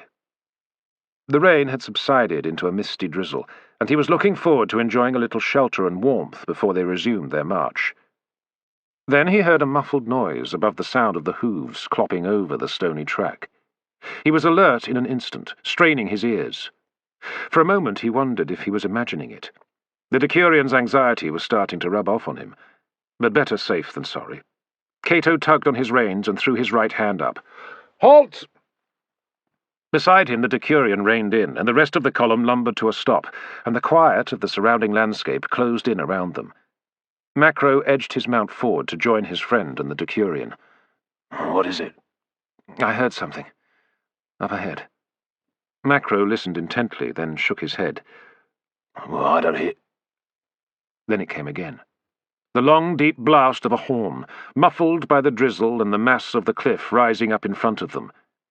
It had been a long time since Cato had last heard the sound, but it was quite unmistakable. The brassy blare came from a Celtic war horn. Chapter 13. "It's an ambush," Trebellius said, eyes wide with fear as he scrutinized the tree line on either side of the track, well within the throw of a javelin. "We have to get out of here." "Wait," Cato commanded. "Compose yourself. You're a bloody officer." He turned to Macro. "Stay here. Have the men drop their packs and prepare to fight. Do it as quietly as you can. The Decurion and I are riding ahead to see what's going on." "We are?" Trebellius looked shocked. Then, as Cato glared at him, the Decurion fought to steady his nerves and nodded. "Yes, sir." "Then let's go." Cato spurred his mount into a canter. After a moment's hesitation, the Decurion followed, and Macro turned towards the squadron and Decimus and drew a deep breath to bellow his orders. Then he caught himself and spoke in a husky undertone. "Now then, lads, let's do this without too much noise, eh? Packs down." As the track began to bend round the foot of the cliff, Cato slowed his horse to a trot and then stopped. The sound of the horn was clearer now, and he could hear men shouting. He glanced at the cliff and saw that it was less than 50 feet in height at this point. Some rocks had fallen by the side of the road, and it should be possible to climb to the top. "Take my horse," Cato ordered, as he slipped from the saddle and began to scramble over the rocks and up the cliff. The Decurion watched his superior in alarm. "Where are you going, sir?" "To spy out the lie of the land." Cato paused and looked down over his shoulder. "Just make sure you stay there." He did not wait for a reply, but continued up, carefully testing his grip on the handholds and the weight on his boots as he made his way towards the top. It was a short climb, but he was breathing heavily as he hauled himself over the crumbling edge and slithered far enough away from it to be sure it would not give way beneath him. Then, rising cautiously to his feet, he looked in the direction of the horn as it sounded again. On the far side of the cliff, the track continued straight down the valley, towards a small hillock on top of which sat a Roman outpost. Around it, in a loose circle, were 100 or so figures armed with shields and spears. A handful wore helmets, but the rest were bareheaded, with long dark hair tied back. As Cato watched, some more emerged from the trees a short distance away, carrying a stout length of timber. They made directly for the fort, and their intention was perfectly clear. Cato made sure that there were no more of the enemy visible before he climbed back down to Trebellius and took his reins and swung himself back into the saddle. "The enemy are attacking the outpost. There's no time to lose if we're to save them." Cato turned back towards Macro and beckoned his friend forward. A moment later, the men of the squadron had reached the cliff and stood waiting for orders. Freed of the burden of their saddlebags and feed nets, the horses were lively and snorted excitedly as their hooves scraped the ground.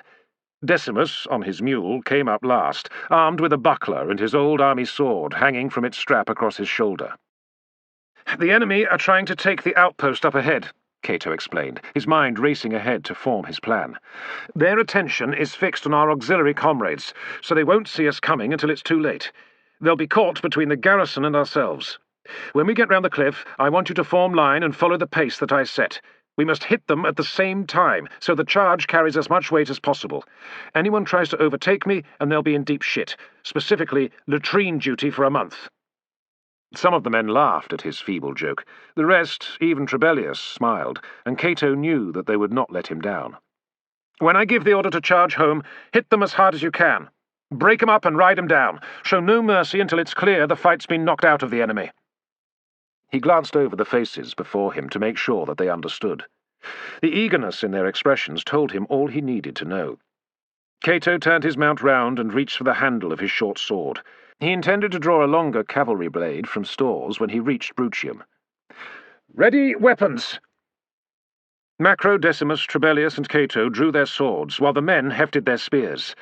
Slipping their shield straps from their shoulders, they grasped the reins loosely in their left hands, as the shields protected that side of their bodies. There would be little chance to use the reins in the fight ahead. The men made sure that they were seated securely between their saddle horns and prepared to control their mounts with their thighs and heels. Cato lowered the tip of his blade. "At the trot! Forwards!" The column lurched forward with jingling bits, snorts from the horses, and curt words of command from their riders. Macro spurred his horse on until he was at the side of his friend. "Here we go again." Cato kept his eyes on the track ahead. As they rounded the base of the cliff and the ground opened out, he saw the enemy a few hundred paces away, surging towards the ditch surrounding the fort. Some hurled spears, others rocks, while the auxiliaries answered back with light javelins and slingshot. Already several of the enemy were down, but the party with the battering ram had reached the gate, and a crash sounded as their weapons struck home against the timbers of the outpost. "Form line!" Cato called out, and the men behind him adjusted their pace so they caught up and moved out to the flanks until they were all in line, scarcely 200 paces from the nearest of the native warriors. But already they had been seen. Faces turned towards them, and the triumphant shouts and taunts of a moment earlier turned to cries of alarm. The men with the battering rams stopped attacking the gate and lowered the ram and backed away from the fort uncertainly. The moment of surprise was over. The leader of the enemy warband shouted orders to his men, and they turned towards the oncoming Romans and began to form a line. Cato saw that the opportunity to crush the enemy in the first charge was slipping from his grasp. If they could form up in close ranks and present their spears, then there was every chance that they would stand firm against the horsemen. Yet it was vital that Cato and his men charged at the same time to ensure the maximum impact. In less than 2 heartbeats, he weighed up the options in his mind, calculating the remaining distance, the time needed to strike, and the likelihood of his men being dispersed as their mounts galloped at different speeds. Snatching a deep breath, Cato stabbed his short sword towards the tribesmen and bellowed the order, "Charge! Charge!" His cry was taken up by Macro, who gritted his teeth and drew his lips back in a feral grin as he waved his sword above his head and grasped his reins in his left hand. Trebellius and his squadron shouted their war cry and raised their spear arms ready to strike down at the enemy. Decimus brought up the rear, legs dangling almost to the ground as he urged his braying mule on, slapping its flank with the flat of his sword. Cato heard the roar of wind in his ears and the icy sting of the drizzle against his face, and his heart pounded wildly as he clenched his thighs against the flanks of his horse and leaned forward slightly. The acrid tang of the animal's pelt filled his nostrils, and stinking spittle spattered his cheek. Ahead, he saw some of the tribesmen stand their ground, bracing their feet as they crouched and lowered the points of their spears and swords towards the charging horsemen. Others had clustered together in small groups, and a handful were running for the cover of the tree line as their leader hurled angry insults after them before turning to face the Romans with an enraged expression contorting his features. The man with the Carnix's horn was blowing for all he was worth to lend courage to his comrades, and the stout hearts amongst them answered with a loud cheer of defiance. A swift glance to either side revealed that the extended formation of horsemen had become ragged, and Cato snatched a quick breath and cried out, "Hold the line!" Only those nearest to him heeded or heard the order and tried to adjust their pace.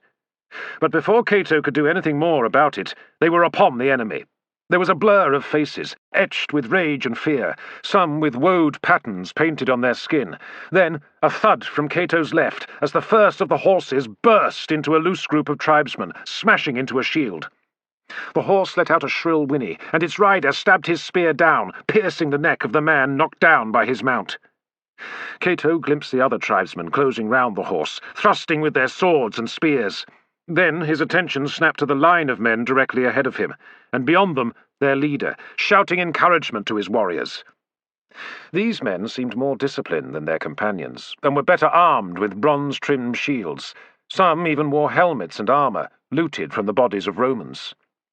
One of Trebellius's men charged directly at their spears, but his horse shied away from the points, swerving aside, and the rider struggled to retain his seat. Cato just had time to pull on his reins and steer to the right side and avoid a collision. More of the Romans charged home, stabbing at the enemy while wheeling their horses from side to side to avoid becoming an easy target in turn. Macro's voice carried above the thud and clatter of weapons.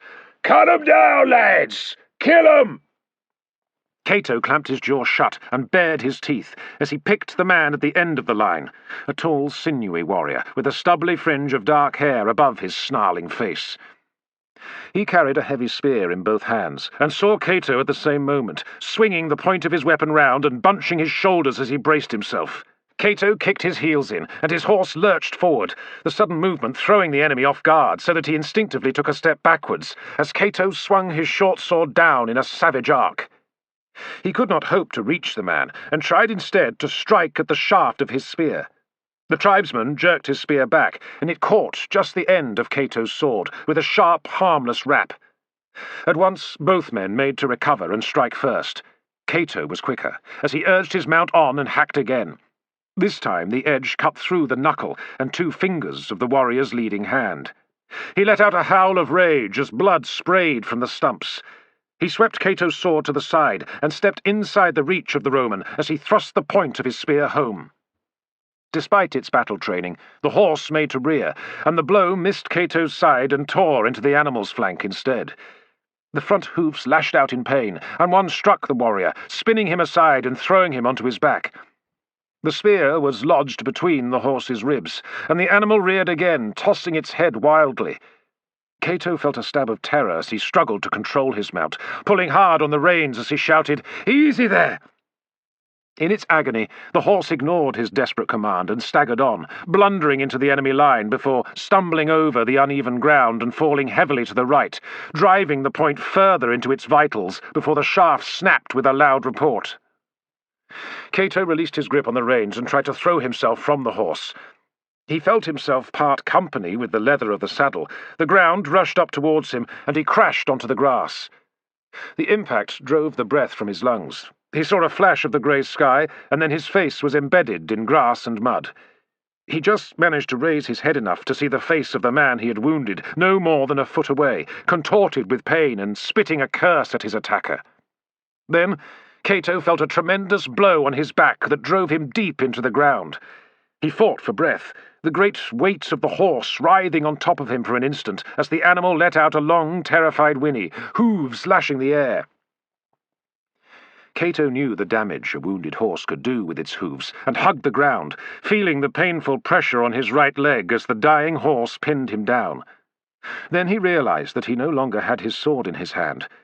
Quickly raising his head, Cato saw the handle in the grass in front of his face, and beyond that the intent glare in the eyes of the warrior, who had also been trapped by the mortally wounded horse. The other man reacted first, snatching at the weapon with his injured hand. Cato thrust his left hand out, fingers clawing to get a firm grasp round the man's wrist before he could use the sword. Both were pinioned by the horse as they struggled desperately for control of the weapon.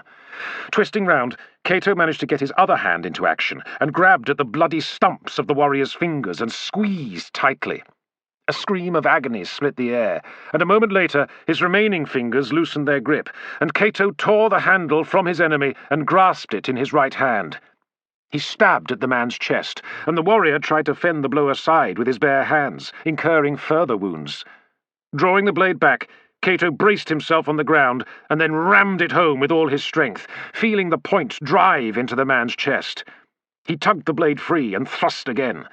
There was an explosive grunt from his enemy, who slumped back, feebly mouthing words as he stared up into the sky, the fingers of his good hand pressed over wounds that pulsed blood between his fingers. Cato slumped down onto his elbow, breathing heavily, keeping the crimson-stained sword pointing towards the other man. It was clear that he no longer presented a threat. Cato tried to look round to see how the fight was going, but the length of the grass and the trembling body of the horse obscured his view. The ring of blades, the crack of weapons on shields, and the softer thud on flesh and bone, punctuated by cries of agony, anger, and triumph, sounded on all sides. There was a sharp pain in Cato's right leg. He looked down and saw that it was pinned under the heavy leather mass of the saddle. He tried to pull it free, but the pain instantly became unbearable, and he eased back onto his elbow with a bitter curse of frustration. The warrior's head rolled to the side, and he grinned at Cato's discomfort, until a gush of blood spilled from his lips, and he spluttered and coughed, spraying flecks of blood across the side of Cato's face. He struggled pitifully as the blood filled his lungs, drowning him. "Oh, fuck," Cato muttered fiercely to himself. "I am not going to die here." He tried to free himself again, bracing his left boot against the horse's rump as he strained his muscles to try and free his trapped leg. But it was hopeless. The weight of the dying animal bore down on the saddle and made the task impossible. At length, Cato slumped back onto his elbows. Shit. There was nothing he could do, and he held his sword ready and waited for someone to come for him, friend or foe. Macro slashed his blade down, grimacing as the edge bit deeply into his opponent's skull with a sound like the cracking of a large egg. The tribesman's body convulsed, and his sword dropped from his nerveless fingers. A moment later, the man collapsed beside his weapon, eyelids fluttering wildly as blood and brains spattered out of his shattered head. Straightening up in his saddle, Macro swept his gaze over the men fighting around him. None of the enemy was near enough to present a direct threat, and Macro hurriedly assessed the situation. The enemy's formation had broken, and now a series of duels were being fought out across the ground in front of the fort. There were plenty of bodies lying on the ground, and Macro could see that perhaps a third of Trebellius's men were down. The rest were outnumbered, and now that the initial impact of the charge had passed, the tribesmen were beginning to have the upper hand, as they heavily outnumbered the Romans. Even as Macro watched, several of the warriors, led by their chief, had surrounded the standard-bearer of the squadron. He held the staff close to his body while cutting at any native that came within reach of the long blade of his spather. But there were too many of the enemy, and one, more daring than his comrades, leapt forward and snatched the reins from the hand of the standard-bearer, and savagely wrenched the horse's head round to unbalance its rider. The chief stepped in and thrust his sword into the Roman's side, while another man ripped the shaft of the standard away and held it aloft with a cry of glee.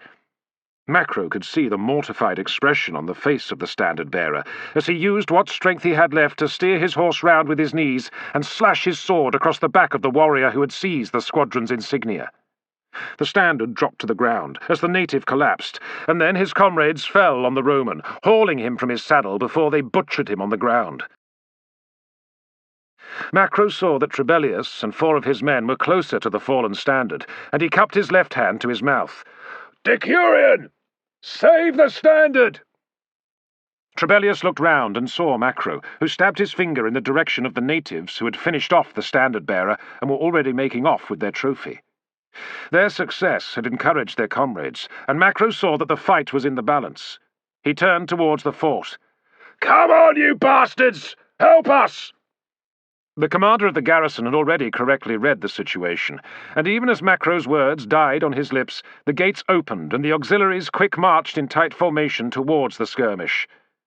Macro felt a surge of relief as he raised his sword again and looked round for a fresh opponent. Then it struck him. There was no sign of Cato. He felt an icy stab of anxiety at the base of his spine as he scanned the scene. "Cato! Sir! Where are you?" Then he saw the flutter of red in the grass 50 paces away, the thin horsehair crest of the prefect's helmet, and Macro pulled harshly on his reins to turn his horse towards his friend. Close by lay the bulk of a horse, and Macro realized at once that Cato must be trapped underneath.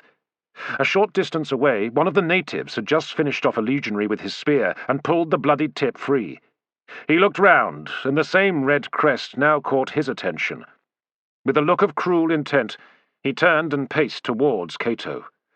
"No, you bloody don't," Macro growled, as he spurred his horse forward.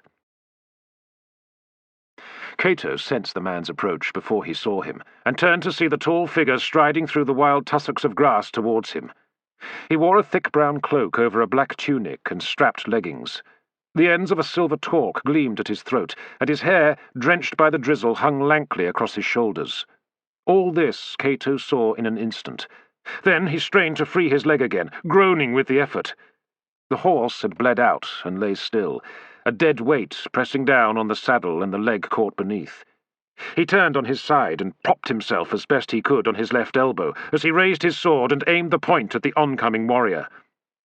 The man saw that he had an easy kill, and grinned cruelly as he raised his spear and made to strike at the helpless Roman officer. Cato clenched his teeth and glared back, determined not to show any fear at his imminent death. There was only fleeting regret that it had to be this way, slaughtered like a tethered goat, so ignominious, so shameful. He hoped that when his death was reported to Julia back in Rome, the details would not be revealed, and that she would grieve for him as the hero he wanted to be. Not like this.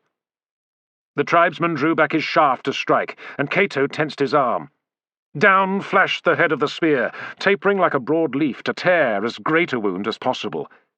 Cato timed his parry well, not lashing out too soon and risking missing the strike. The edge of his sword connected with the head of the spear with a loud clang, and the point deflected away from his throat, over his shoulder, and whispered close to his ear, so that he felt the brush of air on his skin. With a frustrated grunt, his opponent whipped the spear back for another attempt. This time he targeted Cato's sword, viciously cutting horizontally and knocking the blade aside so hard that Cato nearly lost his grip, and pain coursed through his fist at the impact. Then the man swung the butt of the spear round and delivered a heavy blow to the side of Cato's helmet. Stunned, Cato slumped back helplessly, and the warrior let out a roar of triumph and raised his spear a last time to deliver the killing blow. "No, you don't!" Macro bellowed, and the warrior hesitated and looked round. Then the horse was upon him, and Macro threw himself from the saddle onto the spearman, and they crashed to the ground side by side. It was a hard landing, and both lost hold of their weapons. Macro snatched out the dagger from his belt and stabbed it into his enemy, tearing through the coarse material of the cloak. The thickness of the material saved the man, as only the tip of the blade penetrated his flesh. By the time Macro stabbed again, he was already rolling away and took a flesh wound in the shoulder.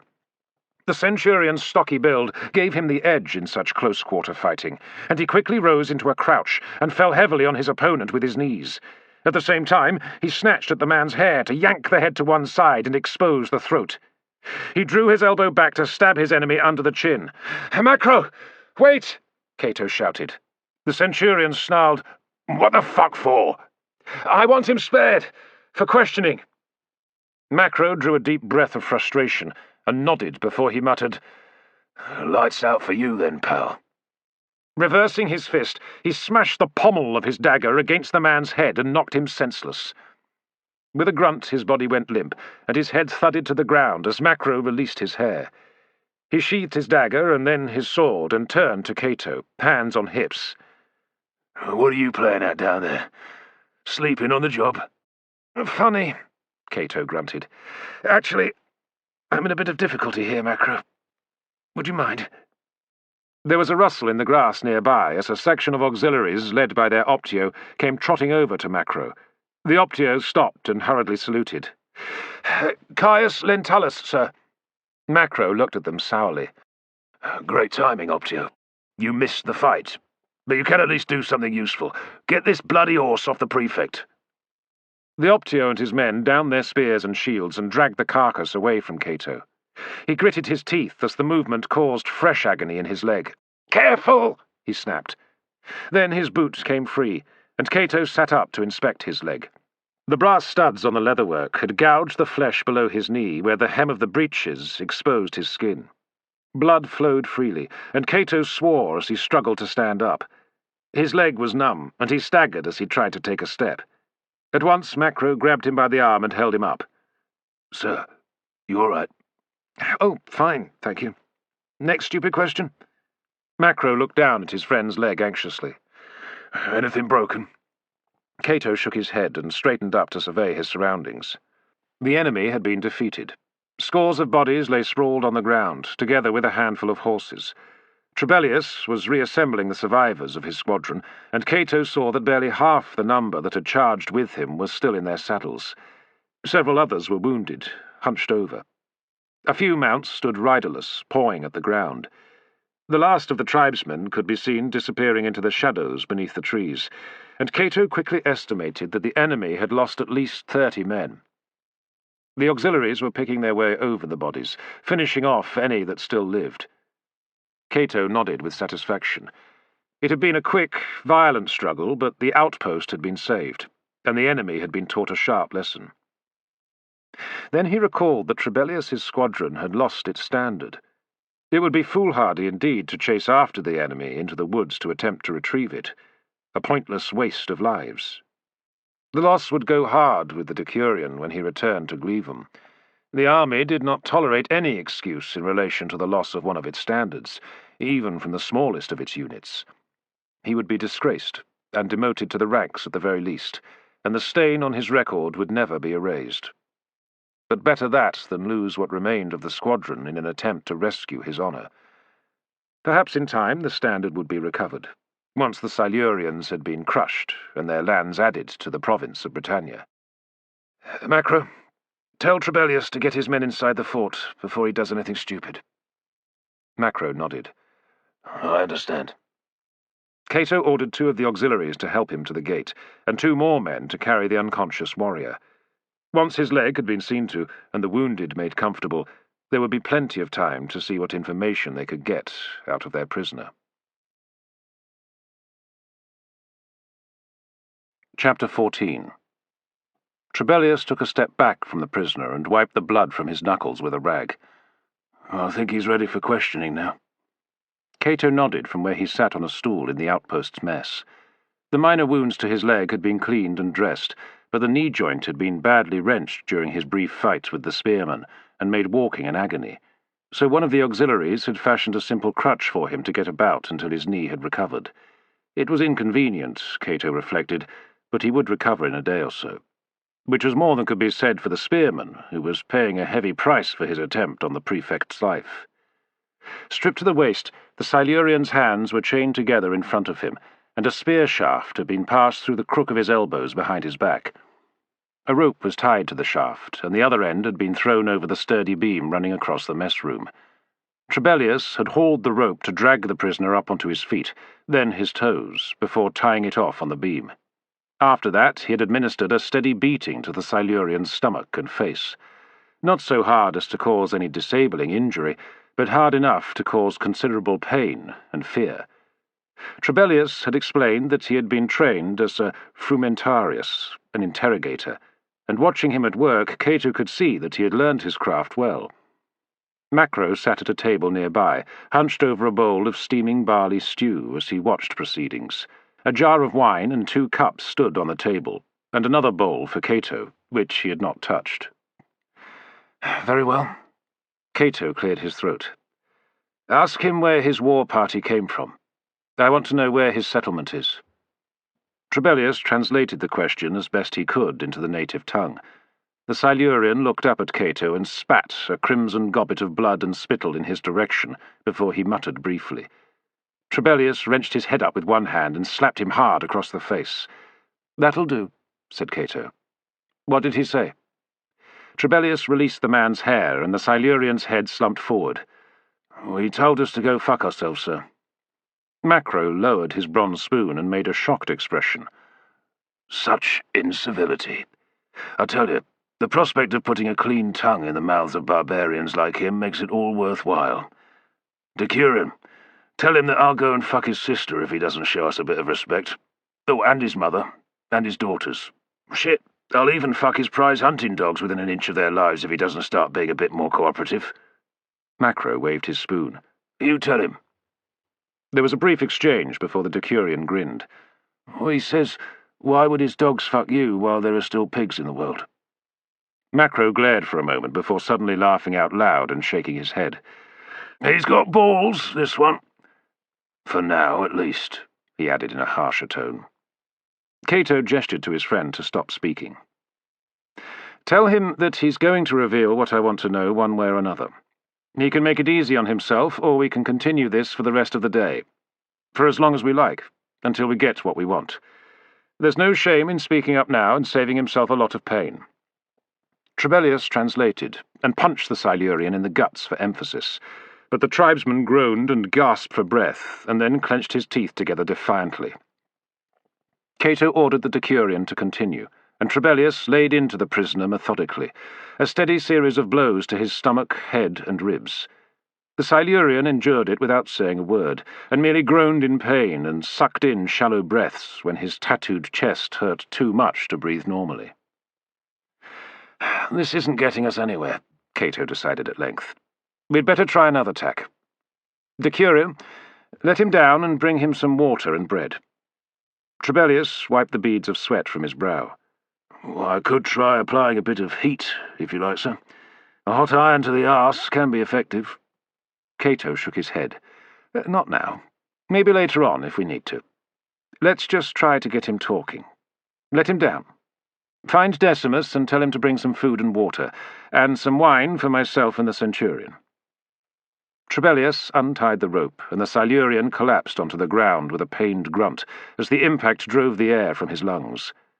While the Decurion left the room to fetch some water and bread, Trebellius wrenched the spear shaft away from the prisoner, freeing his arms. The Silurian lay on his side, panting, until his breath returned, and then he eased himself onto his backside and shuffled towards the wall and sat propped up, glaring at the 2 Roman officers. Macro finished his soup and pushed the bowl to one side. He wiped his lips on the back of his forearm. You know, I don't think he likes us, Cato. Cato smiled thinly.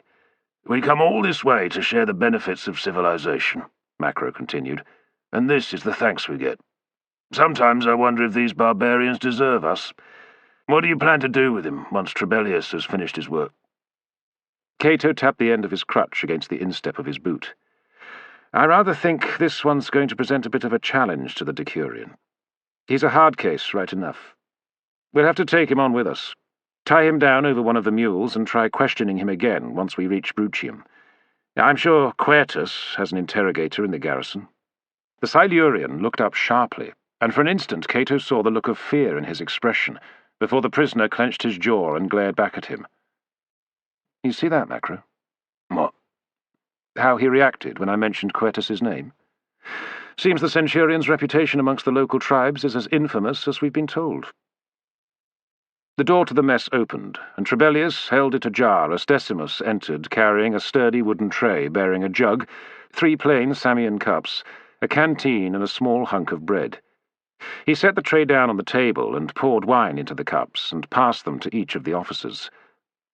"Give him some water," Cato ordered, "and feed him the bread." Decimus nodded and approached the prisoner warily before he knelt at his side. He pulled the stopper from the water-skin and held it out for the prisoner to see. The Silurian hesitated a moment before nodding curtly and opening his lips so that the Roman could angle the nozzle into his mouth. He gulped greedily, spilling water down his front. Once he'd done, he drew back and waited for Decimus to press the bread into his hands. He strained to reach up to his mouth and tore a chunk off to chew. Cato let him eat a moment before he turned to Trebellius. "Ask him what his name is." "His name?" Macro frowned. "What do you need to know that for? You're not planning on being his best mate." "Macro, let me deal with this." Cato indicated to the Decurion to translate his question. The Silurian viewed the prefect suspiciously for a moment, weighing up the pros and cons of giving his name, and then he made his decision and gave his answer. "Turrus, he says." "I see." Cato nodded and then tapped his chest. "Prefect Cato. The surly one there is Centurion Macro." Given that Trebellius had been beating the prisoner for the last hour or so, Cato decided there was no profit to be had from introducing the Decurion's name. Instead, he continued with his attempt to find a crack in the prisoner's tough veneer. The man looked to be in his late 20s, and Cato hazarded a guess. "Do you have a woman, Turrus? A family?" After the Decurion had translated, the Silurian deliberately took another mouthful of bread and chewed slowly to buy himself a little time. Cato indulged him, while Macro leaned back against the wall and folded his arms. At length the man swallowed the final morsel of bread and nodded. "Sir." Cato smiled slightly. "I have a wife, back in Rome. She worries about me. Can't wait for this campaign to be over so that I can return to her. Or she can join me here, once the new province is settled and we have peace." Turrus listened to the translation, and then replied. "He says that if the Romans returned across the sea and left this island to its people, then everyone could return to their families." Cato shook his head sadly. "Alas, it's not so simple. Most of the tribes have already become our allies and accepted the rule of Rome, along with all the benefits that come with that. Benefits that come at a price, admittedly. We can't abandon our new friends to the ravages of Caratacus and his warriors. Moreover, the reputation of the Emperor depends upon bringing peace to Britannia, no matter what the cost, or how long it takes. And you should know that when Rome sets her mind to achieving something, it will be achieved, and no one can stand in the way. Tell him, Trebellius." The Silurian listened, and then nodded thoughtfully before he responded. "He says that Romans and Silurians have much in common. Neither is prepared to give way to the will of the other. It will be a long war." Cato shrugged. "That may be so, but I doubt it. Our soldiers are the best in the known world. The result is not in doubt, Turrus. Believe it. If the Siluries continue to follow Caratacus, then they will be led down a path that ends in destruction.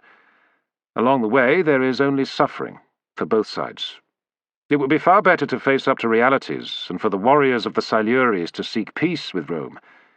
Then I can return to my wife, and you, Turrus, can return to your family. Surely that is for the best." The prisoner smiled and replied in a regretful tone. "Even if I agreed with you, our desires would never sway those of our leaders. Your Emperor and Caratacus will continue this conflict until the last drop of our blood. So we must fight on." "Not you," Macro growled. "The fighting's over for you, Sunshine. One way or another." Cato ignored his friend and focused his attention on the prisoner. He felt a small thrill of satisfaction at the Silurian's last comment. So, he was disenchanted with his leader. No doubt there were others like Turrus, many others, Tribesmen who had answered the call to arms with full hearts, thinking that it would be a more glorious cause than the usual round of tribal feuds and minor conflicts. Caratacus knew how to inspire the hearts of warriors, and the proud tribes of the mountains would have responded eagerly. But instead of marching to battle, they had been dragged into a drawn-out war of attrition that had become more bitter with each passing month. Unlike the soldiers of the Roman army, the Silurians were farmers and herders. They would surely long to return to their families and the warmth of their hearths, rather than stalking the Romans through the icy winds and rain of the mountains. It was time to press home his advantage, Cato decided. He forced a smile as he spoke to Trebellius. "Ask him why he's afraid of Centurion Quertus." The Decurion seemed surprised by the question, but shrugged and turned to the prisoner and translated. At once Turrus stopped chewing, then swallowed nervously and stared down at the ground. "Well, that got his attention," said Macro. He made his way across the room and dug his boot into the man's thigh. "Speak up." The tribesman drew his legs close to his body and hunched down like a whipped dog, and he began to speak in a low, haunted voice. "He says Quertus is a devil, that he has burned many villages and slaughtered every living thing in his path, right down to the last infant dog and lamb. He is evil and cruel, and he worships dark gods and makes blood sacrifices in their name. There is no black deed that he does not inflict upon the Silures. When he rides into battle, he wears the skins of the greatest of the warriors he has defeated. He drinks the blood of those he kills and eats their flesh. Those that follow him are slaves to his will and follow his example. Wherever they go, they leave death and devastation in their wake. They are—" Trebellius asked the man to repeat his final words, and there was a brief exchange before he turned to the two officers. "Well, the nearest Latin word for it is barbarians." "Barbarians?" Macro burst into laughter. "Barbarians? On our side? The cheeky fucking sod. Here, Trebellius, stand aside. I'll show him fucking barbarians." "That's enough, Macro," Cato interrupted. "Leave him be." The prefect regarded the prisoner thoughtfully. Centurion Quertus clearly had earned himself a frightening reputation amongst the Silures. That was all to the good. If you could strike fear into an enemy's heart before they faced you in battle, then the fight was half won. Of course, the man was exaggerating the details. That was to be expected when rumour fed on rumour.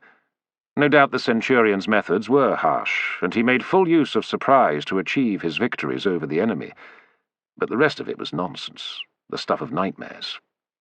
Still, it gave Cato an edge over his prisoner. He glanced at Trebellius and spoke in a harsh tone. "Ask him where his village is again. Tell him that if he does not give me the location, we'll take him with us to Brutium and let Quertus continue the interrogation there."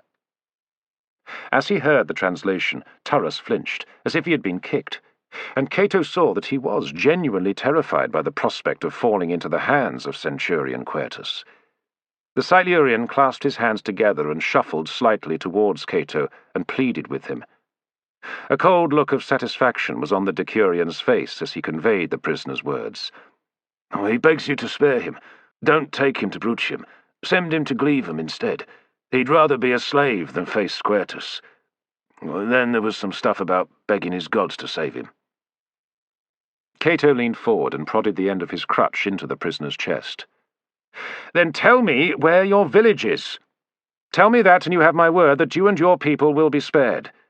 Slaves you will become, but you will escape sword and fire. Now tell me." Turrus made a keening noise in his throat and shook his head, torn between the dread of facing the enemy who haunted his darkest nightmares and the shame of betraying his tribe. He gritted his teeth and bowed his head as he shrank back into himself. Trebellius clicked his tongue. "You want me to continue with the interrogation, sir? Another beating might break him, now that you've gone and put the frighteners on him." Cato thought a moment. Despite the man's terror, he would not give up his family. There was a chance, however remote, that the Romans might be set upon before they reached Brutium. No doubt he would cling to that hope, until they reached the fort. Then there would be no escaping the choice Cato had forced upon him. The prefect shook his head. "No, pick him up. Take him outside and tie him up securely for the night. Make sure he can't do any harm to himself. You'd better tell the Optio to have the men on watch check him from time to time. All right, we're done here." Trebellius saluted and then hauled the prisoner up onto his feet. "Come on, my little beauty. It's time for some shut-eye." The Decurion bundled Turrus out of the mess room and shut the door behind him. Cato nodded to Decimus, squatting in a corner, chewing on a strip of dried beef. "I want to speak to the Optio in command of this outpost." Decimus struggled to his feet and limped out of the room. There was a brief silence before Macro gestured to the bowl of stew that had been prepared for Cato. "Do you mind?" The stew had cooled and congealed into a glutinous mass, with a thin film of fat across the surface. Cato shook his head again. "Be my guest." As Macro tucked into his second helping, his friend stroked his jaw and considered their situation. The nearer we get to Brutium, the stranger things seem to be. Even if half of what our friend Turrus said is true, then we're really going to be out on a limb. Doesn't it strike you as very convenient? Macro looked up, spoon dripping small brown clods as he held it in midair. "Convenient? How?" "We didn't exactly win many friends in Rome before we left. Indeed, that's why Narcissus was doing us a favour, getting us posted to Britannia as soon as possible." "And here we are. So what's the problem?" "It's just that here happens to be on the road to an isolated fort as far forward as it's possible to be, surrounded by enemy warriors and commanded by a man who seems to be a bloodthirsty maniac. It feels to me like we've been set up for a fall, Macro." "Set up? By who?" "Who do you think?" "Pallas. It has to be." Cato recalled the oily Greek freedman who served as an imperial advisor. With the emperor growing old and infirm, his servants were positioning themselves to take advantage of the situation when Claudius's successor took the throne. Pallas had sided with the emperor's new wife, Agrippina, and her son Nero. The latter might already be emperor, but for Cato and Macro saving the life of Claudius in an attempt on his life. Cato sighed. "We put an end to Pallas's plot against the emperor, and he wants his revenge, as well as to tidy up any loose ends." "Shame that none of the mud stuck to him," Macro sniffed. "That sly Greek bastard got away with it." "True, but we know what he did. As long as we're alive, then Pallas sees us as a potential threat. He can't afford for us to reveal what we know, even though few people are going to believe us. What could be better for him than sending us into danger?" "Aren't you forgetting something? I doubt the fort was even built when Narcissus sent us on our way, and your predecessor died shortly before that.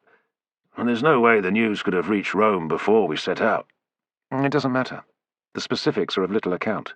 My guess is that after Pallas learned that we were bound for Britannia, he sent a message to one of his agents here with orders to make sure we were put in harm's way. My guess is that Pallas has a man inside the governor's staff, if not the governor himself. They would see to it that we were sent somewhere there is a good chance we'll be killed off. Brutium fits the bill nicely, and the death of the previous prefect meant there was no need to get him reassigned to a new posting. So far it's worked out well for Pallas." "If that's what's going on," Macro said doubtfully. "But frankly, Cato, I think you're jumping at shadows. Our being sent to Brutium is just the luck of the draw." Cato looked at him. "You really think so? After all the scheming we've witnessed over the last few years? You know how things work inside the palace." They were interrupted by Decimus as he returned with the Optio. They stepped into the mess room, and the Optio closed the door behind him before saluting his superiors. "Optio Manlius Acer, sir. You wanted to see me?" Cato nodded. "At ease, Optio. Take a seat." The Optio looked briefly surprised at the informality shown to him by someone as senior as a prefect, and then sat on the bench opposite. "This is the last outpost before the fort at Brutium, right? There's nothing beyond here, not even a signal post?" The Optio nodded. "The thing is, there's been no report from Brutium in over a month. Have you heard anything?" "Heard? No, but I saw a patrol towards the head of the valley 10 days ago, sir. A squadron of Thracian cavalry. They looked on for a moment and then disappeared into the trees." "But no message? No request for supplies?" The Optio shook his head. "Peculiar, don't you think?" Cato pressed him. "Well, peculiar doesn't begin to describe it, sir.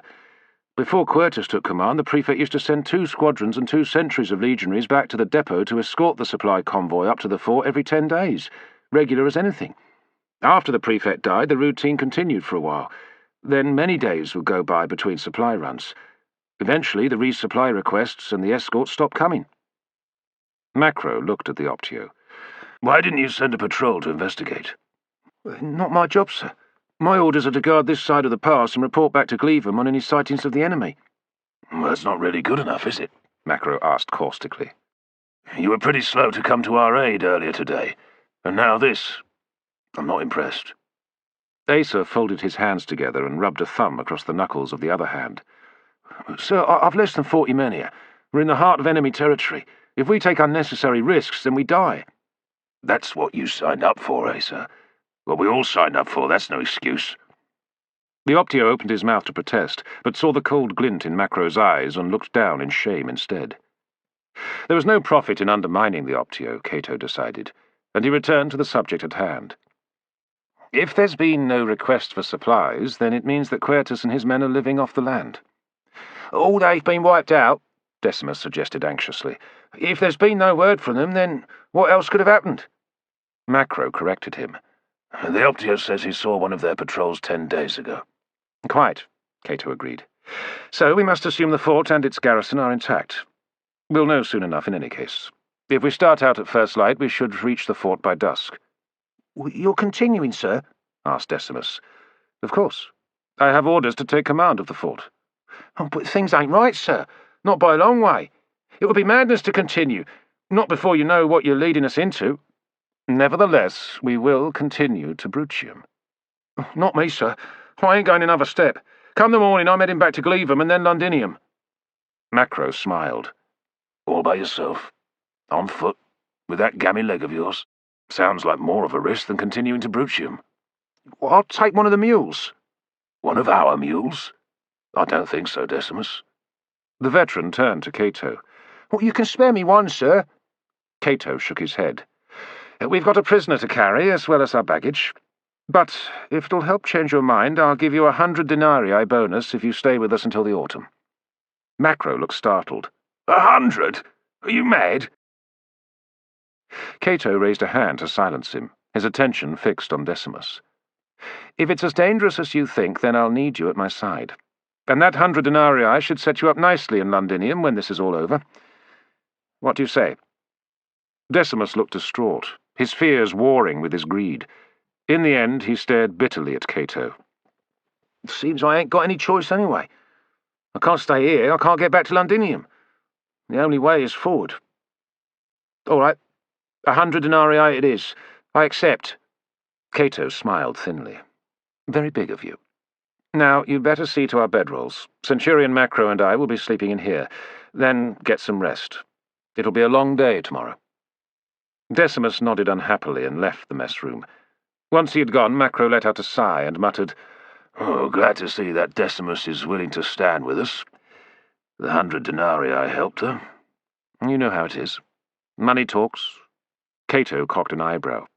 Actually, it practically screams. Optio Asa looked up at him. Perhaps your servant is right to be nervous, sir. How so? Well, I don't quite know how to put it, sir. Well, try putting it into words, man, Macro growled, before I lose my patience. The Optio winced, but then took a sharp breath and steeled himself to speak. I don't know what they've told you about what's been going on at Brutium, sir, but it's never been quite right to my mind since the fort was built. The last prefect was, well, a bit on the weak side. Left most of the running of the garrison to Quertus. How do you know this? Asked Cato. Well, I heard it from the men passing through here on the way to the supply base. That and more. The Optio lowered his voice. They said that Quertus rules the fort with a rod of iron and hands out the harshest punishments for the smallest of infractions. They said he had ordered one of the Optios beaten to death for questioning his order not to take prisoners following a raid on a local village. Macro sucked in a breath. Good discipline is one thing, but that's going too far. Cato shot him a look. You think? Carry on, Asa. What else have you heard?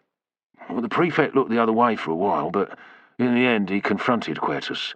Told him that he had put in a request to have him transferred to another unit. That was shortly before the Prefect's accident. Macro narrowed his eyes. What are you suggesting, Optio? Asa swallowed nervously. Well, I'm just telling you what I know, sir. You can draw your own conclusions. The Optio stood up and faced Cato. I've said enough, sir. I should see to the sentries. After the attack this afternoon, I've doubled the watches. I don't want to be surprised again. Very good. Cato nodded. You may go. Once he had left, Macro puffed out his cheeks. Oh, now they're all at it. Quertus has got our own side spooked as much as the enemy. Perhaps you're right. Maybe there's more to this than I thought. We'll know soon enough.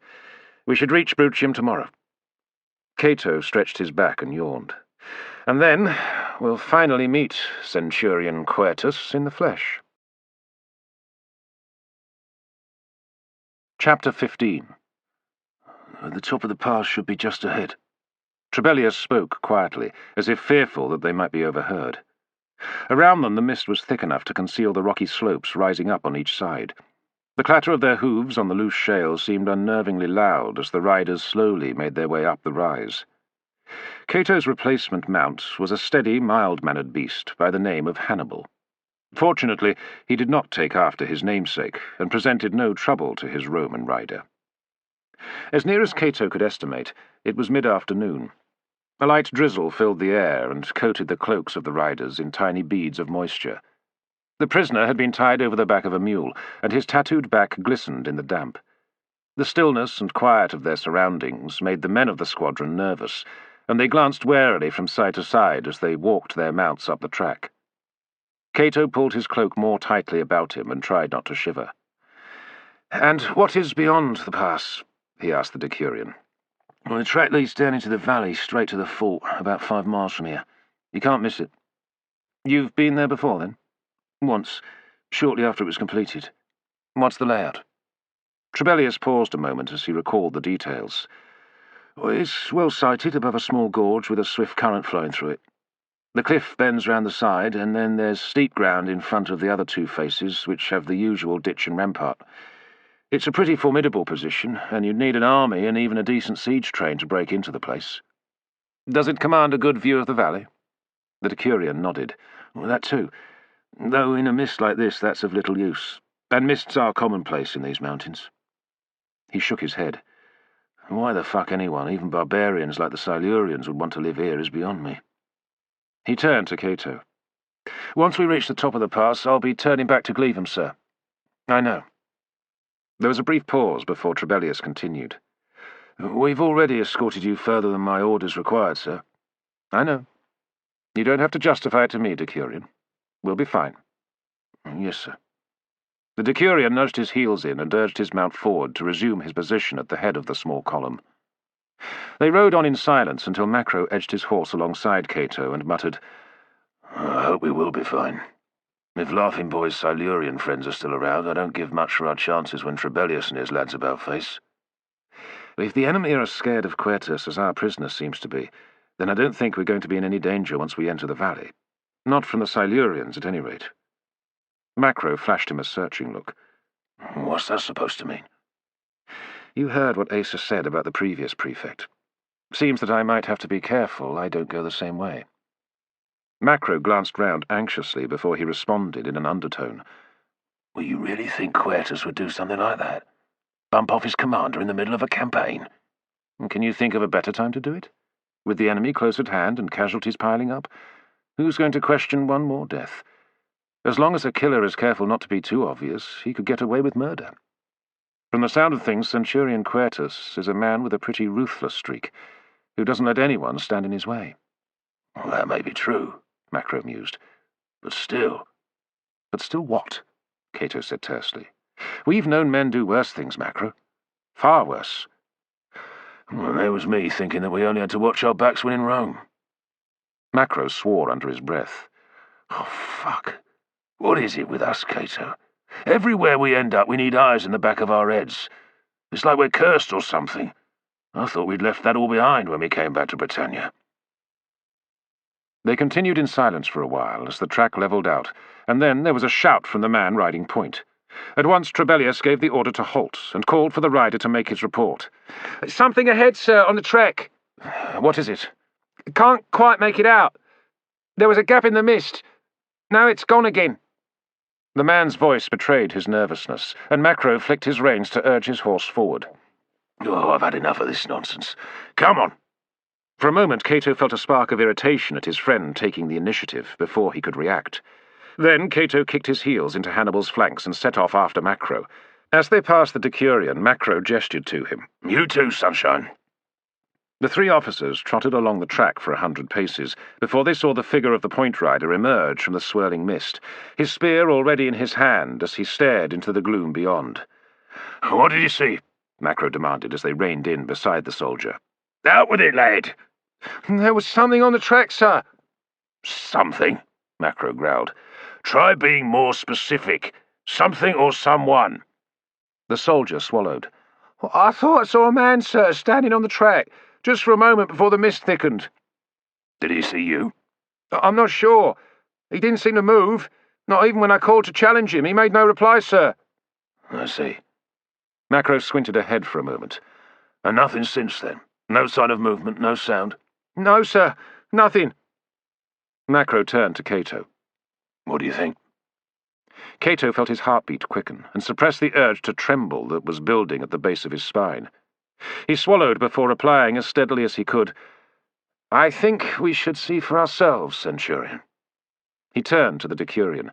"Trebellius, if you hear anything, come forward at once with your men. Understand?"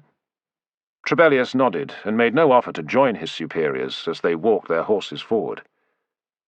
The mist hung across the landscape like a veil, wafting in the lightest of airs, thicker one moment and then thinning in patches before it closed in again. An eerie quiet and sense of menace pressed in from all sides. Then a fluke in the light breeze revealed the track before them, and they saw a thin shape emerge from the mist 50 paces ahead. At once the two halted their horses. "What's that?" Macro squinted. "Your eyes are better than mine. Is that a man?" "I think so. But he's not moving." If it was a man, there was something odd about his posture, Cato decided. He drew a deep breath and called out, "Who goes there?" There was no reply, and still no sign of movement, and after a short interval Cato walked his mount on, followed closely by Macro. "I don't like it," the Centurion muttered. "What if it's another ambush?" "If it is, then they're doing their level best not to catch us by surprise." Despite his calm tone, Cato's heart was pounding inside his chest, and his hands felt clammy with anxiety as he led the way along the track. He glanced to each side, straining his eyes and ears for any sound of movement, but all was as before. Ahead, the figure slowly resolved into a firm outline as they approached. It was clearly a man, and at last they could see why he had made no movement nor responded to Cato's challenge. He was naked and impaled on a stout wooden stake that had been driven into the middle of the track. The man's pale, mottled skin was covered in painted native designs, and his limbs and head hung lifelessly. As they drew closer, Cato could see that the stake had been driven up under his groin, and the wood was covered in a dark stain that had also pooled on the ground around the base of the stake. "What in Hades' name is this?" Macro asked softly. "A marker, I should think. Quertus is setting out the boundary of his territory, and warning those who dare to enter the valley." "Warning who? The enemy or us?" "Both, I should think. Why else put it here, where one of our patrols might encounter it?" As he spoke the last word, it caught in his throat as he spied another body on a stake off to one side of the track, then another opposite, forming a line across the route leading into the valley beyond. "There's more of them, Macro. Look." He pointed them out, and his friends swore. They gazed at the bodies a moment before Macro turned back and cupped a hand to his mouth. "Decurion! Bring your men on, it's safe!" Cato shot him a surprised look. "Safe?" "Well, these three aren't going to pose much of a threat, are they?" Cato glanced at the bodies. No, not them. There was a dull rattle of hooves on loose stones as Trebellius and the rest of the column emerged from the mist and reined in front of the line of stakes. Even though most of the soldiers had experienced the horrors of war, Cato could see the ashen expression on the faces of the men nearest to him. The prisoner, hanging over the back of one of Decimus's mules, looked up, and his eyes were wide in terror at the sight of the impaled men. He began to speak quickly, in a desperate, pleading tone. "Decimus!" Macro called out. "Shut him up!" Decimus tore his gaze away and nodded. He turned his mule back to the prisoner and raised his fist menacingly.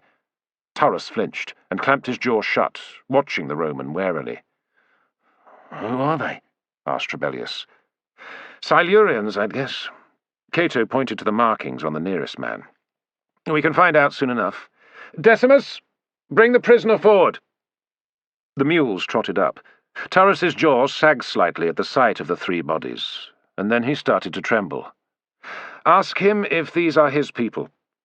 Trebellius translated the question, and Turrus nodded anxiously. "Oh, then this is the work of Quertus, all right," said Macro. "Only thing that makes sense." He was about to continue, when there was a soft groan from the man to the right. The heads of the riders turned towards the figure, and Cato saw that he was moving feebly, his feet struggling against the rough wood of the stake. "Oh, dear Mithras," Decimus's voice wavered. "He's alive." Cato swung his leg over the saddle horns, slipped to the ground, and strode through the tussocks of grass towards the man. Macro came after him as the others looked on. When they reached him, Cato could see that he was a young warrior, no older than 20, thin-limbed, with his matted hair plastered to his head and straggling over his shoulders. His eyes were half open and rolled up as he let out a thin, keening groan of agony. Cato watched as he tried to press the soles of his feet against the stake and lift his weight up. But each time his feet slipped on the damp wood, and his groin settled again on the point with a horrible, sucking creak, and he let out a moan. Then Cato understood. He was not trying to get himself off the stake, only hoping to put an end to his agonies by driving the point further into his vital organs.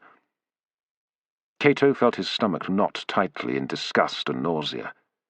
He opened his mouth, ready to order Macro to put the Silurian out of his misery, but then stopped himself. If that was his wish, then he had no right to force it on his friend. Cato gritted his teeth and drew his sword.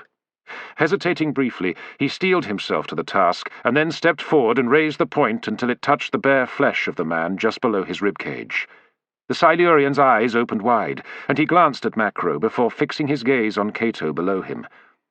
The eyes were a piercing blue, Cato noted, desperately trying to focus his attention away from other details.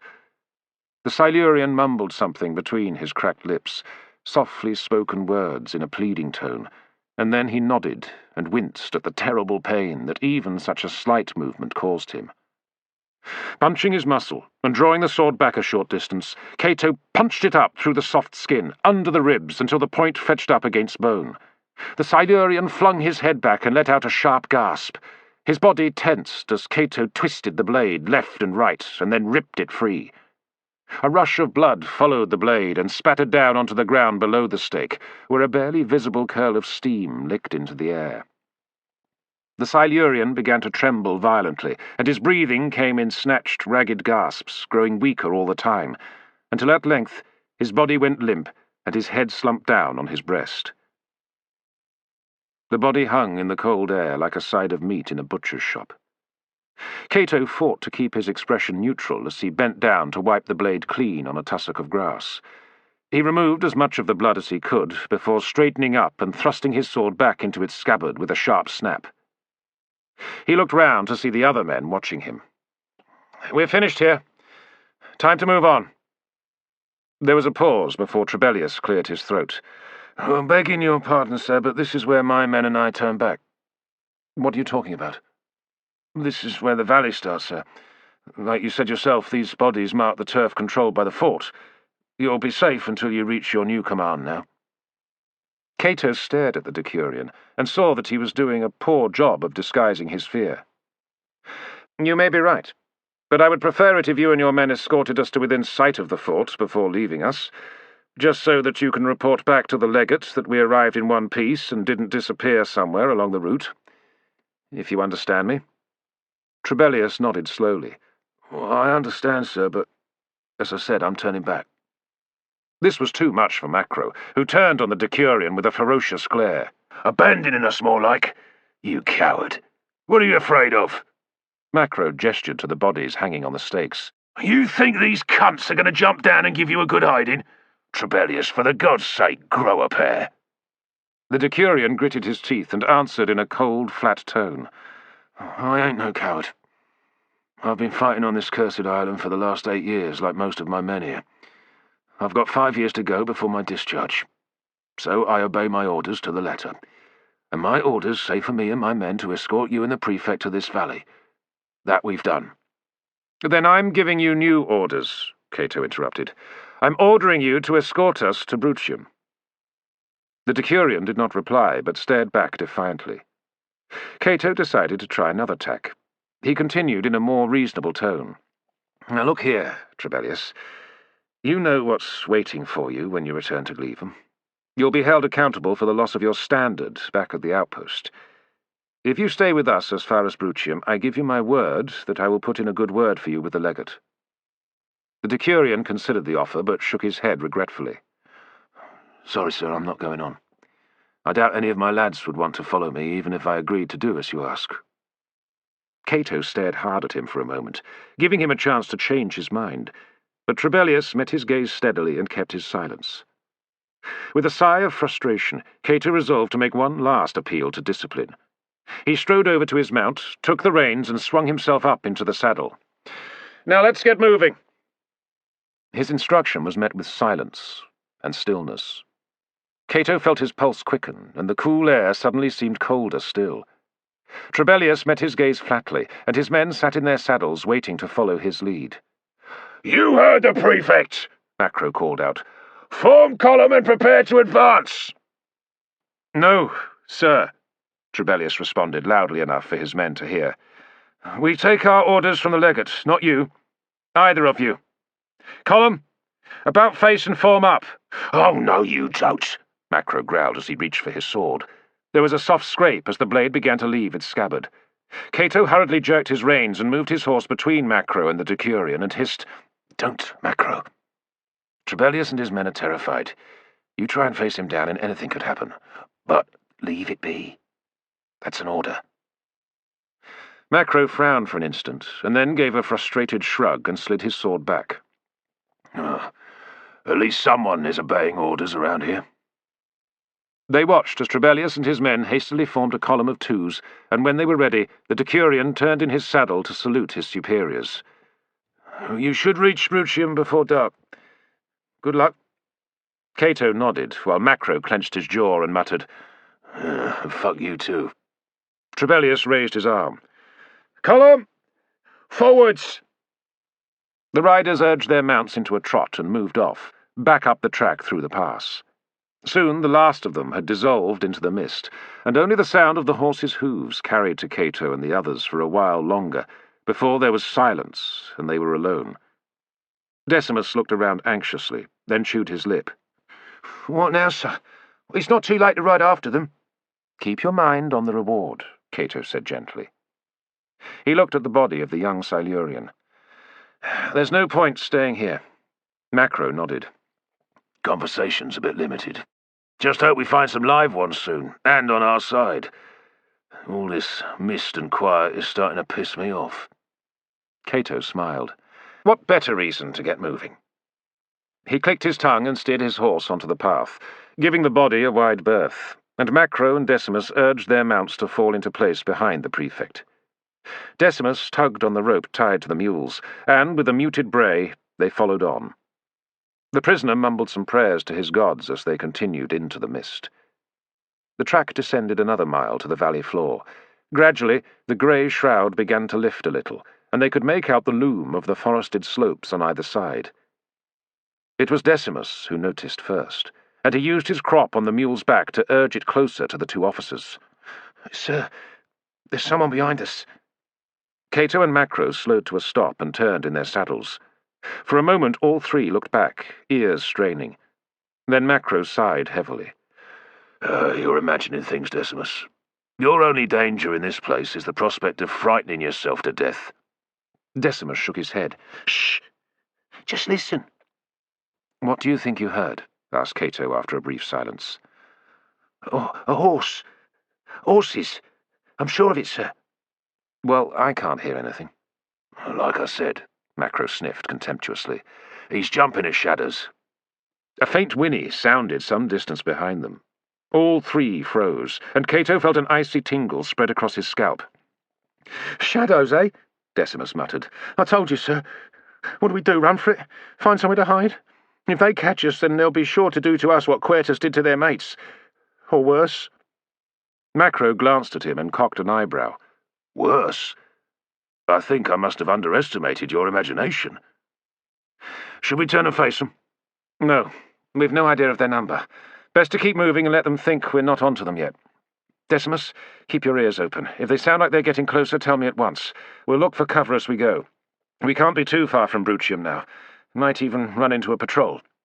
Let's go." They continued along the track, with Cato and Macro keeping watch on their flanks and the way ahead, while Decimus nervously glanced over his shoulder every few breaths. The horsemen behind them seemed to make no attempt to draw any closer, and aside from the odd soft whinny or the faint clatter of hooves on stone, it was hard to believe they were not alone in this ethereal, menacing landscape of cold, damp, and shadows. A half-mile further on, Macro edged his mount alongside Cato and spoke softly. "There's more of them off to the left." Cato nodded. "I noticed them a few moments ago." "And you didn't say anything?" "Didn't want to scare you." "Ha, ha," Macro intoned, deadpan, as they both faced ahead but swiveled their eyes to the left. The ground was more even now, as the valley spread out on either side in the thinning mist. A quarter of a mile to their left was the edge of a forest. Moving along the trees was a line of horsemen, 10 of them. They were too distant to make out in any detail. With a sudden inkling, Cato glanced to his right. A similar distance away, another party of riders was tracking them. "I fear we have ridden, I should say, into a trap, Macro. Look there." He gestured subtly, and Macro turned and swore under his breath. "Why don't they attack?" Macro asked. "Surely they can see they have the drop on us." Cato was thinking swiftly. There was no way out but to continue forwards. Half a mile further on, the route entered a wood that sprawled a good way across the valley floor. If they could reach the trees far enough ahead of their pursuers, they might be able to turn off the track and hide amongst the trees. "Sir," Decimus called softly, "have you seen? They're all around us." "I see 'em," Cato replied calmly. "Just ignore them, until I give the word." "What are you thinking?" asked Macro. Cato did not answer. He calculated the distance remaining and the angle the pursuers would have to take to continue following them into the wood. They would have to abandon the mules. The small beasts were too slow. Cato, as was his way, briefly considered all the alternatives, even ruthlessly abandoning Decimus to his fate in order to give himself and Macro a chance to escape. Just as typically, he instantly abandoned the notion. Whatever logic dictated, there was a code of conduct that embraced those entrusted with command, and it would be unthinkable to sacrifice Decimus.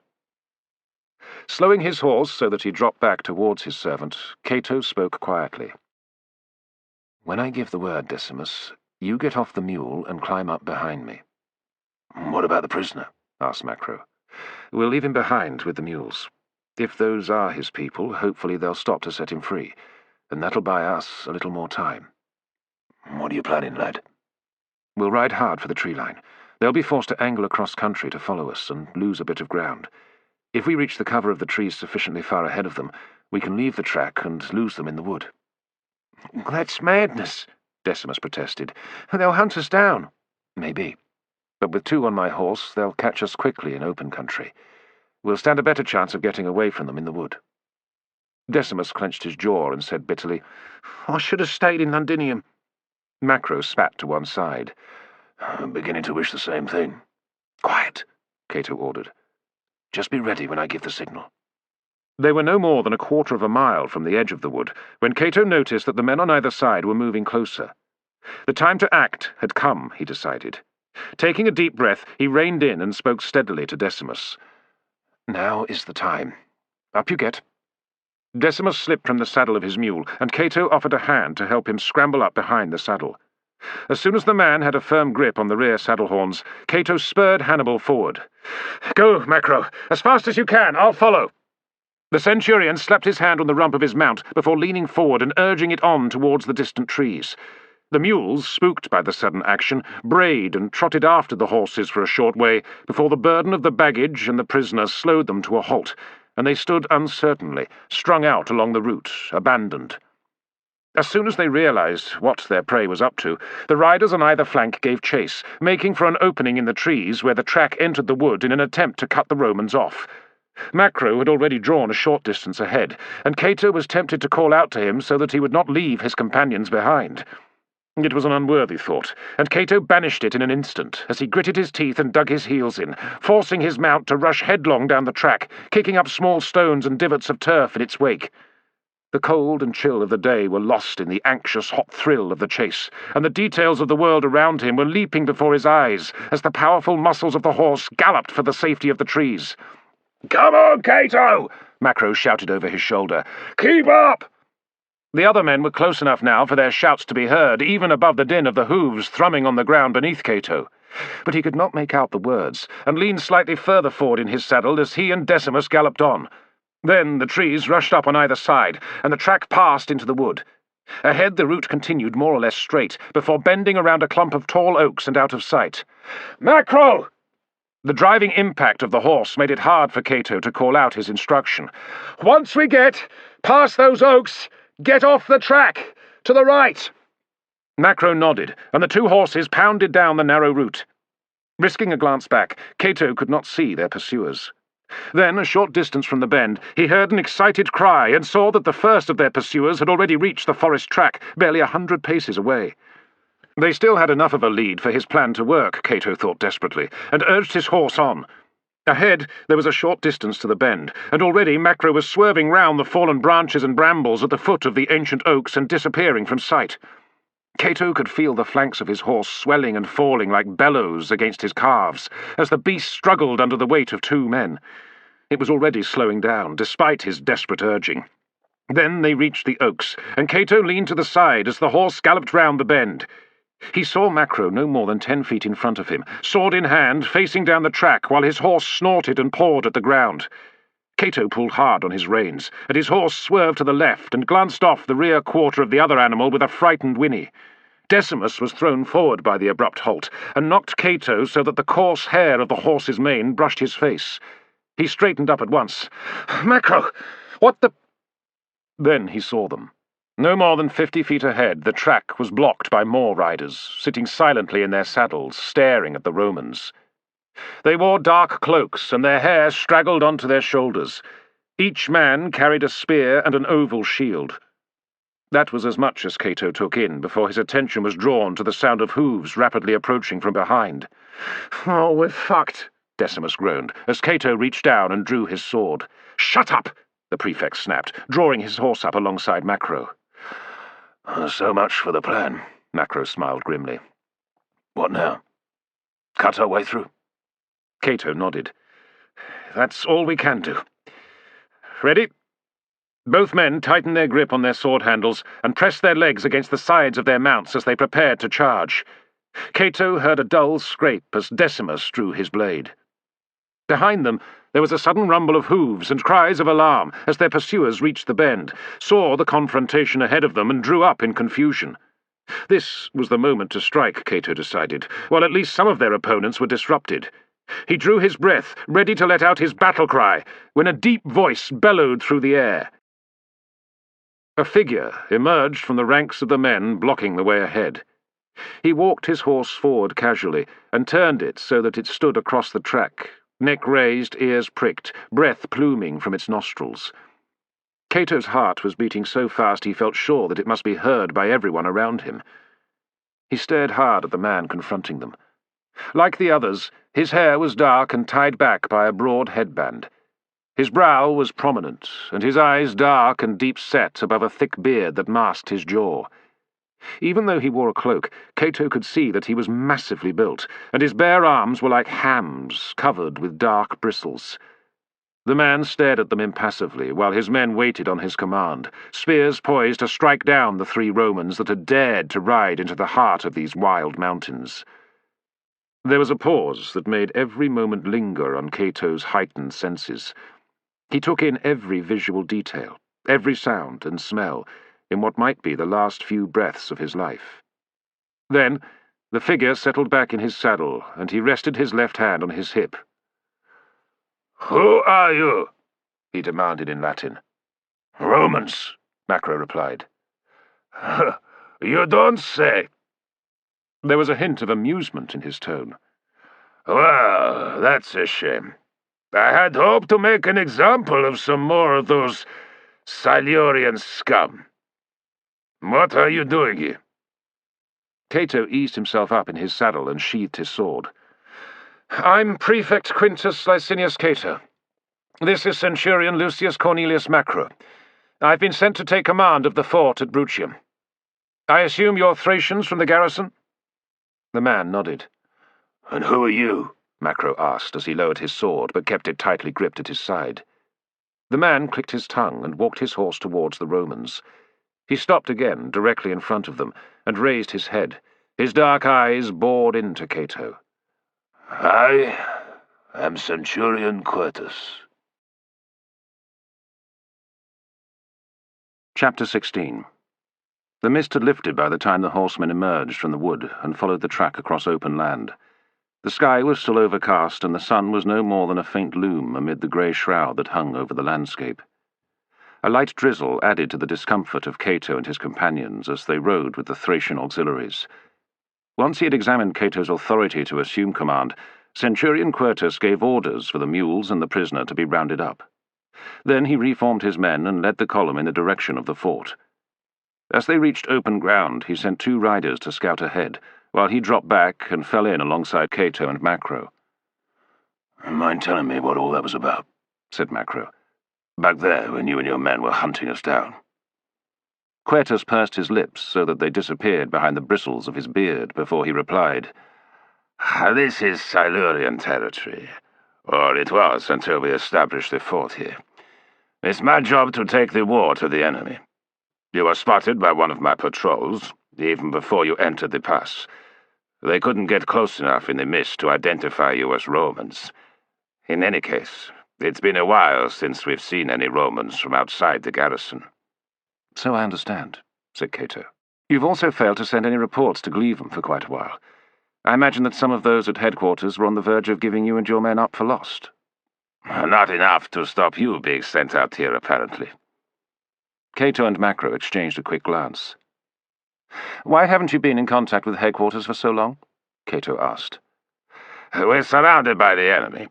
If I send a man back with a report, then the chances are the Silurians would take him. In which case I lose a man, and the report fails to get through in any case. So there's no point. If I have anything significant to tell the legate, I'll make sure he gets a report. Otherwise, I'll carry on with my orders to harass the enemy. Which is why I led one of my squadrons out to set an ambush for you, if you turned out to be the enemy. By the way, you fell into the trap nicely, though I was under the impression there were more than 3 of you, not counting the prisoner back there." "Our escort turned back at the pass leading into the valley," Cato explained, "where we found 3 Silurians that had been left out to die. That was your work, I take it?" "I like to let the enemy know what they can expect if they dare to cross my path. There are others at every route into the valley, and we leave some behind every time we raid a village or clash with one of their war parties." "Why?" Quertus turned to give him a withering look. "It's obvious. It scares the enemy." Macro gave a dry laugh. "It scares our lads as well." "Then they should stay out of my way." Quertus scowled. "I don't need anyone interfering with my work." "Your work? You mean your orders? You're supposed to be harassing the enemy, not waging a private war." Quertus shrugged and looked ahead. "My valley, my rules. As long as I do what the legate wants." "Yes, well, I'm in command now," Cato responded warily. "Things may change at Brutium." "We shall see." And while we're on the issue, since I am the new prefect, you will call me Sir, Centurion Quertus. The other man looked at him, scarcely bothering to conceal his contempt as he replied, As you wish, sir. Cato felt an icy fist close round his heart. A dark cloud of menace seemed to surround the Thracian officer. Cato was cautious and not a little afraid. He had no desire to provide this man with an opportunity to get rid of any new rival for control of his men. He decided it would be wise to make Quertus aware of the wider picture. I expect you have taken quite a few casualties since the fort was constructed? Some. Mostly the weaker men. Then you'll be glad to know that a column of replacements will be marching from Glevum to join us in a matter of days. Quertus looked at him sharply. More Romans? Cato nodded. Legionaries, for the most part, though those that can ride well can replace some of the men you lost, should I decide to do so. It was a subtle reminder that the Thracian officer would go back to his unit and surrender the overall command of the garrison to Cato. When we reach the fort, I shall expect a full report from you on the period of your command, together with an inventory of supplies and up-to-date strength returns, Cato continued. Then I shall want both cohorts paraded for inspection at dawn tomorrow. Quertus did not reply, and Cato felt himself flush with anger. He cleared his throat and spoke clearly. Did you hear my orders, Centurion? Yes, sir. Then be so good as to acknowledge them in future. Yes, sir, Quertus replied flatly. If that's all, I need to check on my scouts. I thought you said this valley was your turf, Macro commented. That was the point of the men you impaled for the enemy to see, to warn them off. It does that, and it unnerves them. And it serves to remind my men of the kind of war we are fighting. That is the fate of any men who allow themselves to be taken prisoner. A lesson I think even you two must learn. The sooner the better. He glowered at Macro. Even so, there are some enemy warriors made of sterner stuff who we have to look out for. He spurred his mount forward, breaking into a canter as he rode ahead of the column towards the scouts, some distance ahead. Cato and Macro watched him recede, his cloak flapping around his body like a swirl of crows. Cato glanced round. The Thracians returned his gaze steadfastly, as if not caring that they were under scrutiny from the new prefect in charge of the fort at Brutium. Many of them bore tattoos on their faces, dark swirling patterns, unlike the ornate blue patterns favoured by the Britons. Their cloaks and tunics were heavily worn and stained, and their equipment was a mixture of that issued to auxiliary troops, captured Silurian weapons, and some examples of more exotic design that Cato guessed came from their native Thrace. At the rear of the column, Decimus was riding by the edge of the track, where he could stay in sight of Cato and Macro and be reassured. Behind him, tied to the saddle horn of one of the other mules, was the prisoner, a look of acute misery etched on his face. Cato turned back to his companion and spoke quietly. "What are you thinking, Macro?" His friend replied in hushed tones. Centurion Quertus is not taking it well. "I'll say." Macro gestured discreetly in the direction of the men riding behind them. And I've never seen such a rabble before, even amongst some of the sorriest-looking auxiliary units in the army. They look like barbarians. It's hard to tell this lot apart from the natives. Cato nodded. Perhaps that's the intention. That or Quertus is going one step further and making his men seem even more frightening than the Silurians. Oh, they don't frighten me, Macro said firmly. Not much does, I'm glad to say. Macro smiled at the compliment, and then his expression hardened again. Even so, I don't like the situation. We'll have to watch Quertus closely. He's probably already thinking about how he can dispose of us without drawing too much attention from headquarters. My thoughts exactly, said Cato. And while he continues to strike fear into the hearts of the local tribes, the legate is going to want to keep him at it. We shall have to watch our step. Macro nodded. Something else worries me. If this lot are typical of the men at the fort, what else are we going to have to deal with? They're not going to take kindly to a bit of spit and polish and some square bashing. No. Cato felt a drop of rain fall on the hand holding the reins and looked up at the sky. A band of dark clouds was blowing in across the mountains, bringing a downpour with it. He pulled up the hood of his cloak and hunched down inside the thick folds of the material. More drops fell, and soon the rain closed in around the riders, hissing as it spattered off the ground and turned the surface of the track into a glistening stream of mud. "You know," Macro grumbled, "it's times like this when I wonder if it might not be better to leave these particular Elysian fields to the locals. Why the fuck does Claudius want to add this miserable pit to the Empire?" Macro, you know how it is. We don't get to ask the questions.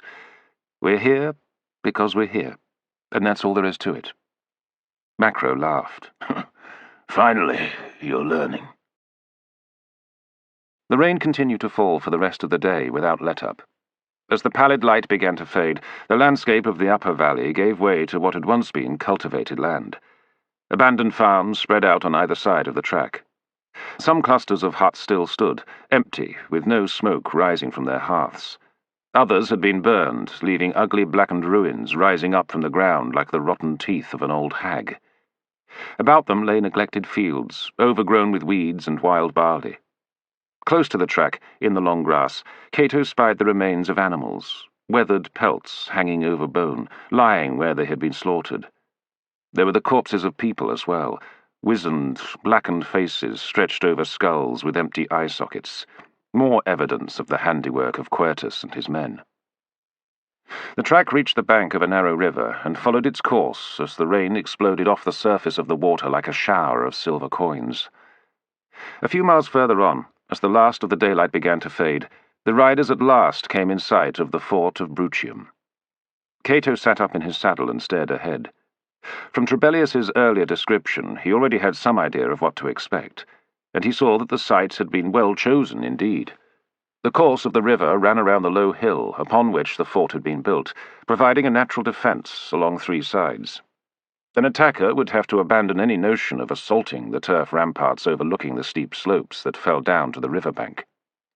On the fourth side, the fort was protected by a ditch in front of the rampart. "Impressive," Macro conceded. "Caratacus hasn't much hope of taking Brutium." Cato nodded. No matter how brave the natives were, they lacked understanding of siege weapons. That was why they had placed so much faith in the hill forts they had constructed on a lavish scale. But while they had proved effective in the conflicts between the tribes of the island, they stood little chance against the bolt-throwers and onagers of the Roman legions. The latter had battered down the palisades and gates of one hill fort after another, while the bolt-throwers had scourged the ramparts, striking down any warriors brave enough to stand their ground and show their defiance to their enemy. After that, it had simply been a matter of forming a tortoise to approach the breaches in the defences and then charging home to overwhelm the remaining defenders. As yet, the native warriors were only beginning to discover ways to counter the superiority that the soldiers of Rome had on the battlefield or in siegecraft. It had taken Caratacus several defeats before he learned to avoid pitched battles with the legions, and to use the ponderous pace of the Roman army against itself. For some years now he had devoted his energies to striking at the legion's supply lines, raiding deep behind the frontier and withdrawing before the Romans could react. It had proved an effective and profitable strategy, and the raiders had returned to their tribes laden with the spoils they had taken from raiding villas and ambushes of supply columns and unwary patrols. For their part, having lost the initiative, the Romans could only respond to the raids by sending columns racing to the scene, too late to intervene. Inevitably, Governor Ostorius came to the realization that the long war against the native tribes would only come to an end if there was no safe haven for Caratacus and his warriors. Without the defeat of the Silures and the Ordovices, there would never be peace in the new province of Britannia. Now that they were in sight of the fort, Quertus and his scouts reined in and waited for the rest of the column to catch up before continuing along the track to the approaches of the fort.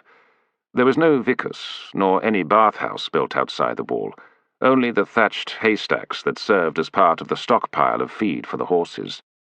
These were protected by a modest palisade with 2 sentries on the gate. The track turned up towards the main gate of Brutium. "What are those?" asked Macro, pointing up the slope.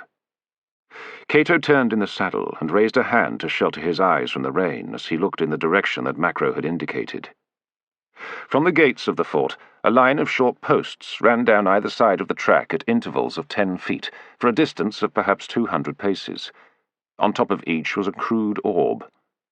Cato felt his stomach lurch as he guessed at once what they were. A moment later, his fear was confirmed. Heads. An avenue of grisly trophies, their expressions frozen in pain and terror at the moment of their deaths, glistening in the rain as water dripped from the tendrils of hair hanging from their scalps. Cato swallowed as he fought to control the wave of disgust that threatened to overwhelm him. Then, as he looked up at the fort, he saw more heads along the rampart, facing out over the valley as if to warn any onlooker that this had become a place of death and darkness. The darkness of the human soul as black as night itself, Cato thought, as he rode beside Macro in silence, passing between the severed heads of the victims of Quertus and his men. As they reached the narrow causeway across the outer ditch, an order was shouted inside the fort, and the gates began to open, the hinges groaning and creaking under the burden of the heavy timbers. Quertus halted and turned his horse across the track so that he could face the two officers behind him. The rain had drenched his dark hair and cloak, which seemed to merge into one, slick with a dull gleam like pitch. His beard parted as he grinned, and waved a hand towards the gloomy opening beneath the gatehouse. Centurion Macro, Prefect Cato. Welcome to Brutium. Chapter 17. There was a knock on the door, and a moment later Decimus entered and bowed his head in salute. "Sir, the last of the officers has arrived. They're waiting in the hall." "Very well." Cato eased himself up from the stool behind the desk. "Help me with the armor." "Yes, sir." Decimus crossed the commander's office to the wooden frame on which Cato's armor and weapons hung. 2 hours had passed since they had reached the fort. The prisoner had been taken to the fort's guardhouse, while Decimus had managed to unpack Cato and Macro's baggage in the quarters they had been assigned in the fort's headquarters block. There had been no need for Quertus to remove his kit, since he had never chosen to occupy the rooms that had belonged to Cato's predecessor. The former prefect's meagre possessions had been left in place, and Decimus had summoned the last 2 clerks from the headquarters staff to remove them to one of the storerooms. The clerks were aged veterans, grey-haired and too feeble to take their place in the ranks alongside their younger, fitter comrades. Earlier, they had explained to Cato that since Quertus had taken command, the rest of the headquarters staff had been plucked from behind their desks to join the ranks of the men that Quertus led against the surrounding tribes.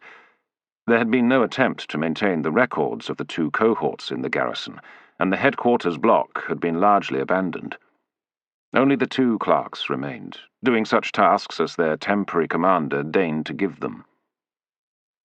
Cato had changed out of the tunic and boots he had worn for the ride from Glevum.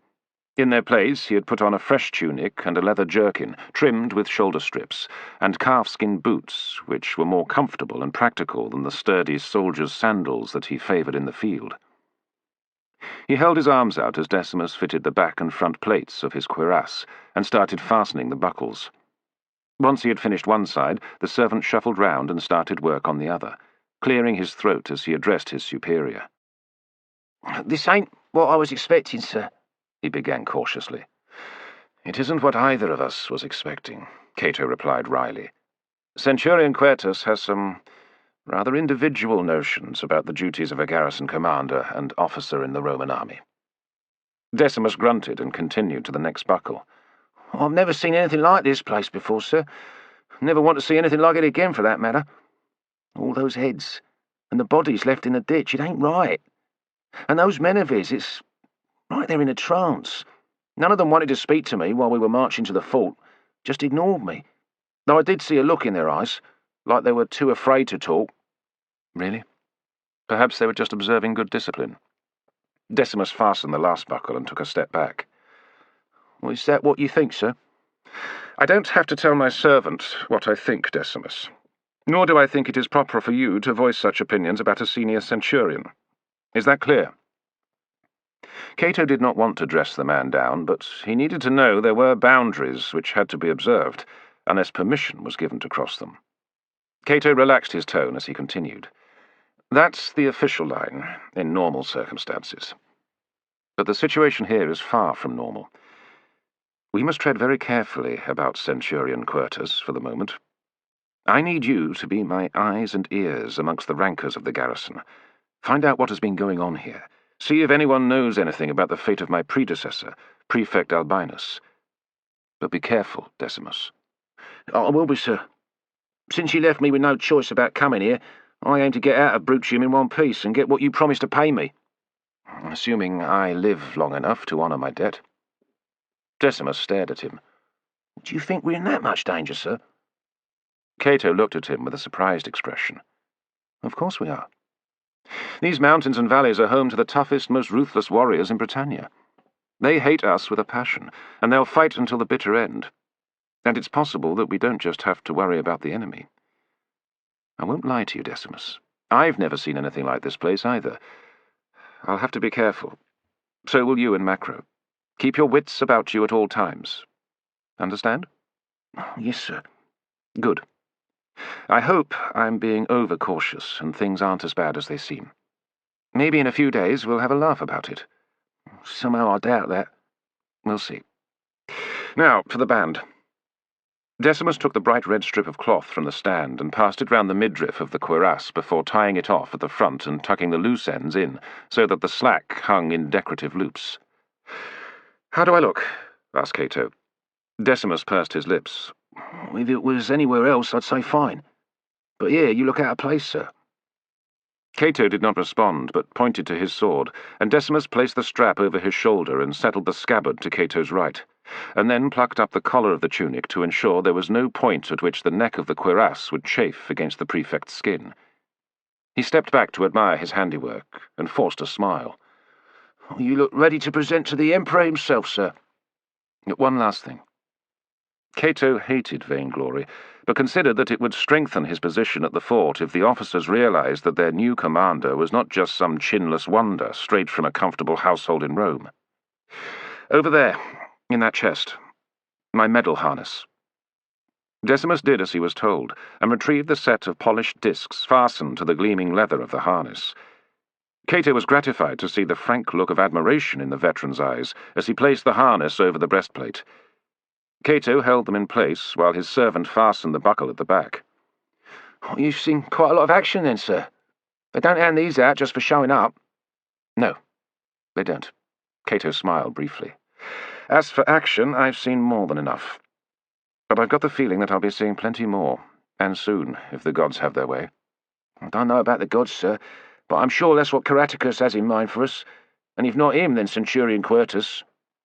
"That is for me to decide now," Cato responded firmly. He took a deep breath and faced the door, pausing a moment to collect his thoughts and calm his troubled mind. Then he picked up the leather document holder that contained his authority to assume command of the garrison, and strode towards the door. He stepped out into the corridor and made his way towards the main hall of the headquarters block, his boots echoing off the walls. The centurions and optios of the Thracian unit and the cohort of infantry from the 14th Legion were sitting on a series of benches as Cato entered the hall. The space was lit by tallow lamps set in iron brackets along the walls, and heated by a brazier burning at one end. As soon as Cato entered, Macro shot to his feet and barked out, "Commanding officer present!" The other men hesitated until Quertus rose slowly to his feet, and then they followed his lead. Cato made his way round the room to the space in front of the officers, and indicated to Macro that he was ready. "At ease!" The officers sat down, and Cato gave them a moment to make themselves comfortable and to run his eye over the men he now commanded. He had assumed that there would be a marked difference between the appearance of the officers of the Thracian cavalry cohort and those from the Legion. Instead, he was shocked to see that nearly every man was unshaven, with uncut hair tied back in the manner of Centurion Quertus.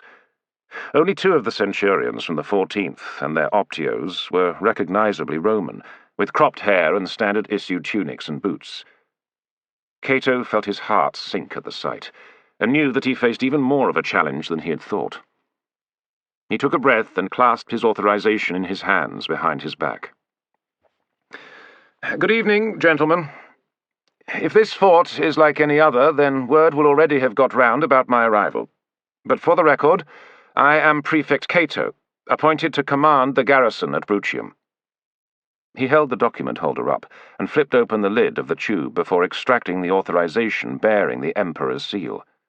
He raised it so all could see, and then returned it to the leather case. He indicated Macro. "The other officer is Centurion Macro, taking up the command of the 4th cohort of the 14th.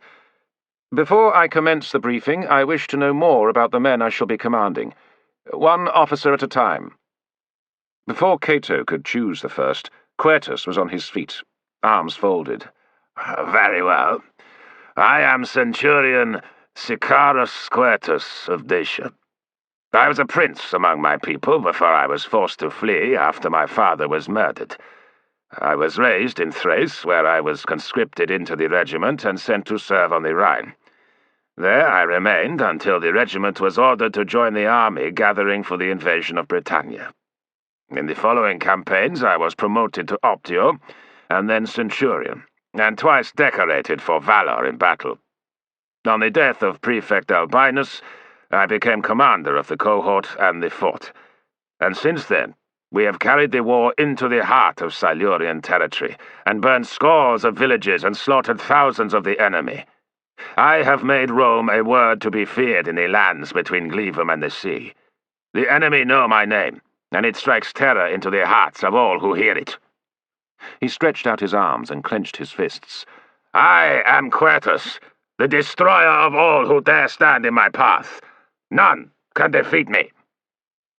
The other officers stamped their feet in approval, and Quertus basked in their praise until he lowered his arms and they instantly fell silent again. He turned to Cato with a cold smile of satisfaction. "These officers are my brothers. They command my horse squadrons." He indicated them each in turn. "Fermatus, Cremax, Stellanus, Pindarus, Mithridates, and Miro. Brave warriors all. Those others," he nodded to the legionary centurions, "they are infantry. Centurions Publius Severus and Gaius Petilius. They are tasked with defending the fort, since that is all they are fit for." The two centurions flushed with anger and shame, but dared not respond to the insult directed at them. Quertus glared contemptuously at them, before he turned his gaze back to Cato and cocked his head slightly to one side. "For months now, we have waged our war against the Silurians, without interference from the legate at Glevum. I did not request anyone to replace Prefect Albinus. With respect, sir, you are not required nor wanted here. You should return to Glevum.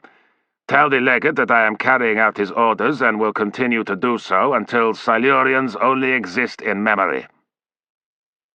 Cato could see the blood draining from Macro's face as he listened to this torrent of insolence, and feared that his friend would intervene. He stepped between them and faced Quertus. "Centurion, you don't get to say who is required here and who is not. You and I are subject to the rules and regulations of the Roman army. We have both sworn an oath to the Emperor to obey those he places over us without question. I have been ordered to assume command here, and you will recognize my authority to do so. We both know the severe penalties that are applied to those who refuse to obey their orders. In recognition of the success of your operations here, I will, on this occasion, overlook your insubordination and put it down to the consequences of the zeal with which you have taken the war to the enemy. But I will not tolerate such behavior from you again. Is that understood?" Quertus stared at Cato with a bemused expression that only angered and alarmed Cato even more. Quertus bowed his head mockingly. "As the Prefect wishes." "I do." "Sit down," Cato said firmly. And, to his relief, the Thracian did as he was told. Cato waited a moment for the tension in the atmosphere to ease. "Regardless of the success you have enjoyed in recent months, the aim of the governor's campaign must be kept in mind. The purpose of constructing forts like Brutium is to restrict the movements of the enemy and to harass the tribes with a view to forcing Caratacus to concentrate his forces to deal with us. It is at that point that the main Roman army can advance against the enemy and try to force them into a decisive battle. If we crush the Siluries and the Auidobook, then Caratacus will be a spent force. No other tribe will be prepared to let him lead them to defeat, And since there is no more able commander amongst the natives, then the threat to Roman interests in Britannia will be dealt with, once and for all. My task is to see that the garrison of Brutium plays its part in this overall plan. I will not tolerate any officer or soldier who does not understand and accept their duty. This garrison is part of the Roman army, and I will see to it that it conforms to the standards expected of Roman soldiers. The first step along that road will be a full inspection of every man in the garrison at first light tomorrow. I shall also want strength returns, inventories of kit, food supplies for the men, and feed for the horses. Those records will be kept up to date, and relevant copies sent to the headquarters staff. There will be changes in the way the garrison operates from now on, and you would be wise to cooperate as fully as possible. He paused briefly. Until tomorrow morning, gentlemen. Dismissed. Once again there was a pause, while the officers waited for Quertus to provide the lead. He stood up and turned to them. You heard the Prefect? Dismissed. They rose obediently and began to file out of the hall.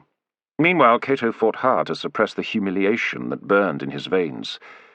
He waited until there were only a couple of officers remaining, and Quertus, before he called out to him. "Centurion Quertus, a word, if you please."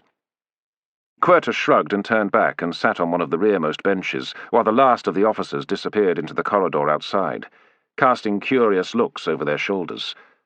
Macro remained where he stood. Want me to remain behind as well, sir? No need, Centurion. You may go. Yes, sir. Macro saluted smartly and marched from the hall. As the door closed, Cato turned his attention to the thick-set Thracian. Now that he had removed his cloak and sat in his tunic, Cato could see that he was even more powerfully built than he had thought.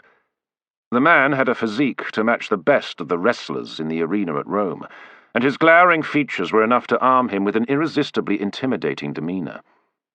Cato had to forcibly remind himself of his superior rank, and the need to ensure that it was honoured. He narrowed his eyes a fraction as he stared at the Thracian. What is going on here? What do you mean, sir? Don't play the fool with me, Quertus. The men look like savages, and the bodies and heads you have put on display... It's beyond any notion of what is acceptable. It is not civilized. Spare me your fine sentiments, Prefect. We are at war. We're not playing at war. He gestured contemptuously at Cato's polished armor and medals. There is no place for civilized values here. Rome has been fighting the mountain tribes for the last 6 years with precious little result. I have lost many comrades in this struggle, men I was close to. The people who live in these lands are the real savages. They are fanatical in their hatred of Rome, and they are driven on by the Druids. Until they are wiped out, and their Druids with them, there will be no Roman peace in the province. I've fought them long enough to know that they will keep on fighting Rome until the last drop of their blood. Every defeat only hardens their resolve. There is only one way to break their spirit and bring this to an end. And what would that be? The Thracian leaned forward, and his eyes bored into Cato's. You have to show them no mercy. Show them that we can be even more savage, cruel, and ruthless than the darkest of their Druids. I make them afraid, so afraid that they will think of me in their every waking thought with dread. And I will be there haunting their dreams with visions of blood and fire. And that is the reason for the gruesome displays that surround the fort? Of course. And also the reason why I encourage the men to adopt an even more barbaric look than the enemy. On that, I congratulate your achievement, Cato responded acidly. But there is more to it than that, isn't there? Quertus did not reply for a moment, and then smiled thinly at Cato. Very good. You're right, Prefect. My tactics and the appearance of my men is only part of the plan. What's more important is that the men think and act like savages when the time comes. That's something you can't simply order them to do. They must do it without thinking. They must become more barbaric than the barbarians they are fighting. Only then can we win. And we are winning. Every village we destroy, Every man, woman, and child we slaughter, every mutilated body we display, serves to weaken the resolve of our enemy." He paused and lowered his voice. "When we first built this fort, the Silurians would attack us every night. They ambushed our patrols, massacred our forage parties, and taunted us with the heads of our comrades. When I took command, we put their farms to the torch, destroyed their villages, and drove every last one of them out of the valley. Those we didn't put to the sword. Then we moved on to the surrounding valleys, and made sure that they understood who was responsible for their suffering. Word of our actions spread, and soon we began to encounter entire villages that had been abandoned. Fear is like any other contagion. It spreads from man to man and weakens the resolve and the ability to resist. We are close to breaking their spirit. I know it. Another month is all it will take. Then they will come to us on their knees, begging for peace on any terms." Cato listened in silence, taking it all in. It made sense of what he had seen, he reflected, but there was something that Quertus was holding back, and besides, it did not excuse the challenge to his authority. Above all, there was still the matter of the circumstances surrounding the death of the previous prefect. "This success of yours has come at a cost, I should think. How many men have you lost since taking command here?" "No more than Rome can afford." "How many?" "I haven't been keeping strength returns." "But you must have some idea," Cato insisted. Quertus folded his hands. "There is a price for success in war. A price that is paid in men's lives. It has cost my cohort over half of its men.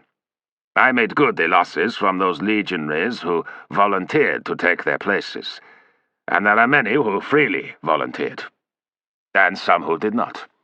Men like Perilous and Severus, who did not have the stomach for such work. They were left to defend the fort when I led the rest to fight the enemy. But now we are short of legionaries. It is good that we can expect reinforcements. Enough men to finish what I started." His eyes gleamed at the prospect. "Quertus, I am in command now. I will decide what happens next." The Thracian regarded him coolly. "You would be wise to let me continue my work, sir." "Is that a threat?" Cato asked, resisting the urge to let his hand rest on the pommel of his sword. Quertus was still for a moment before he shook his head. "We are on the same side. We work for the same ends. It is simply a question of method, and I believe that mine works. Let me show you. Come on the next raid and judge for yourself. I understand that you witnessed a Silurian warband attacking the outpost in the next valley."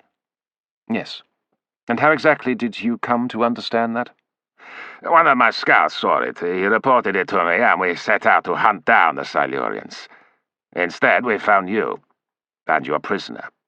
Once I have questioned him and we have the location of his village, we can make an example of them." "I'd prefer to have Centurion Macro interrogate him." "Has he been trained in interrogation techniques?" Cato allowed himself a light smile.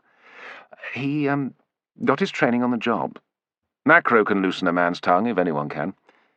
But that can wait until tomorrow." Quertus nodded thoughtfully. "As you wish, sir." "I'll be honest with you, Centurion. I'm not sure what to make of your activities in the last few months. I need to consider the situation. We'll talk more tomorrow, after the inspection." "The men don't need inspecting, sir." "I'll be the judge of that." Cato yawned. The Thracian stood up. "Will that be all?" "Not quite. I want the heads removed from the fort's walls. By tomorrow." Quertus inclined his head in the slightest of salutes before he turned and left the hall. Once he was alone, Cato slumped down on the chair and lowered his head into his hands and closed his eyes. He instinctively disliked and distrusted the Thracian officer. Yet the man had made a reasoned case for his extreme methods, and perhaps there was some merit to them. The strains of the long ride from Glevum were beginning to tell, and it was hard for Cato to think. He needed rest. A decent sleep to ready his mind for tomorrow, which was sure to be a testing day. Stifling another yawn, he stood up and stretched his shoulders, feeling a satisfying crack in one of his joints. He left the hall and saw no sign of Macro in the corridor. He felt vaguely uneasy about going to his quarters without knowing that his friend was safe in this strange fort, with its garrison of soldiers intoxicated by Quertus's thirst for war. But Macro was tough enough to look after himself, Cato decided. He walked slowly to his quarters and shut the door behind him. He hesitated a moment before slipping the bolt into place, locking it shut. Then, for good measure, he dragged a document chest against the inside of the door before heading for the sleeping chamber. Cato removed his sword, struggled out of his harness and unbuckled his armour before setting it all down on the floor beside his cot. Then he eased himself down onto the cot and lay on the thin mattress stuffed with horsehair and closed his aching eyes with relief. For a moment he reviewed the conversation he had had with Quertus, before his mind started drifting. The last image that filtered through his thoughts was the young Silurian, impaled at the head of the pass leading into this valley of death. Cato frowned at the image, and knew it was a harbinger of worse sights to come. Then, at last, he fell into a troubled sleep. Chapter 18. Hey! Macro called out to the other Centurion as he followed him out of the building into the darkness of the small courtyard at the front of the fort's headquarters. A single torch flared in a bracket above the entrance gate, though the other officers had already left. Severus! The man stopped and turned to face Macro, who grinned. Ha! I knew it was you! By the gods, man, how long has it been? Macro strode up to him and clasped him by the shoulders. The Centurion was thin and his face looked drawn. A thin fringe of wiry grey hair ringed his head, and his bald crown gleamed dully in the light of the torch flame. Oh, you've changed, Severus. I almost didn't recognize you. What happened to that athletic legionary with the fine head of blonde hair, The one who broke the hearts of all the local women in the Vicus outside the Second Legion's fortress? He grew old and fearful, Severus replied quietly. He glanced past Macro towards the corridor leading to the hall. Will the Prefect be keeping Quertus for long? Well, if I know Cato, they'll be talking for a good while yet. Severus looked relieved, and he offered Macro a tired smile. Well, at least you haven't changed that much. Still the same bull of a man with coarse curly hair you could brush your boots with. So you recognize me too, then? The moment I saw you in the hall. Well, then why didn't you say?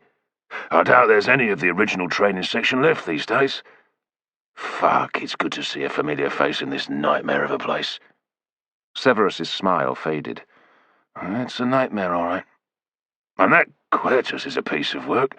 A regular cold killer. Severus stared back at Macro.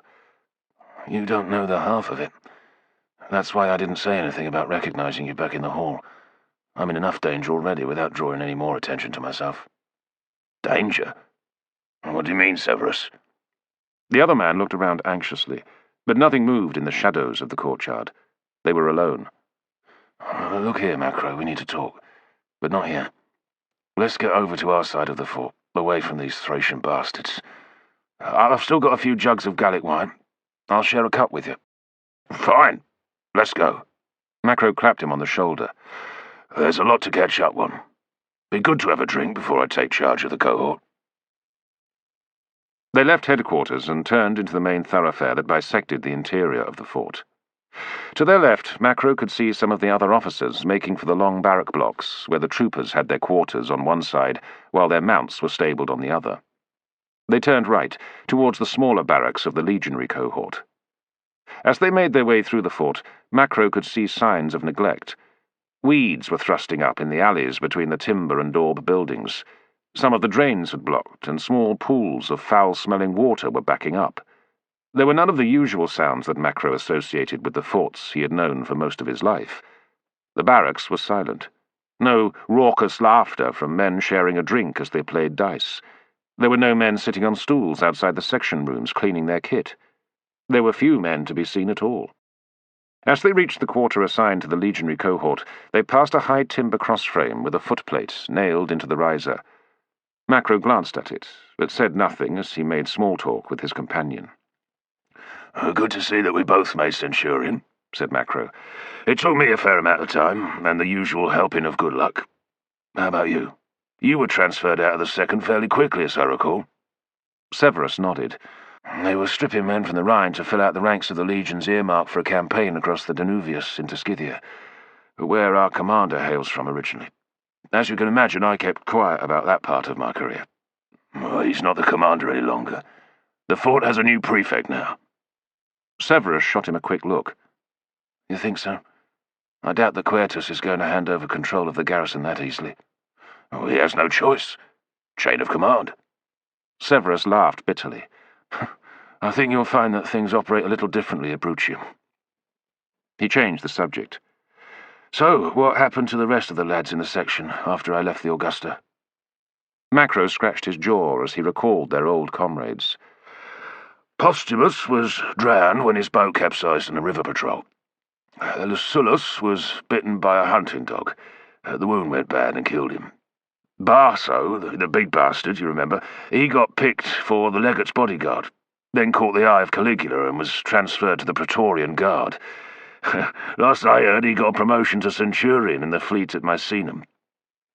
Aculeus became a clerk at headquarters and was discharged for fiddling the books.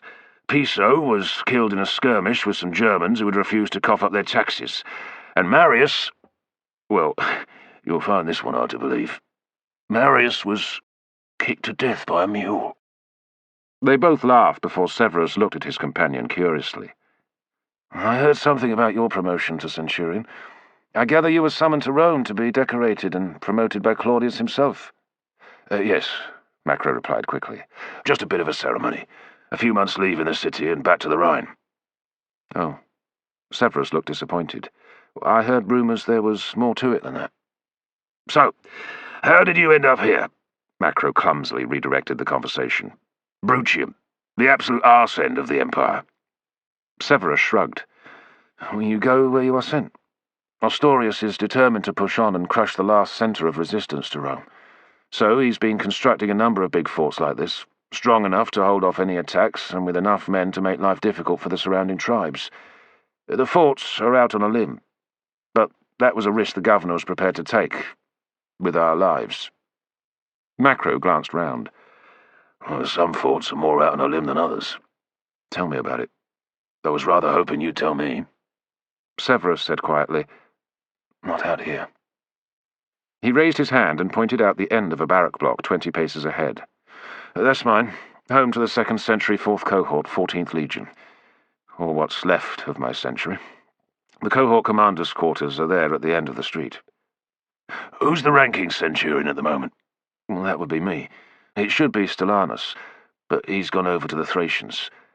As it is, only Perilous and I are left, and we've barely enough men to fill out the ranks of 2 centuries.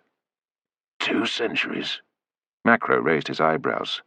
The full complement of a legionary cohort was 480 men, organised into 6 centuries of 80 soldiers.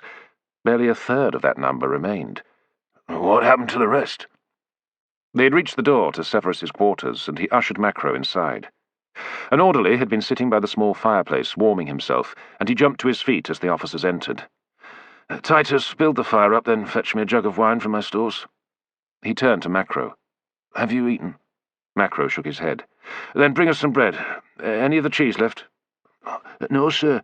You ate the last of it 2 days ago. Same with the bread. There's biscuit, sir." Severus sighed. "Biscuit, then. And more bloody dried mutton." The orderly bowed his head and then turned his attention to the fire, carefully stacking some split logs onto the low flames. "Trouble with food supplies?" Macro queried. "Not if you like salted or dried mutton and biscuit. Quertus has resorted to living off the natives as part of his effort to cut himself free from Glevum. It means we eat what Quertus and his men pillage from their villages. Since their crops have only recently been planted, that leaves only what they set aside for winter." "Well, I'm hungry enough to eat anything, and not a little thirsty. Well, happily, in that regard, I can provide you with something a little more interesting than the native beer, which would otherwise be all that is on the menu." "Beer?" "Well, that's what they call it. Frankly, I've smelled more appetizing horse piss, but Quertus is happy for the men to drink the stuff. Reckons a plain diet helps them keep their minds focused on killing." The orderly finished building the fire and left the room. Macro was keen to press Severus on his earlier question. Seems like there's been a lot of that on both sides. So, what happened to the rest of the 4th cohort? We started losing men as soon as we arrived in the valley and began work on the fort. Nothing serious, just the usual skirmishes when the natives had a crack at our lumber parties. Then, when the fort was ready, the Prefect began to send patrols out into the valley. We were under orders to take the fight to men under arms only. The rest were to be left unharmed. We were even encouraged to trade with them. Severus smiled. Seems the Prefect had some quaint notion that there's more ways to build an empire than simply using force.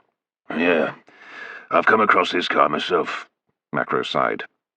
Bloody odd notions of how to go about the business of being a soldier. Quite. Anyway, the Silures were happy to stage ambushes and harass the patrols, and then hide their weapons and slip back into their villages as if nothing had happened, and we had to go along with it. Except for Quertus. He refused. His unit had been fighting the Silures for years, and he argued that he knew their mind and that the Prefect's approach was futile. Maybe he's right. He should know. A few years earlier, before he was promoted to command the unit, he was captured, along with the survivors of a squadron he led. It seems the Silures held them for some months, and killed a handful off before handing the rest over to the Druids to sacrifice. Quertus managed to escape after he'd seen his companions burned alive. So I guess he has some grasp of the way the Silures live and think. In any case, it convinced him that they could never be won over. More than that, he thinks that they can only be defeated if we turn their barbarism on them and make the Silures as afraid of Romans as we are of the Druids. Macro puffed his cheeks. So that's his strategy. Severus lowered his voice as he continued. It's only half the story. Quertus knew that those who follow him need to be committed to his way of waging war. That's why he's encouraged his men to change their appearance and go back to the old ways of Thrace. He began to change their training, making them concentrate on killing and absolute obedience to his will. One day he brought back some prisoners from a village at the far end of the valley, 20 or so men, women, and a handful of kids. He had them tied to stakes on the training ground below the fort, and then ordered his men to use them for spear practice. One of the men refused, and Quertus took his sword out and killed him on the spot. I didn't see it happen, but I'm told he showed no emotion when he did it, and simply told his men that the same would happen to them if they ever refused an order. Oh, shit. That's taking things a bit too far. That's what Prefect Albinus thought. They were interrupted by the return of the orderly, who set down a jar, 2 cups and a wooden platter, on which he had arranged a few strips of dried mutton and a handful of barley flour biscuits. He bowed his head and left the room, closing the door behind him. Severus waited until he heard the man's footsteps receding before he continued. The Prefect summoned Quertus, and, so I heard, warned him not to do it again. If he did, then he would be reported to the legate for disciplinary charges. So Quertus took to killing his victims on the spot. But word of that got back to the Prefect, who announced that he would accompany Quertus on patrol from then on. Let me guess, said Macro. That's the patrol the Prefect didn't return from. Severus nodded. Well, the official version is that they charged into a village and the Prefect was killed in the fighting when he fell from his horse. That was the first of the villages to be burned to the ground, and every living thing in it put to the sword, in revenge for the death of the Prefect, Quertus said. That became the pattern afterwards, village after village, farm after farm, until the only living people in the valley were here, at Bruchium.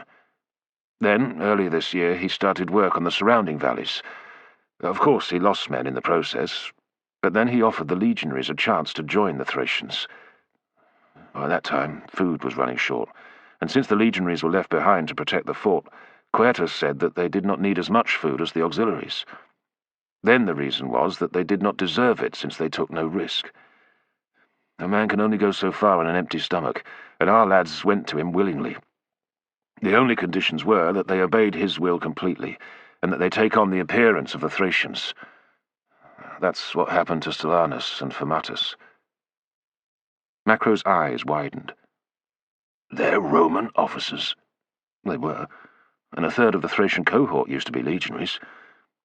There was one other requirement before men could count themselves as followers of Quertus. Severus poured them both a cup of wine and then looked down into the dark liquid in his cup. Quertus told them they had to take the head of one of their enemies and drink his blood. Macro stared at him. You are fucking joking. I wish I was. By all the gods, I wish I was joking. But it's true. Despite the horrors he had seen in the campaigns he had fought across the years, Macro felt his guts clenched tight and cold with fear. It can't be true. You'll see for yourself soon enough. You and the new prefect. He won't last long, though. Macro stared across the table. Is Cato in danger? Of course he is. If he tries to take any action against Quertus, then he's as good as dead. But he's the bloody prefect, Macro protested. Appointed to the command by the Emperor himself. What he says goes. The moment Quertus tries anything on, Cato will have him disciplined or arrested. Really? And who will do that? Macro shook his head disbelievingly. Oh, this is the fucking army. An order is given and the men jump to it. Oh, this is the army, all right. But in this fort it belongs to Quertus. Who do you think the Thracians will obey if there is a confrontation between your prefect and Quertus? And what goes for them goes for most of the surviving legionaries as well. None of them dares to step out of line. Not anymore. You remember that cross we passed earlier? After the last prefect died, there were some officers and men in this cohort who refused to accept Quertus as their new commander. They confronted him in front of the whole garrison. He had his men arrest them for mutiny, and they were crucified and left to die one by one. No one has dared to challenge him since then.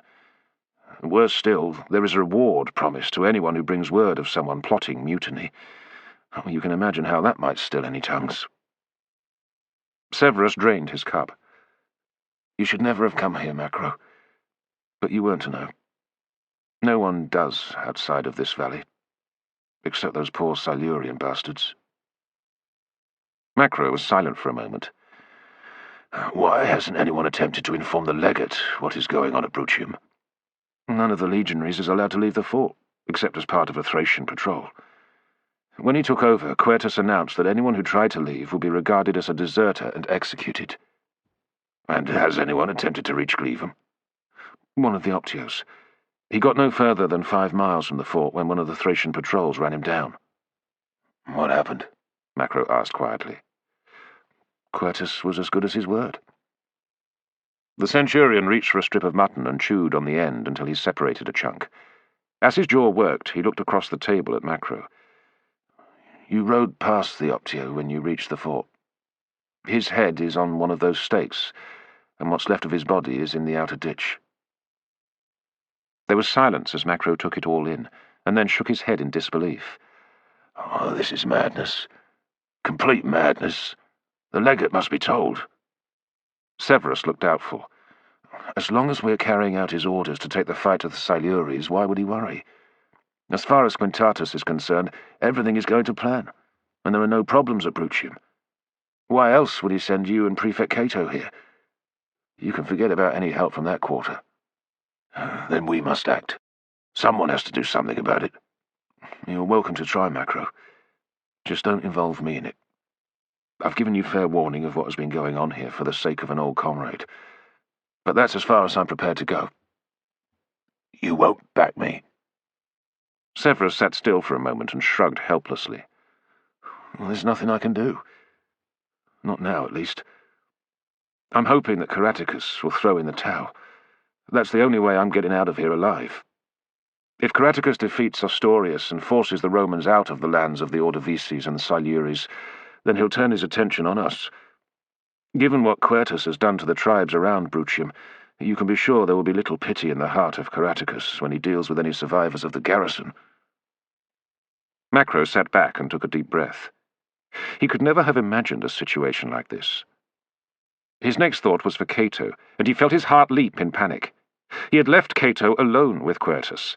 He made to rise and knock the edge of the table. Severus had to thrust out a hand to steady the jug. Oi, careful, Macro. That's my bloody wine. Sod your wine, Macro growled. The prefect's in danger. No, he's not. For the moment. Think it through, Macro. Sit down and think about it. He waved at the stool Macro had been sitting on, and the latter hesitated a moment before he allowed himself to resume his place. Go on. At first, Quertus will try to win the new prefect over. If he can do that, then he will avoid any conflict and be free to continue as before. His men follow him because he took command of the garrison by the book when Albinus was killed. If he tries to murder Cato or seize his position, then it will divide the men. That's not to say that he won't try to stage an accident, particularly if the new prefect tries to wrest control of the garrison from Quertus's hands. As long as Cato's back is covered, he will be safe. But he's going to have to be very careful about how he deals with Quertus and his Thracians. The same applies to you, my old friend. Before Macro could respond, the door opened, revealing a dark shadow in the street. The two Centurions started uneasily, and there was a dry chuckle before the figure stepped into the warm glow of the fire. Macro recognized one of the officers from the Thracian cohort. Very cosy in here. A small banquet besides. Severus swallowed nervously. Stellanus. What do you want? Stellanus laughed humorlessly. Oh, thank you. I don't mind if I do. He shut the door behind him, crossed the room, and pulled up a stool. No spare cup? Then I'll have to make do. He grasped the jug and swung it into the air so that the spout was over his bearded lips, and then poured a stream of the scarlet liquid into his mouth, swallowing greedily until he set the jug down heavily and smacked his lips. A nice drop, that. Severus glared back. Like I said, what do you want? Just came to find the new commander of the 4th cohort. He stuck out his hand towards Macro. Centurion Marcus Stellanus, seconded to the 2nd Thracian Cavalry. Greetings. I didn't have a chance to introduce myself earlier at headquarters.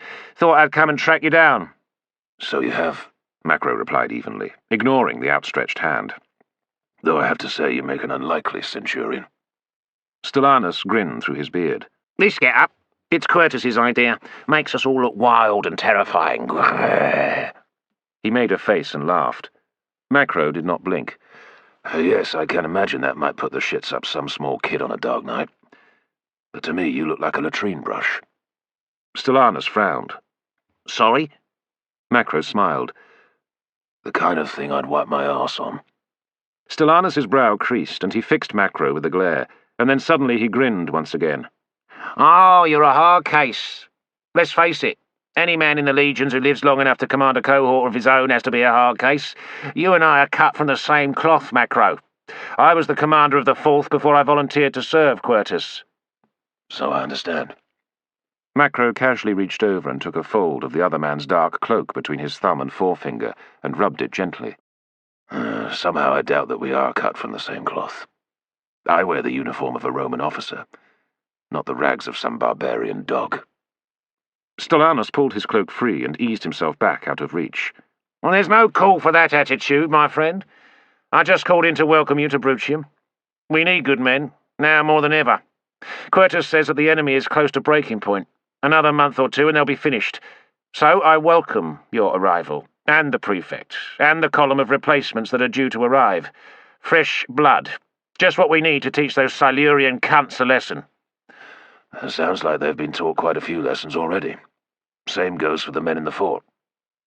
Stellanus glanced at Severus, who quickly looked down at his wine and kept his mouth shut. Oh, it seems that someone has been telling you stories, Centurion Macro. The truth is that we do things a little differently around here. Some have difficulty in accepting that, and they'd be wise to keep their opinions to themselves. However, once you see things for yourself and understand, then I'm sure you'll give Quertus your full support, like most of the rest of us. If not, then at least you'll not put any obstacles in his way. That's my advice. Macro forced himself to smile faintly. For which I thank you, Stellanus. Now, if you'll excuse me, I'm tired. I need to retire to my quarters, unpack and settle for the night. I want to be fresh for the inspection tomorrow, when the new prefect introduces himself to the garrison as their new commander. Oh, yes. Prefect Cato, commander of the fort at Brutium. Fine titles indeed, but there's more to a title than mere words, Macro. Let that be the first lesson of your new appointment, if you know what's good for you. How well do you ride? The abrupt change in subject caught Macro by surprise. Well, as well as any legionary needs to, he replied awkwardly. That's good enough. Quertus could do with another good officer for the Thracian cohort. Then thank him for the offer. But for now, I am in command of the 4th cohort of the 14th Legion. Stellanus smiled coldly. For now? I intend to make the 4th into the best cohort in the Legion. Do me a favour, Stellanus. Tell the Romans that have joined Quertus that there is still a place for them here, at least until the replacement column arrives. After that, I'll be sending a report back to Glevum to the effect that any legionary serving with the Thracians has surrendered the privileges, pay, and bonuses that go with service in the legions. You might want to consider that offer for yourself. I don't think so. No? Macro stood up. A pity. I was sure there was a decent Roman hiding under all that spectacular growth of stinking hair. Seems I was wrong. I bid you good night, Thracian. Stellanus's eyes narrowed beneath his heavy brow, but he said nothing as Macro left the mess. Outside, he drew a deep breath and strode towards the barracks at the end of the street. When he had landed in Britannia, he had been excited by the prospect of returning to his career in the legions. It had felt like coming home, he mused. All the once familiar sights, sounds, smells, and routine of life in the service of Rome. Now that he was here in Bruttium, that dream taunted him cruelly. Instead, he found himself in the darkest of nightmares, where death was a constant shadow mere inches from his back. Chapter 19. There was a storm during the night, and rain slashed down onto the wood shingle tiles and gushed in torrents down the narrow streets between the barrack blocks. But it eased and then stopped just before dawn, and the sun rose into a sky that was a patchwork of blue and scattered cloud. The garrison marched out onto the levelled ground below the fort and formed up in front of the mound of earth that served as the commander's review stand. The ground was sodden, and the boots and hooves of the men and the cavalry mounts quickly turned the track leading from the gate into a quagmire. A handful of the stakes, burdened by the heads, had collapsed into the mud, and Quertus had set a small party to work putting them back up more securely. Cato and Macro left the fort before Severus and the first century of legionaries marched out, and made their way to the stand to watch proceedings closely. The legionaries, as was their privilege, formed up in their centuries, 4 ranks deep, at the centre of the parade ground. Even though he knew how few effectives remained in his new command, Macro felt a bitter disappointment as he looked out over the surviving pair of centuries. Their number made a mockery of the colour party, where the 6 standards joined the cohort standard-bearer, and the men carrying the curved brass horns over their shoulders. By contrast, the Thracian cohort appeared to be at full strength, and fielded 10 squadrons of riders, forming 5 on each flank of the legionaries. The unit's standard-bearer advanced his mount to the right of the line, and unfurled a red banner with a black crow clutching a small skull in its claws. Cato's force looked woefully unbalanced as it stood, formed up, in silence. The last man to reach the parade ground was Centurion Quertus. He rode down the length of the formation,